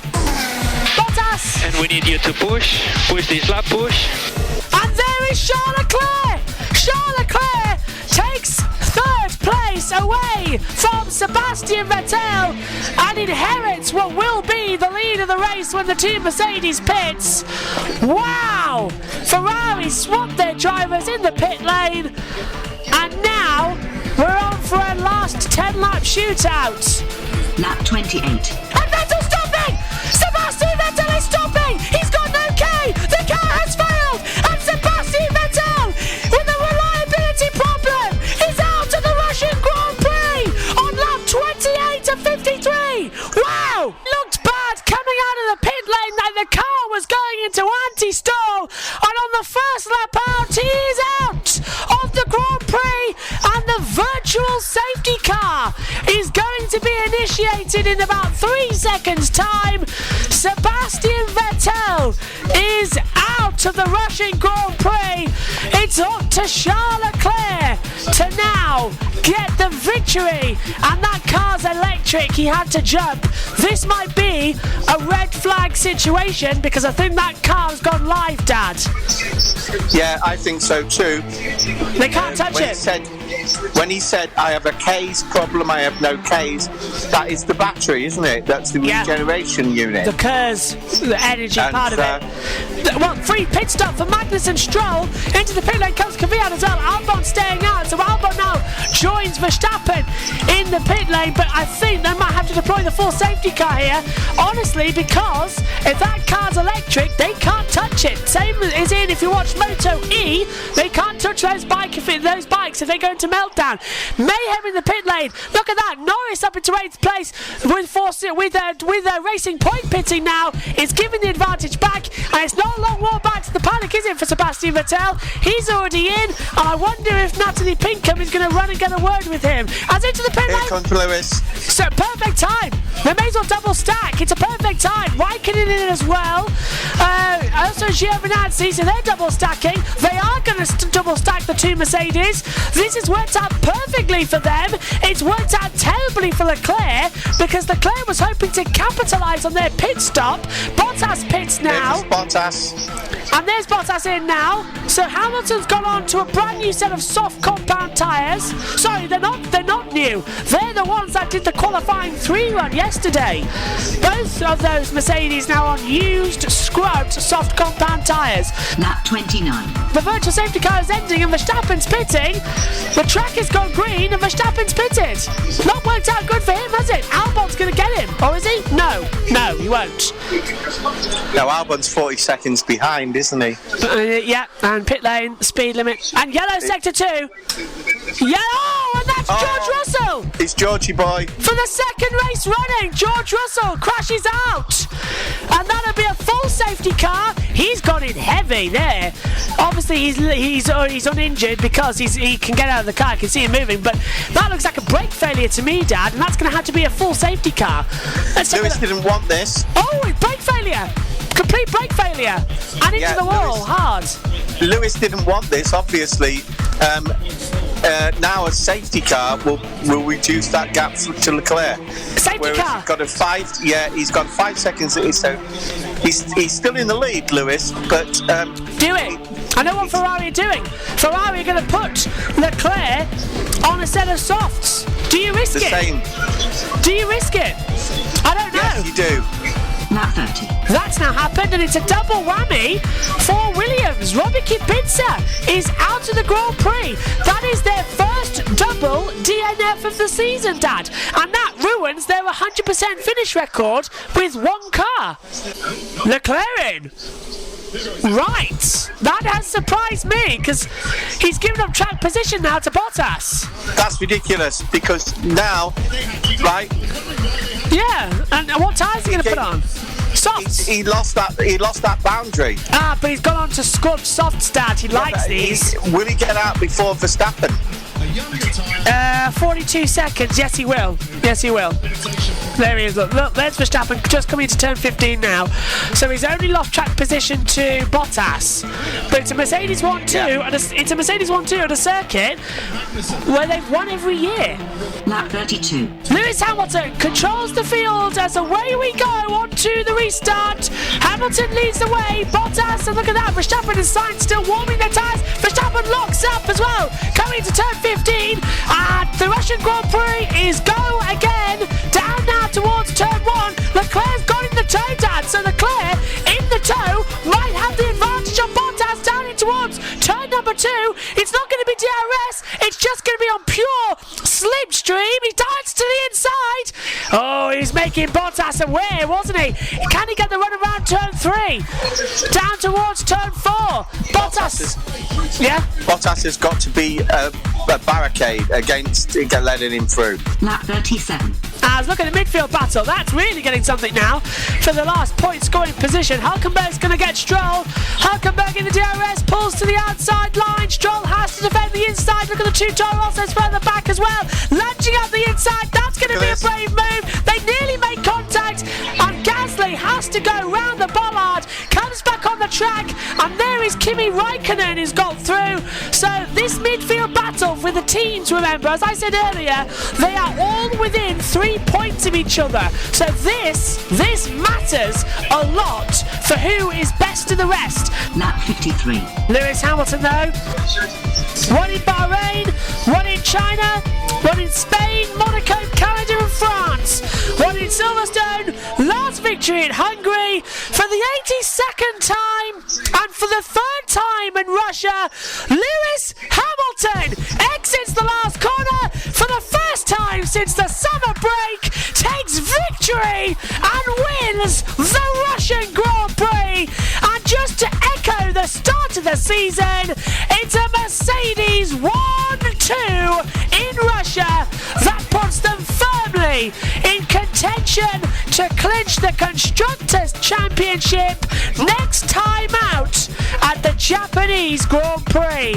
Charles Leclerc started on pole position, can't convert it to a victory after early squabbles with the teammate for Sebastian Vettel. Verstappen is 4th, and for the first time Alexander Albon finishes in his highest position and finishes in 5th. A 4th win in Russia, an 82nd career victory. Lewis Hamilton on course to be champion of the world for the 6th time, coming up in the next few races. Insane. Next race, Japan. Russia going the way of Lewis Hamilton, but the Japanese Grand Prix provided us with one of the most unique challenges for Formula One. A hurricane, Hagibis, hit the Japanese circuit on Saturday, which meant that all of Saturday was officially cancelled before the weekend even got underway. Free practice 1 and 2 went ahead. Then we had the news that the circuit would be closed on Saturday, which meant free practice 3 was effectively cancelled. Saturday was a washout. Sunday morning, bright blue skies and sunshine, and dry track conditions as Formula One went for an unusual Sunday qualifying. That put a Mercedes and a Ferrari and Red Bull right in contention. But the Japanese Grand Prix went the way of someone who hadn't won since Azerbaijan. And also marking a first appearance in the commentary box for my dad, Ian Birch. Usually he sat at race control, but for this Grand Prix, Megan was unfortunately ill and couldn't take up part of the commentary team. So Dad very kindly came into the commentary box, and it ended up being a fun afternoon when either of us could get a word in edgeways. Your commentary team then, Joshua Birch and Ian Birch. The Japanese Grand Prix, race 17, lap 1. The grid forming up then for the 2019 Japanese Grand Prix. Ferrari on pole with a 1-2. Mercedes have won here every year in the hybrid era. What is going to happen today? The marshal waving the green flag. Ferrari, Mercedes, Red Bull in the land of the rising sun. We have 5 red lights. Action in Suzuka. Great start from Valtteri Bottas. Vettel left lagging. The Mercedes leapfrog the Ferraris, and Valtteri Bottas takes the lead into turn 1. Great start from Max Verstappen. Right contact with Charles Leclerc, and you said there'll be contact, Dad, and off goes Verstappen, side by side, Perez and Giovinazzi, and Leclerc with a broken front wing, and it's Bottas leading, Ferrari and Red Bull, Harry Carey at turn 1. I think that what you saw there was the fact that the evenly matched between the Mercedes and the Ferrari off the start. It's a tight turn 1, and there was just not enough room. And Max had made such a good start. He'd got in front of the Ferrari. He was challenging Lewis, and then all of a sudden Leclerc just it's Leclerc's fault. Lap 2. Charles should realise that the vibration on the left-hand side of the car. It's gone! Box, this lap box. It's carbon. And it's gone, and it's spread all across the track at the 130R. That might cause a safety car because it's in a dangerous part. You saw Carlos Sainz and Lewis Hamilton have to weave out the way, but is that going to be... I'm not seeing anything on race control. It's under investigation, by the way. Turn 2 but they let them off at the moment for things like that. I mean, we used to have the situation until a few years ago that anything happened on the first lap, you got left on. But this he should have really come in and got that wing sorted out. Replay. And there is the front wing, and it did hit Lewis Hamilton, and it's broken off one of Lewis Hamilton's mirrors. So that is goodbye. Replay. Oh, let's take a look at it. Take us through it. The Ferraris are yet again getting preferential treatment. Good start from the team Mercedes. You're right with Verstappen, right round the outside. So there's Leclerc. It's a bank corner. Lights out. Look at that. Vettel just effectively stood still. Bottas got another very great bad start launch. by the Ferrari. It's off the line, but Bottas, great start. Fastest in FP1 and 2. And yeah. Good start from Verstappen. Good start from Hamilton, actually. Both Ferraris getting away poorly. Well, that was because Vettel had actually held up Leclerc. Yeah, so... Which allowed Max to... Oh, whoa, that is deliberate. Yeah. He was so far in front. That's deliberate. How you cannot investigate that, even on the first lap things. That's deliberate. And that was taking out the competition? Oh, that's... Well, they want more racing, contact racing. I see from Carlos Sainz. We don't have a problem with that, right? But I will be very surprised if the later on in the contact race with Sainz and Hamilton. Sorry, gone. Yeah, I'd be very. That's just. Lewis was very lucky not to get a rear tyre. Anti-stall. Did you see? Anti-stall was kicked in. So yeah. So Ferrari had the problem that Mercedes had at the beginning of the year there. But well, this race has just got tasty. Of course, they've got no start line data, have they? And this is a move up the inside. Contact! Alexander Albon! And that is with Lando Norris down at the Casio Triangle. We're back to GP2 days. Yeah. Wow, Albon and Norris. But that was exactly the same. Yeah, it just a bit closer together. It was not. Wow. Then they lunged it. Yeah. And that left-hand suspension strut took a hell of a beating just then. It's vibrating a lot. It's got a lot of more vibration. It won't have done anything any good there. That looked like two lads that knew each other from when they were little, thinking they're still in go-kart. Lap 8. This is Charles Leclerc. What are we watching here? Well, Leclerc can't see anything out of his left-hand side. Anybody who uses... there it goes. Yeah, it's the actual tether, the bolt that was holding it on, had completely... Gone there, and when it eventually goes, but it sheared halfway up, and so the wind pressure against it was moving it up and down, and so now we get the situation where Lewis can't see out of his right hand side, right, and he can't see out. Charles can't see out of his left hand side. Lap 9. Now Oh, and that's on the inside. That's Charles Leclerc and Max Verstappen. These two having another ding-dong. They're both under investigation, but Leclerc's got third turn one this time, and Verstappen's going to be, well, if he wasn't annoyed already, he's definitely going to be annoyed now. Lap 10. Oh, hello. Sebastian Vettel. for moving on the grid. False start. Ho, ho, ho. We had this with That Raikkonen. is a Slam dunk. It's a slam dunk. They don't think so. Bye vets. Lap 12. Leclerc almost went to hyperspace there. He nearly rammed right into the back of Danny Kvyat. He outbraked himself. He's going to try to the inside of Spoon. Vettel tried this last year. Didn't end well. Hold your breath. Count to 10. Open your eyes again. Leclerc's through into 15th place. Past Danny Kvyat. But that was a close one. He's got Kimi Raikkonen just in front of him now. Raikkonen, I understand, has got a little issue with the car. They're having to save a little bit of fuel. But I'm looking, and total overtakes 11 at the moment. So that's all by Leclerc. Lap 14. Race control have a decision. Control. Oh, no further action on that incident with Vettel at the start. Well, hang on, that was an interesting decision. What is the F in FIA stand for? Ferrari. And this is going to be a move of the 130R. This is going to be Ricky. Whoa! How can you no further action when he moved on the pit, on the grid? You know, no further action. Yeah, it's a joke. But Charlotte, right, it's do you know in MotoGP they have a camera on you all at the the time. start. Yeah. Every single rider has a camera, and you know, as Carl found out in Argentina, right? If you move the slightest distance, Formula One have not done themselves any favours. The guy clearly moved. That's why his anti-stall kicked in, right? You know, they're saying, oh, because his anti-stall kicked in. Well, there's our stewards. There's, of course, Tom Christensen. And he is, of course, 14-time Le Mans winner. So I do trust what he says. Right, here's the start. Lights on.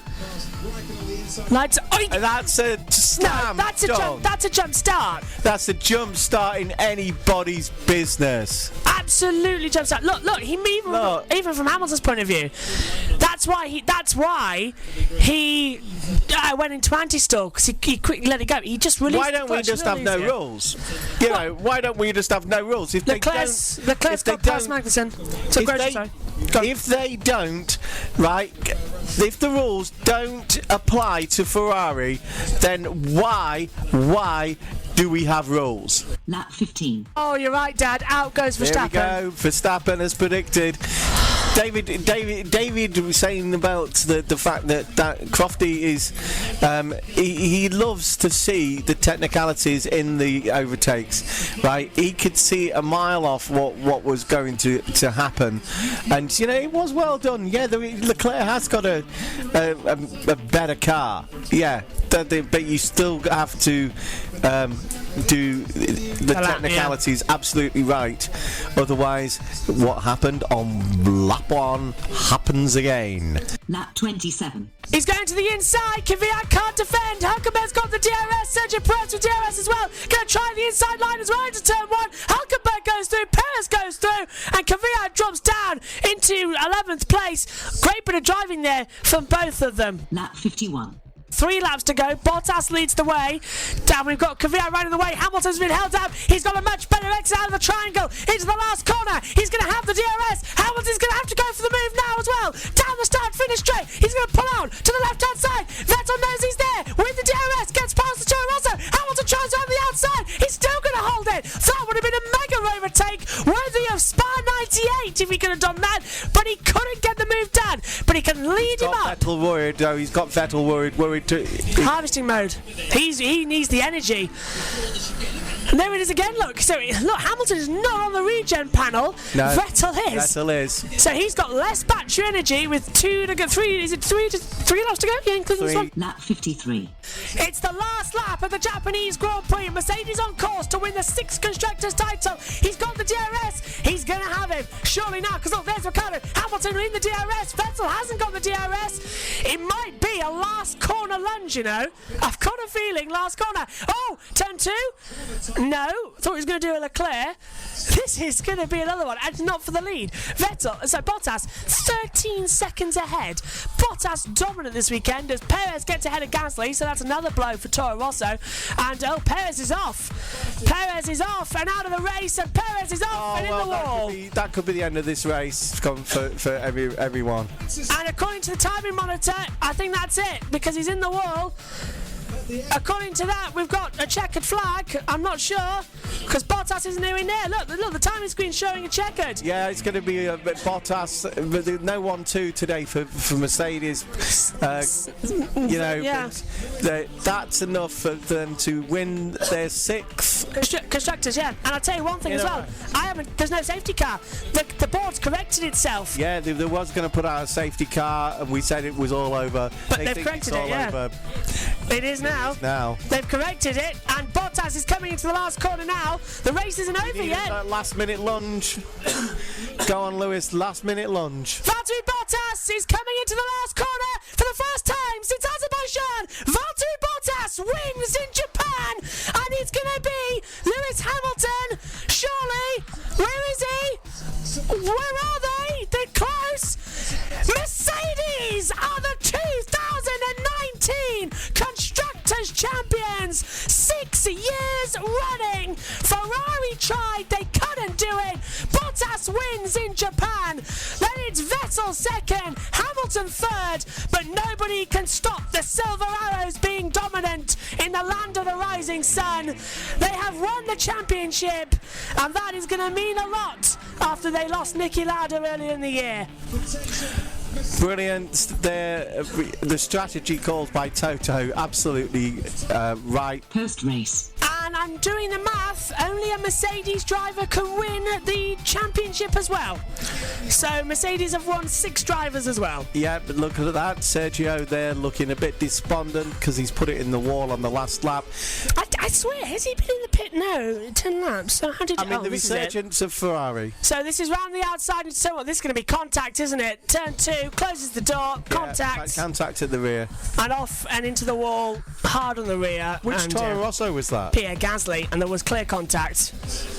Exactly the same situation as could be a problem for Gasly. Yeah, can he get demoted any further? And bang. Next race, Mexico City. Mercedes crowned a Constructors' Champions for the 6th year running. What an impressive marker, making history as well. The only team to win 6 titles in a row. Going forward, however, it was now time for Lewis Hamilton to have a go at clinching the Drivers' Championship. With victory at the Japanese Grand Prix, it put Valtteri Bottas in a position where he could mathematically overtake Hamilton. However, it would be extremely difficult. That meant going into the Mexican Grand Prix for round 18, we had our first shot at the title for Lewis Hamilton, becoming a 6-time world champion. Your commentators for the Mexican Grand Prix, Joshua Birch, Megan Birch, and Ian Birch. The Mexico Grand Prix, race 18, lap 1. Here we go then, folks, the lights will come on.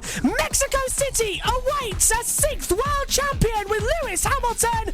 We have the green flag, we have the lights, count them, 3, 4, 5 on in Mexico. Action in Mexico City. Great start from Lewis Hamilton, great start from Verstappen. Now it's all about the slipstream. Hamilton's been put on the grass. He nearly goes into the side of Verstappen. Vettel pulls to the outside. There is Alexander Albon as well, just peeking back. Into turn 1 we go. Leclerc leads, and Albon's on the inside of Hamilton. I think they're going to make contact. Hamilton's been made contact with the Red Bull, and for a second time since 2017, Hamilton's got problems in turn 1. Bottas has to move out. Albon's got to cross as well. Verstappen's moved up into 3rd place, I think, according to the monitor, or has he gone further back? Hamilton's dropping like a stone. Here comes Carlos Sainz. Lando Norris getting involved in the Toro Rosso. There's more contact in turn 3 and 4. It's all packing up. I think that's Albon. That looks like Verstappen's been back. Lando Norris right on the outside of Valtteri Bottas, but the two Ferraris lead, and unlike in Japan, there was no Harry Carey. So Leclerc from Vettel at the moment lead the way as they come into the S's for the first time. Brilliant start from the two Ferraris. Hamilton's dropped back the order as well, and I'm looking back. Albon third, Verstappen up to seventh, but Albon was the one who made contact as Verstappen is dropping down the order, but now stays up in 8th place. He's got Danny Kvyat trying to go round the outside. Virtual safety car has been called. Now, why have we got that on lap 1? What has happened? I think it's debris. Debris on turn 2. So the virtual safety car called neutralises the race at the end of the first lap, and well, that was an eventful first lap. And once again, Dad, contact with lap 1 with Hamilton. He doesn't make it easy for himself, does he? Well, I don't think, if you look at it again, I don't think it was Lewis's fault. It was actually that he, as I said... Let's take a look at the start. Max was determined to get into that first corner, and I think he touched Lewis. Let's take a look at the start. So Vettel moves across, forces Hamilton off the track. Hamilton goes on the grass. Albon comes through. Look, Verstappen has made a great start. Bottas has sunk like a stone. He's made a terrible start from 6th. Hamilton goes around the outside. Albon cuts him off, and then there's more contact. Lewis's rear kicks up. He forces Albon and himself off the track. Through goes Albon into 3rd. So that was Verstappen who was making contact. So Verstappen got a good getaway. So correcting myself, he was battling with Max Verstappen. So the two Red Bulls switched and then switched again. So it's Hamilton battling with Verstappen at the moment. So Verstappen's on the inside line. Hamilton comes in, turns around, and then watch the oversteer there, line on the green and off. And I think Hamilton's got damage as well as he's slow. And this is Verstappen. So he had a great start, Megan. But yeah, falling back down the order. Alexander Albon up to the podium. And there's the contact. Verstappen's got problems as well and nearly hit the side of Lewis Hamilton for a second time. Leclerc outbraked himself. Vettel tried to come back, and the two Ferraris did make contact. Front wing to rear wheel. How well? I got a full house. Well, yeah, you should play bingo. My heart rate, by the way, is at 175 beats per minute. So, yeah, and they're all... Raikkonen got sandwiched with Magnussen and Russell. And, oh, that was all messy. Is this why we've got a virtual safety car, which is still out, by the way? Grosjean's down in 20th place. So, we're not sure why we've got a virtual safety car. We've been on doing it for a lap now. The virtual safety car is ending, so we will go green. Great reaction skills from Carlos Sainz. He's up into 4th place. Albon's up to 3rd, and we're back to green racing here at Mexico after a very eventful first few laps, as we see the two Toro Rossos in a bit of a sandwich battle as well. Lap 4. As we see up the inside, and Verstappen makes it through on Bottas at the stadium. That was a cheeky move, wasn't it? But he's managed to make it stick. So that's Verstappen up to 7th, Bottas down to 8th. Well, I've noted everything down during those laps. I've basically done all my notes. Bottas has got the DRS though. Can he pull to the outside on Verstappen down to turn 1? 831 metres, and he's cut him off! And sparks fly as he went onto the dirty side of the track. My goodness! That is unbelievable, Megan. Oh, and look at this. We've now got more drama. Here's Verstappen's radio. The pressure. Oh, he's got a puncture! He's got a puncture! He's got a puncture! Verstappen's got a puncture, Dad! He's got a puncture! So that contact with Bottas has really got a puncture! And he's hit Perez! He's hit Perez! Off goes Verstappen! And there he goes! The wheel's gone! The wheel's gone! The wheel's gone. Oh, and it's in the middle of the field!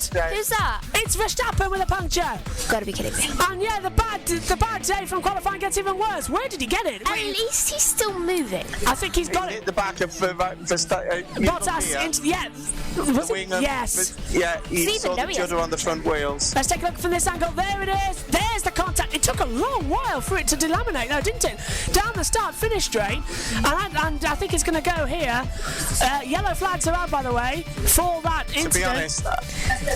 To be honest, I think that was Max's fault, not Valtteri's. Absolutely. Lap 10. And here comes Sergio. Sergio Perez now trying to get through on Danny Kvyat. The battle down towards turn 1. He's in the DRS zone. He pulls out to the inside line. So does Kvyat. Late on the brakes. And he goes through. And that was a great move by Perez. He's up into 8th. And the Mexicans love that, Megan. Lap 13. Oh, hello, Lando's in. Though, given the Leclerc situation, you said maybe lap 14. Yeah. So they might do team orders and say, like, okay, Leclerc come in. Vettel thinking, oh yeah, I've got a chance. Oh, there's a problem with Lando Norris. The front's off. Oh my god. Sorry, Lando Norris has got a problem with the front left tyre. It's not on. The McLaren guys are running down. And we just saw him pull him over as well. And Lando Norris, the tyre's not on. And that is absolutely disastrous for the young Brit who is challenging with his teammate. Let's take a look. So coming in, takes off those soft tyres, will put on the hards and just watch the left front. Look, it's off slow, it's on, and it's not on properly, and out it goes. And an unsafe release, but that's going to drop him way back. Lap 22. Well, Sorry to kind of cross you there, Dan. Alfa Romeo have dropped Antonio Giovinazzi's car. The jacks have failed, and the tyre was there. That means that the brake disc has been exposed to the floor, and they've let him go. But look at the tyres; they're all dirty now. And nearly hit the side of Robbie Kubica coming in as well. So a very mucky stop from Alfa Romeo there. Release, don't you think that's about this? That's the silliest. No, you carry on. Okay, hang on a sec. Look, he was never on. It wasn't on. It's the same thing. Yeah, the gun failed, so it was on. The jacks dropped. Oh, it ripped up the markings in the pit box. That was the stickers on the tyres, but it might have actually damaged the brake disc. And this Red Bull's got a problem. Here, which Red Bulls is this? It's Max Verstappen. His car's all over the place. You can see him jolting from left and right, coming through the S's. So unless he had a really bad exit, Megan, are you? that's not looking good at all. So it's all go now, isn't it, here in Mexico? Oh, this is why Verstappen had a problem. Oh, Verstappen hit Magnussen. Verstappen hit Magnussen, so that was the cause of that issue. Verstappen went off the track. He's passed off the track now. Lap 36. But it might not be if he gets past. Here comes Gasly once again in the DRS, pulls to the outside a bit earlier than last time, swings on, but swing low, sweet chariot, because Gasly's been passed by Sainz. They do the cut back, side by side, Sainz still ahead of Gasly. Unbelievable here at the moment. And they're trying to pull left and right. Down now into the turn 4. Gasly's got DRS again, pulls to the inside very late, and Sainz can't hold this one, and that's it through. Off goes Gasly. The race lead is involved in this one as well now, and nearly hits him. Sainz backs off. Vettel nearly goes into the back of him. He's split the gap up. Here comes Raikkonen now to have a go at Carlos Sainz, and Vettel's now dealt with the back markers. Gasly into 12th, Sainz 13th, Raikkonen 14th, and they're all closing in. Lap 43. Now, place your bets. Is it going to be Vettel? Is it going to be Leclerc coming in? I can't tell actually. Vettel. It's Leclerc. It's Leclerc. That's a shocker. Hamilton takes the lead. Hamilton will take the lead now. So that's a hard tyre combat. It's stopped. It's slow. It's happened again. Rear jack problem. And a tyre. Failure again. Oh no. Albon into second place. Bottas up into 4th. Vettel now 3rd. Hamilton leads. Shocking. I've got a theory. Yeah. I've got a theory. Is it the altitude playing because these are hydraulic jacks? Airgon's hydraulic jacks, yeah, I reckon it is the altitude. 2,250 metres above. Charles Leclerc and Ferrari once again rip up in the strategy department and have thrown away the chance of a 1-2. Let's take a look. Softs on, and look, it just doesn't work. Look, it's sparking. The nut didn't want to go on, and they just sent him. Wow! Lap 61. Down now towards turn 1. Ricciardo has the DRS on Sergio Perez. Perez knows this. Ricciardo pulls to the inside line, looks up, goes straight on, has to rejoin across the grass on the other side of the bollards, and spins it nearly into the wall. But he's still ahead of Perez. Perez comes back. Ricciardo in no shape to have a go there. And well, that was almost the safety car we needed. So yeah. Lap 71. Lewis Hamilton into the stadium sector, past the adoring fans in the Forest Sol, into the Pelotano and the Mansell. It's not the championship today for Lewis Hamilton, but it's one step closer. For the first time since 2016, Lewis Hamilton wins the Mexican Grand Prix, with second place going to Sebastian Vettel. Third goes to Valtteri Bottas. It's the same podium as the Grand Prix in Japan. just have flipped around with the two Mercedes. But Hamilton has now got one hand on that trophy going into the next race in America. We have a yellow in the third sector. The track is now clear at the Forest Sol. Not sure what happened there, but Leclerc fourth with the fastest lap as well. Albon fifth, Verstappen sixth. So Albon for the first time in a head-to-head race beats Verstappen. Then we get Perez, the local hero, finishes in P7. Ricciardo is 8th, Kvyat 9th. Gasly rounds out the top 10, and no rear wing for Nico Hülkenberg down the start-finish straight. What has happened there? Well, let's take a look. Danny Kvyat in the Forest Sol into the Peraltada. Kvyat lunges up the inside and spins Hülkenberg round and into the wall. I don't think they actually touched. They did touch. And into the wall. And Nico Hülkenberg, that was what the yellow flag was for. But it doesn't matter because Lewis Hamilton is the winner of the Mexico City Grand Prix. Next race, United States of America.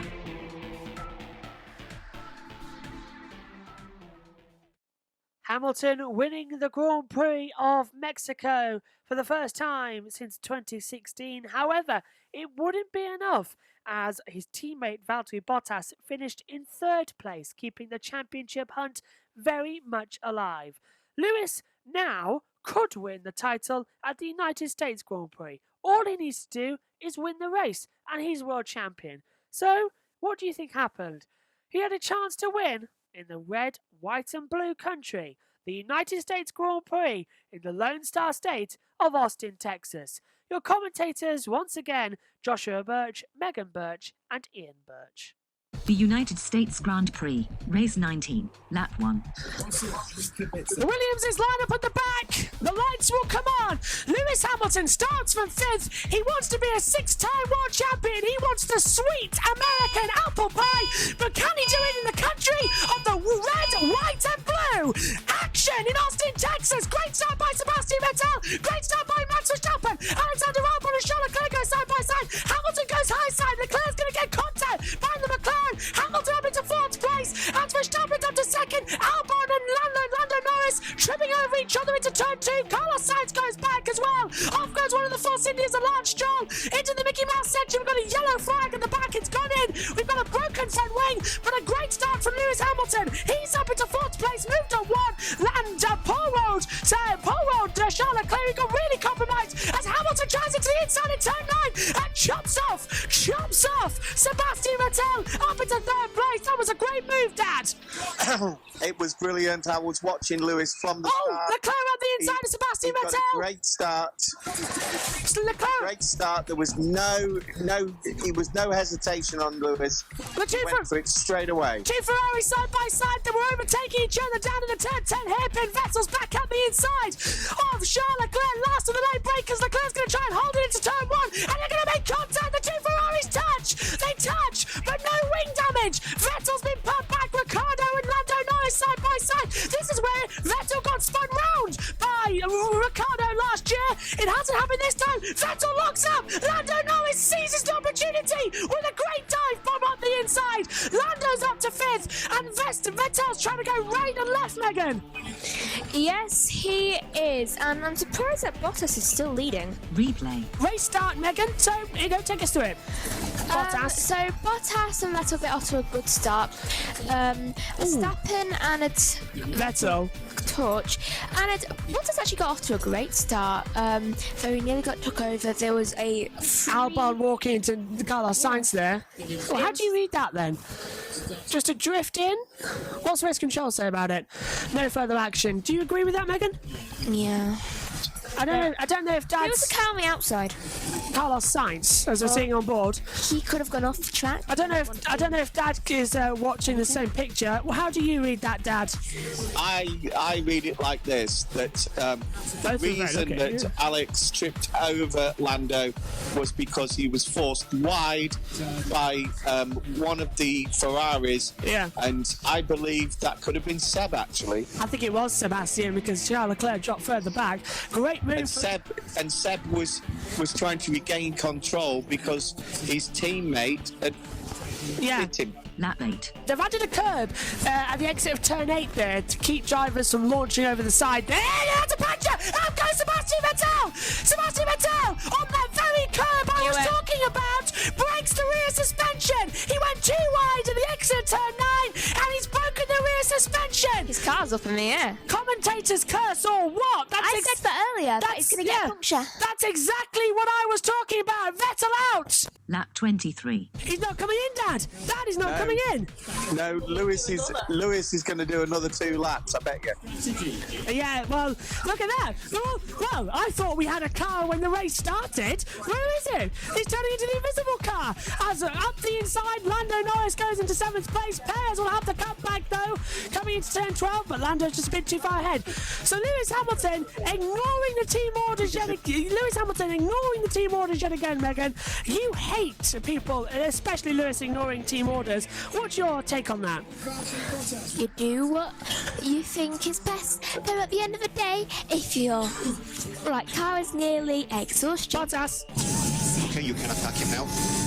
All right, now he can go. You can attack him. Look at this. But actually, they're so close. The two Mercedes could take each other off here. This is the battle for the championship. Hamilton hasn't come in. Yeah. Bottas is going for it, and they're going to go side by side into turn 12. Bottas takes the inside line. He's a wide line, and Bottas leads in America, and Hamilton lets him through.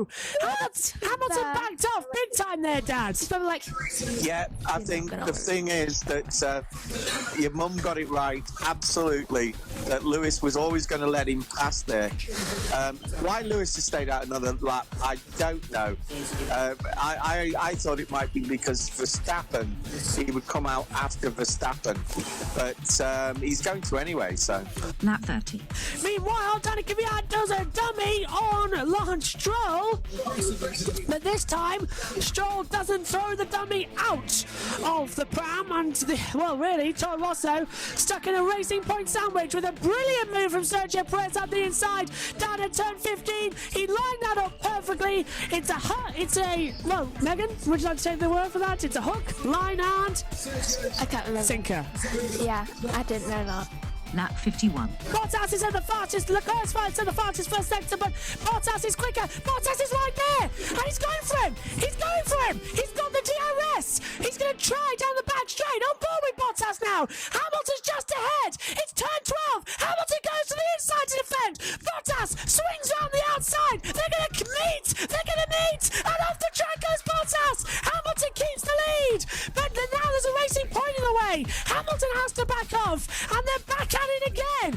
And now, would the stewards look at that? I'm not too sure, Dad. I don't think so. I think that was Valtteri's mistake. He went a bit too deep and he went in too hot. Megan, what's your opinion? I think it's all the other car's mistake. All right, fair point. He's going to have to try again down the start-finish straight. He's got another back marker just in front of him on the Toro Rosso. Lap 52. Look how much Bottas makes up. And he's on him, on the inside. Hamilton hasn't got the pace. Bottas has the tyres and the DRS, which is activated now. Hamilton's a sitting duck. Bottas goes to the inside line, and Valtteri Bottas takes the lead. Can Hamilton do anything? Into turn 12. He looks to the outside, takes the wide line. Little bit of understeer.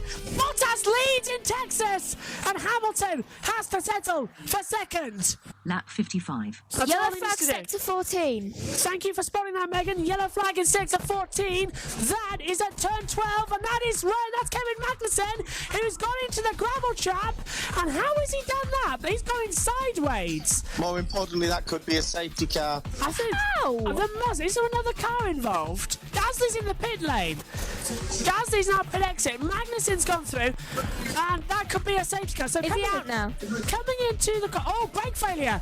Big brake failure. He's out. And brakes locked in the rears and spat him into the gravel. Lap 56. Valtteri Bottas wins the battle but loses the war. He's a four-time winner in 2019.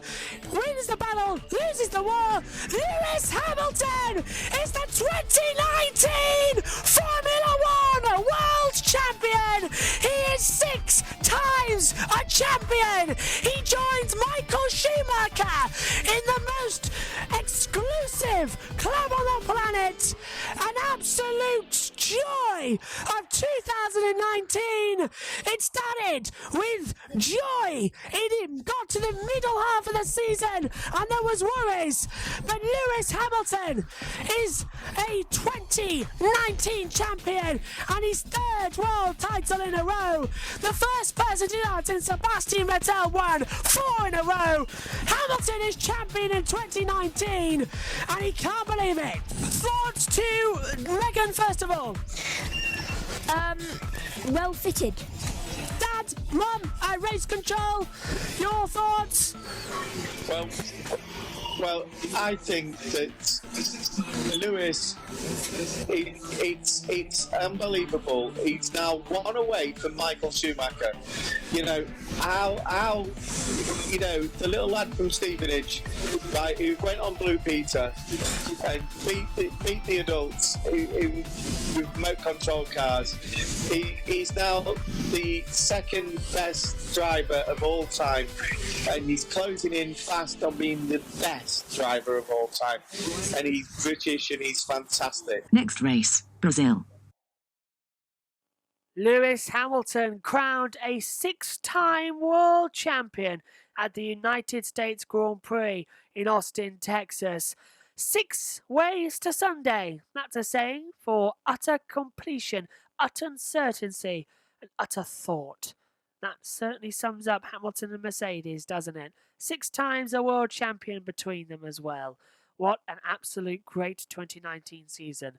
But it wasn't all done. The battle for 5th place in the championship was hotting up between Renault, Racing Point and Toro Rosso. McLaren had secured themselves in 4th place as well, so it was all to play for between Renault, Toro Rosso and Racing Point.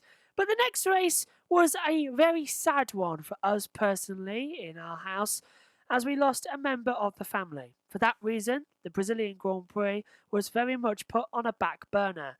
But we all agreed to do the Sunday race. But Megan, we understood, was not present. So the commentators for round 20, the Brazilian Grand Prix, are Joshua Birch and Ian Birch. And to take our minds off it, we were given another absolute classic, my personal favourite race of the season. The Brazilian Grand Prix, race 20, lap 1. The drivers are feeling that the right-hand boot is just a little bit too tight, the gloves a little bit too loose. You stay calm, the lights will come on.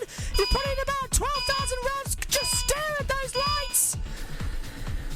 Action at Sao Paulo, control the wheel spin, and it's a good start from Vettel, it's a good start from Hamilton. Verstappen leads into turn 1. Who's going to get round the outside? Hamilton tries it. Oh, it's a little bit dangerous, but Bottas keeps position. Vettel has to stand back, no contact there to turn 1 as they head down now towards Casino del Lago. Great start from Hamilton though. He's got ahead of Sebastian Vettel. Vettel's trying to go around the outside into Casino del Lago for the first time. Raikkonen's on with Kevin Magnussen. Lando Norris is there as well. Carlos Sainz has made a good start from the back of the grid, but meanwhile we've just got left, right as we head up now towards Mugello for the first time. Great lead from the race starter of Max Verstappen. He got a great launch. Look at Carlos Sainz and Lando Norris beginning to car their way through. Great stuff. There's Lando alongside Antonio Giovinazzi, and we've got Ricciardo right round the outside of Charles Leclerc to the inside. That's going to be a risky move. Lando Norris is forced off a bit wider.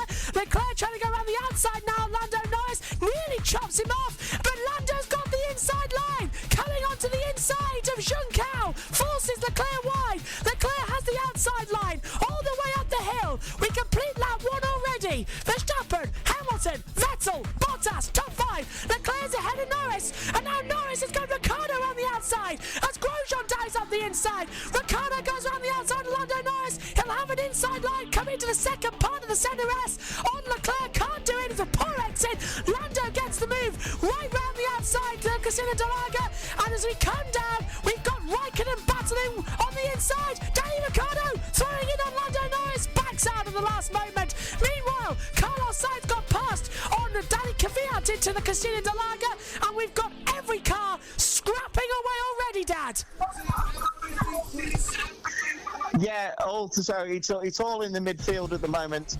There's quite a few lockups on the first two corners, but frankly, no contact between anyone. There was nearly contact between the Haas and one of the cars behind you. I think it was the Renault, but the Renault managed to brake. Let's look at the start again. That's a beautiful start. I said to Megan before the start that I fancy the Red Bulls to really get off to a flying start here. And you can see from the start, Verstappen just flew away.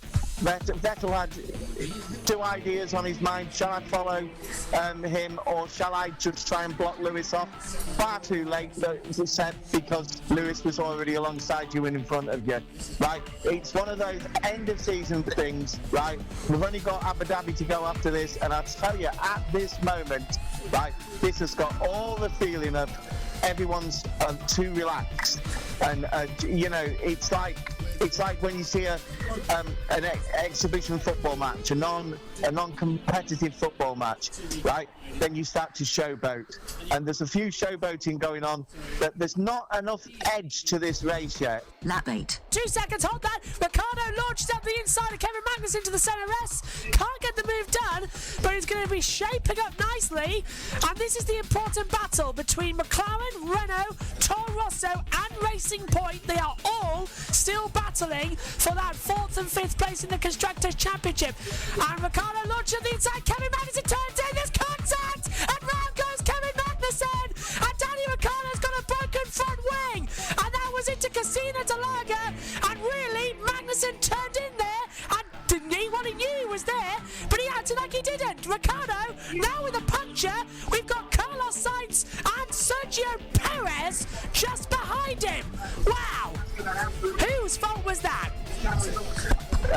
I think it was just a racing incident. They were both not giving up. Replay. If you look at that clip again of the slow motion, you realise that in slow motion time, you see that the front end bits of the Renault's front wing flick off, flick behind, right, and he's flicked off the rear wheels and lands straight on the cockpit and the head of the McLaren behind. Leclerc dives up the inside of Pierre Gasly, gets the move done. Into the top 6 comes Leclerc after just 10 laps. Now the battle is on, and I think this is going to be what you were talking about, Dad. Yeah. Let's have a replay. Okay, we see some left-hand front wing end plate damage, but no big aero effect at the moment.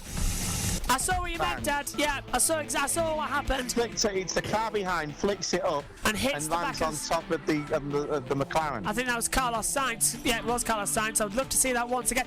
Here you go, Dad. Great spot. Ready? Bang. Great spot. Yeah. Yeah, and that was Carlos Sainz. Great spot there. I'm glad the halo comes to the rescue again. Lap 15. Time penalty.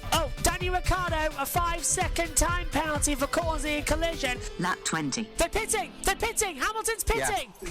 So he was quicker, and he's been gaining on him. But Mercedes think they can undercut Red Bull. Just proves those new tyre graphics are rubbish. Because if Hamilton was at 70-80%, he will be pitting for fresh rubber. Away goes Lewis Hamilton, and I believe he's put an old set of compound tyres on. I'm double checking. Yeah, Hamilton's got no new set of the red softs to which he's put on. So he's on an old set of compound tyres, presumably once he's scrubbed, but that promotes Vettel to second, Bottas to third, Albon to fourth, and Leclerc, who can go longer on his stints, is up into 5th place. Lap 22. Race leader in, and who's going to have the better stop now? This is going to be super, super, super smooth. Off go the softs, on go his brand new set of softs. What a pit stop! As into the pit lane comes Robert Kubica. What a pit stop from everyone, Ted! It's a great stop. It's a sub 2 second. Oh, welcome to that. Williams coming through as well. Williams, let go, and it's going to change the lead of the race. Vettel leads. Vettel from Bottas, Albon third. The Williams coming out of George Russell and Robert Kubica, and that has cost it all. What an absolute bargain! And now Hamilton effectively takes the lead of the Brazilian Grand Prix. He's right behind Charles Leclerc, and Leclerc isn't going to keep in there.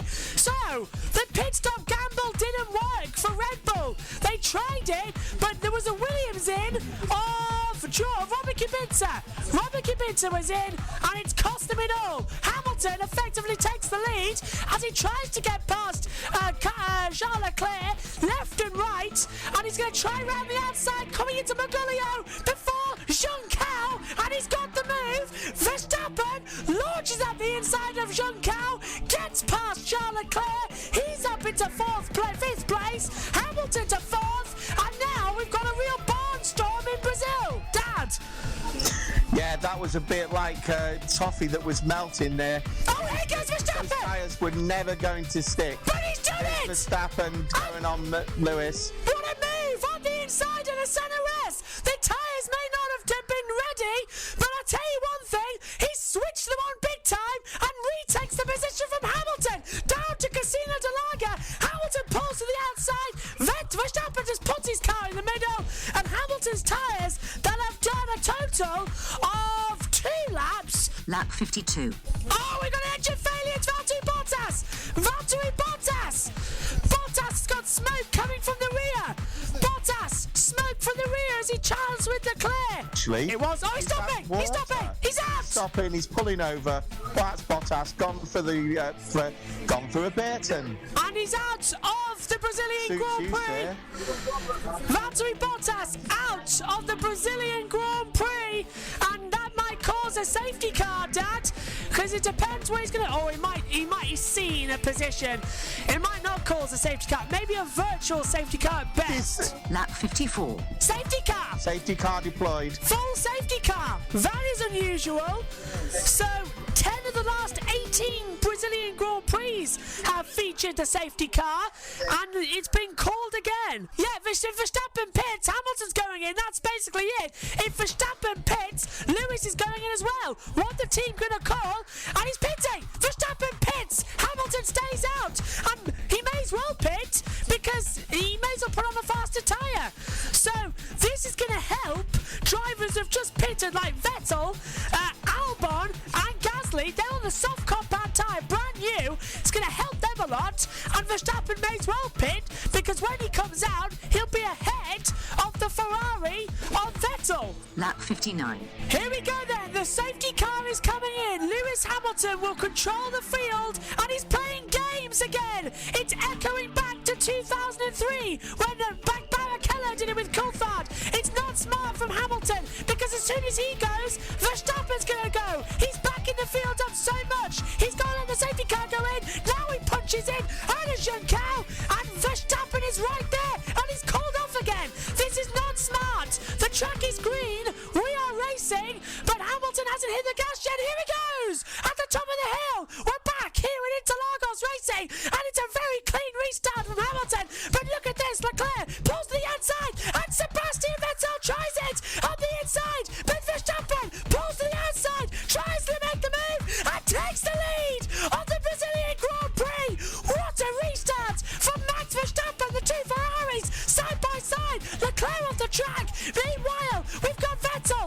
He's trying on a go again round the outside of Albon. Hamilton at the curve de Sol into Casino de Laga.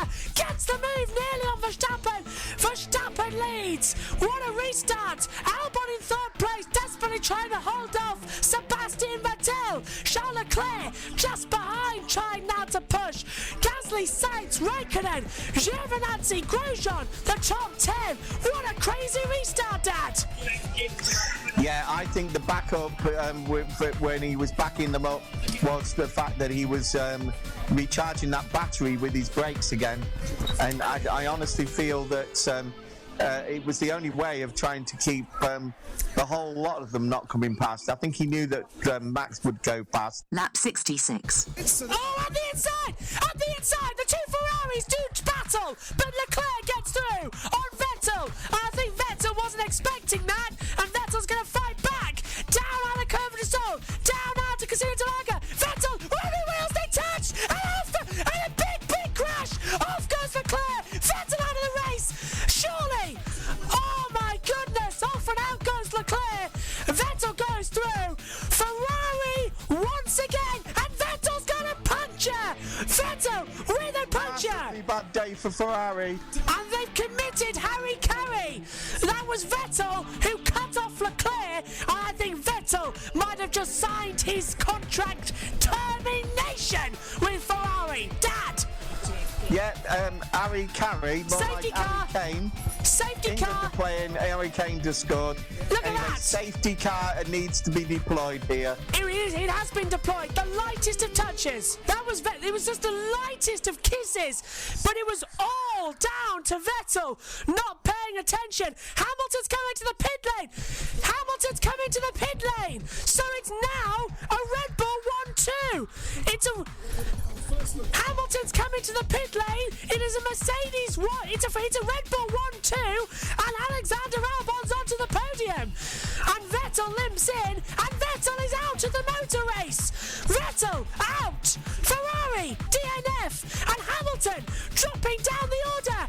It's a Red Bull Toro Rosso 1, 2, 3. What a wipeout! Replay.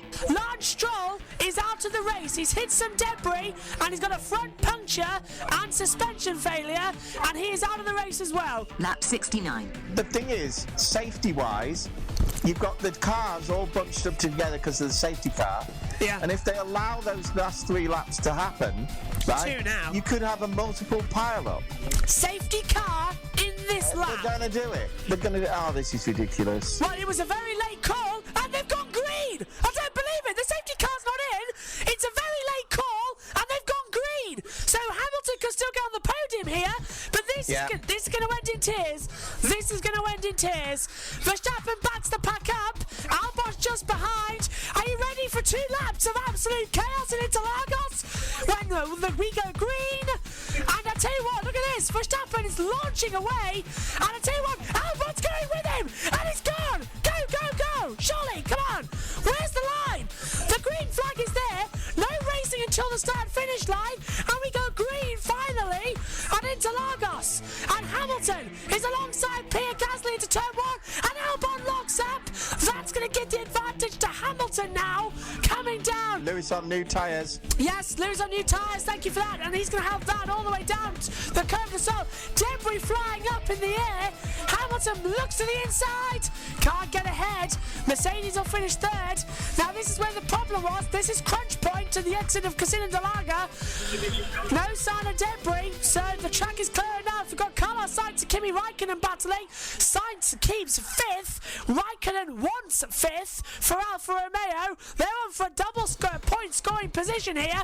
Red Bull are in the battle as well. Renault battling with Giovinazzi as Hamilton goes for Albon, and around goes Albon, and Hamilton in contact, and Albon spun round. Pierre Gasly takes 2nd. Hamilton surely will get a penalty for that, and Alexander Albon drops all the way to 15th place. Hamilton will get a penalty for that, which means that we're going to see a podium for McLaren for the first time since 2014. It's the last lap.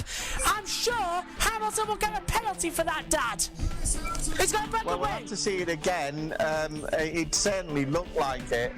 It's just a simple case if it's a slam dunk, if it was similar to the other one. I think He's got a puncher. Has he? No, he hasn't. I don't think so. Pierre Gasly's in 2nd place. Pierre Gasly's going to finish in 2nd place. Verstappen's going to finish on, take the win. Hamilton at the moment, surely on for a penalty. And Carlos Sainz, if I was him, I would be going like a stabbed rat to get ahead. Here's the move. That's Hamilton. I think that's Hamilton. Too late. No, he didn't move. And he was alongside. So I think that's a racing incident. They might. It's under investigation, so we might have to halt for the podium. Look, it's under investigation, but it's going to be a battle. Gasly's going to hold off Hamilton for 2nd place. It's going to be a drag to the line in case it's changed, but it's got a good run out of Junção. But Max Verstappen wins a barnstorm crazy Brazilian Grand Prix, and there's going to be contact for sure as Hamilton battles Gasly to the line. Gasly is 2nd. Hamilton finishes in 3rd, but is under investigation. So maybe applaud McLaren, who might get a podium. But on the day that Red Bull have finally dominated. What a race in Brazil. Toro Rosso have a podium. They have a second place. Wow. Verstappen wins in Brazil. Gasly is second. We could have McLaren on the podium with Carlos Sainz as well. What an absolute brilliant Brazilian Grand Prix. Next race, Abu Dhabi. It was an absolute fantastic Grand Prix, the Brazilian race. It had everything. Drama, safety cars, Ferrari committing hara-kiri, taking each other out. Leclerc and Vettel. It's very much Vettel's fault for cutting off Leclerc as well. Bottas out of the race. Hamilton with a penalty for spinning around Albon. Gasly out-dragging a Mercedes to take second place. And Carlos Sainz and McLaren getting their first podium back since 2014 and Sainz's first ever podium. The same that for Gasly. But the winner was Max Verstappen, and he did it with absolute skill, determination as well. It was an absolute cracking race. Sadly, we could say that about the next race in Abu Dhabi, but it was a bit of a lackluster Grand Prix. However, it was the last race of this amazing 2019 season, which has had ups and lows, extreme highs and extreme sad moments as well.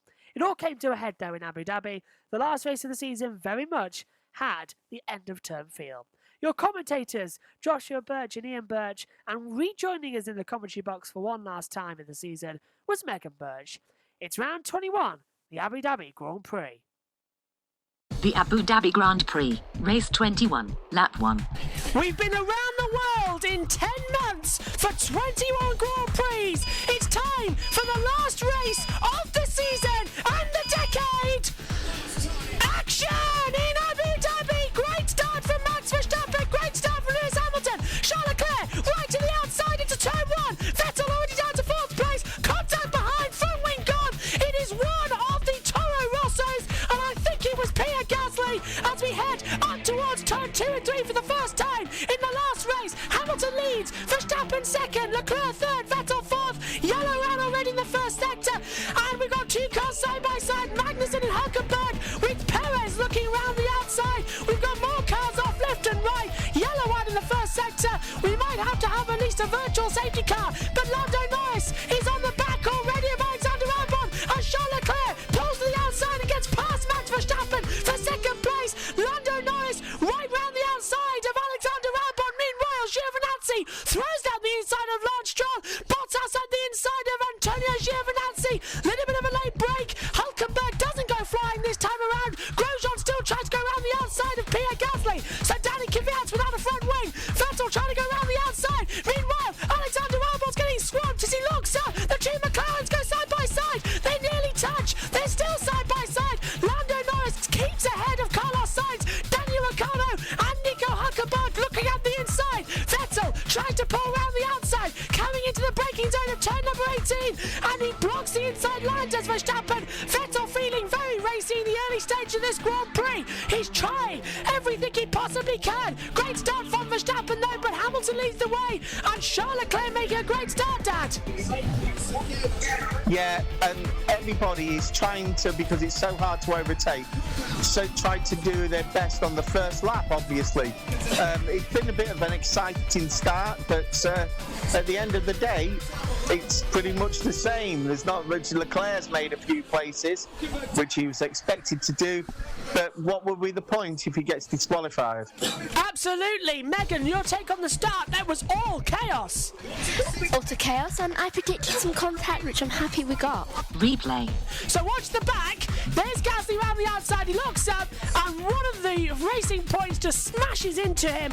I'm having a quick look. He managed to hit both. Yeah, he did actually. Gasly. So I believe he hit Lance Stroll. Lance Stroll hit him as he's the two McLarens touch wheels. They did. The two McLarens are great at it. Hammer and Tom coming into the last corner, and that is taking an awfully long time to repair that front wing. He's gone onto the hard compound tyre. He does have one set to that left as Pierre Gasly, so that's him done for the end of the day. Lap 4. As race control, DRS currently disabled due to a technical issue. I've never seen that one before, Megan.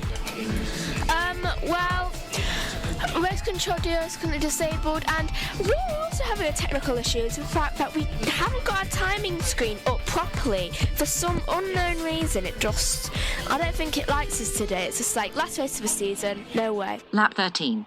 Ferrari getting ready for a pit stop. It's a hard compound tyre.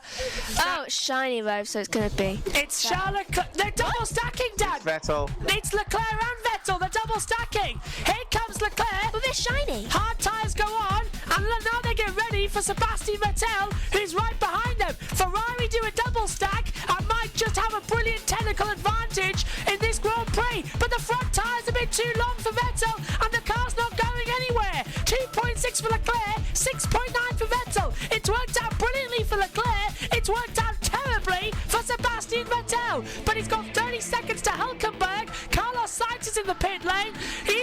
Where's Hülkenberg? Is he going to split the two Ferraris? Vettel comes out. I can't see it. And here's a replay. It's all on the left-hand side. The K-Ting comes up, but the gun doesn't work. Tries to push it on, and so much doesn't work. I feel that was the fact that they tried to do two at once, why the gun didn't work the second time. Looks like it, yeah. Rear didn't work as well. But the conspiracy theory, and I've never been in with that, but Sebastian believes in it strongly, is that they favour Charles. Lap 23. Back and front wing! And that is, I believe, it is indeed the 88 of Robin Kubica. He's tapped someone with the front wing, and an end plate gone. Bit of the floor damaged as well, barge board off. What do you reckon of that, Dad? I was just thinking, the thing that flipped up, was that a wheel rim? Well, let's take a look. He's battling with Antonio Giovinazzi. Giovinazzi holds it into the inside. That's not cricket. What's happened there then? So I should hope no, it's motorsport. Giovinazzi pulls to the outside line, turns in, holds it, and ooh. How do you read that one? I reckon that's Giovinazzi. I don't think he's saying a very Merry Christmas. I think that's another thing to do with Robert's hand situation. I don't think he could have, Lap 26. Here's Max Verstappen in from second place. That will promote Charles Leclerc up. They've done really well. 25 laps on those mediums. And a new set of hards to the end of the race. This is looking good for Red Bull and Mercedes. They've timed this strategy perfectly. And now they can really start to go. Who else in the pit lane? Robin Kubica has just come in. He's changed the front wing as well, we believe.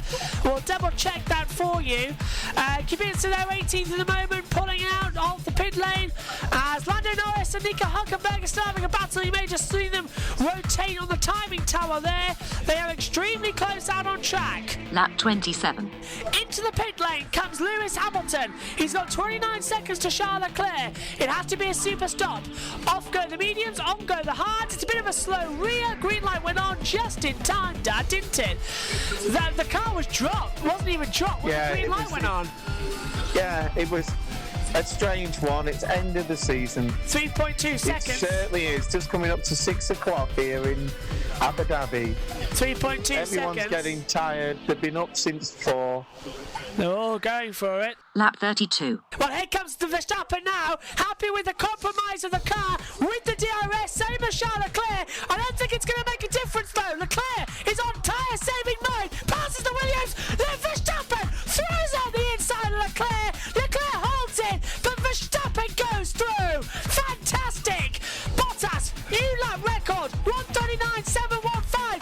And he's left him in for the dust. And the Williams is having a go to unlap himself. Leclerc goes high side, very low on the brakes, turns it too late. They nearly touch. These two have been going at it all year. Where did Leclerc find that pace in the braking zone? That was unbelievable, but he couldn't get it past Verstappen. Great move. Lap 39.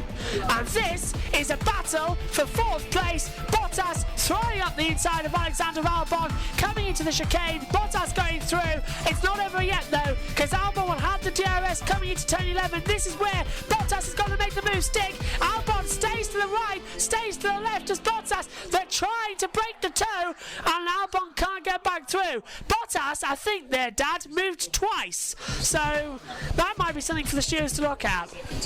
Yeah, but he'll say that it was because he was positioning himself to the corner. Lap 46. Perez going for Hulkenberg, very late on the inside, gets the move done. Hulkenberg will get the exit though. Good move. Very good move from Perez. Can he hold it? Here comes Hulkenberg though with the DRS. Perez knows he can't hold it, and it's going to be a drag into turn 11. Pulls to the outside. Perez has to defend. Breaks later. Hulkenberg will try and get the slipstream through the chicane, but he can't do it. That was a great move from Sergio Perez. Lap 54. Vettel goes to the outside, coming into turn 8. Albon holds on the inside line. Forces Vettel a bit too deep. That was a lovely bit of defence from Albon. And now it's put Vettel right on the back of him, coming down through turn 10. Open up the DRS. Pull to the outside goes Vettel. Albon will hold the inside line with all he's got, but the DRS is just too powerful, and evidence as to why we shouldn't have it, because that would have been a thrilling fight. Vettel through to 5th, Albon down to 6th place as well. Lap 55. A new lap record, a 1:39.283 now goes to Lewis Hamilton. He will get 26 World Championship points. Lando Norris having to defend once again from Sergio Perez. They only have 2 more tours. Two more tours after this actually. So Lando's really got to start pushing as we're approaching the last lap of 2019, guys. This is going to be a big one. It's the final lap of the 2019 Formula One season. Lewis Hamilton, the world champion in 2019, leads the way. He has a whopping 18-second advantage over Max Verstappen, but the battles we're watching, can Bottas catch Leclerc? The computer is currently saying no. So we look further down the order to the next nearest battle. Lando Norris and Sergio Perez for 7th and 8th. This could be their battle royale. Megan, what a season this has been. Who do you think is your driver of the day? Hulkenberg, because it's his last race. Dad, who's your driver of the day? Bottas. Dad, who's... Lewis for winning, but Bottas. Bottas has come from last on the grid to 4th. And might still get 3rd if Leclerc has that penalty, so that is something to bear in mind. Who's your driver of the season, Dad? Lewis. Who's your rookie of the year, Dad? Albon. Megan, who's your driver of the year? Bottas. Who's your rookie of the year? Albon. Well, the battle's still brewing. Bottas has catched Leclerc, and meanwhile, Perez and Norris are getting very close as well. It's all still to play for here. Thank you both for your commentary this season as well. We'll see you again in 2020. But let's have a fantastic last lap of the last decade. Lewis Hamilton, 6 times a world champion, 9 times a winner. Lewis Hamilton wins the 2019 Abu Dhabi Grand Prix. Brilliant, Lewis. Sends out the decade with absolutely joy and redemption and highs. What a decade it has been for Hamilton. Verstappen confirmed in 2nd place, and now the battle for 3rd is on. Leclerc is under investigation, remember, but it could still be lost. Valtteri Bottas has only got the last few corners. He's trying everything. This one might have to be settled in the courtrooms because Leclerc's going to finish 3rd, but under investigation for a fuel issue. But we got Bottas in 4th, but on the road it matters. It's Charles Leclerc on the podium in 3rd place. Valtteri Bottas from 20th to 4th, and that is absolutely fantastic. What a race it's been. And Lando Norris has been beaten by Sergio Perez. Perez made the move on the last lap. But Lewis Hamilton wins the 2019 Abu Dhabi Grand Prix. He signs out his championship year in style and sees out the decade with a new blood to go into 2020 to become the greatest of all time. 2019 completed. Next up, 2020. Lewis Hamilton wins the last race of the year. What happened?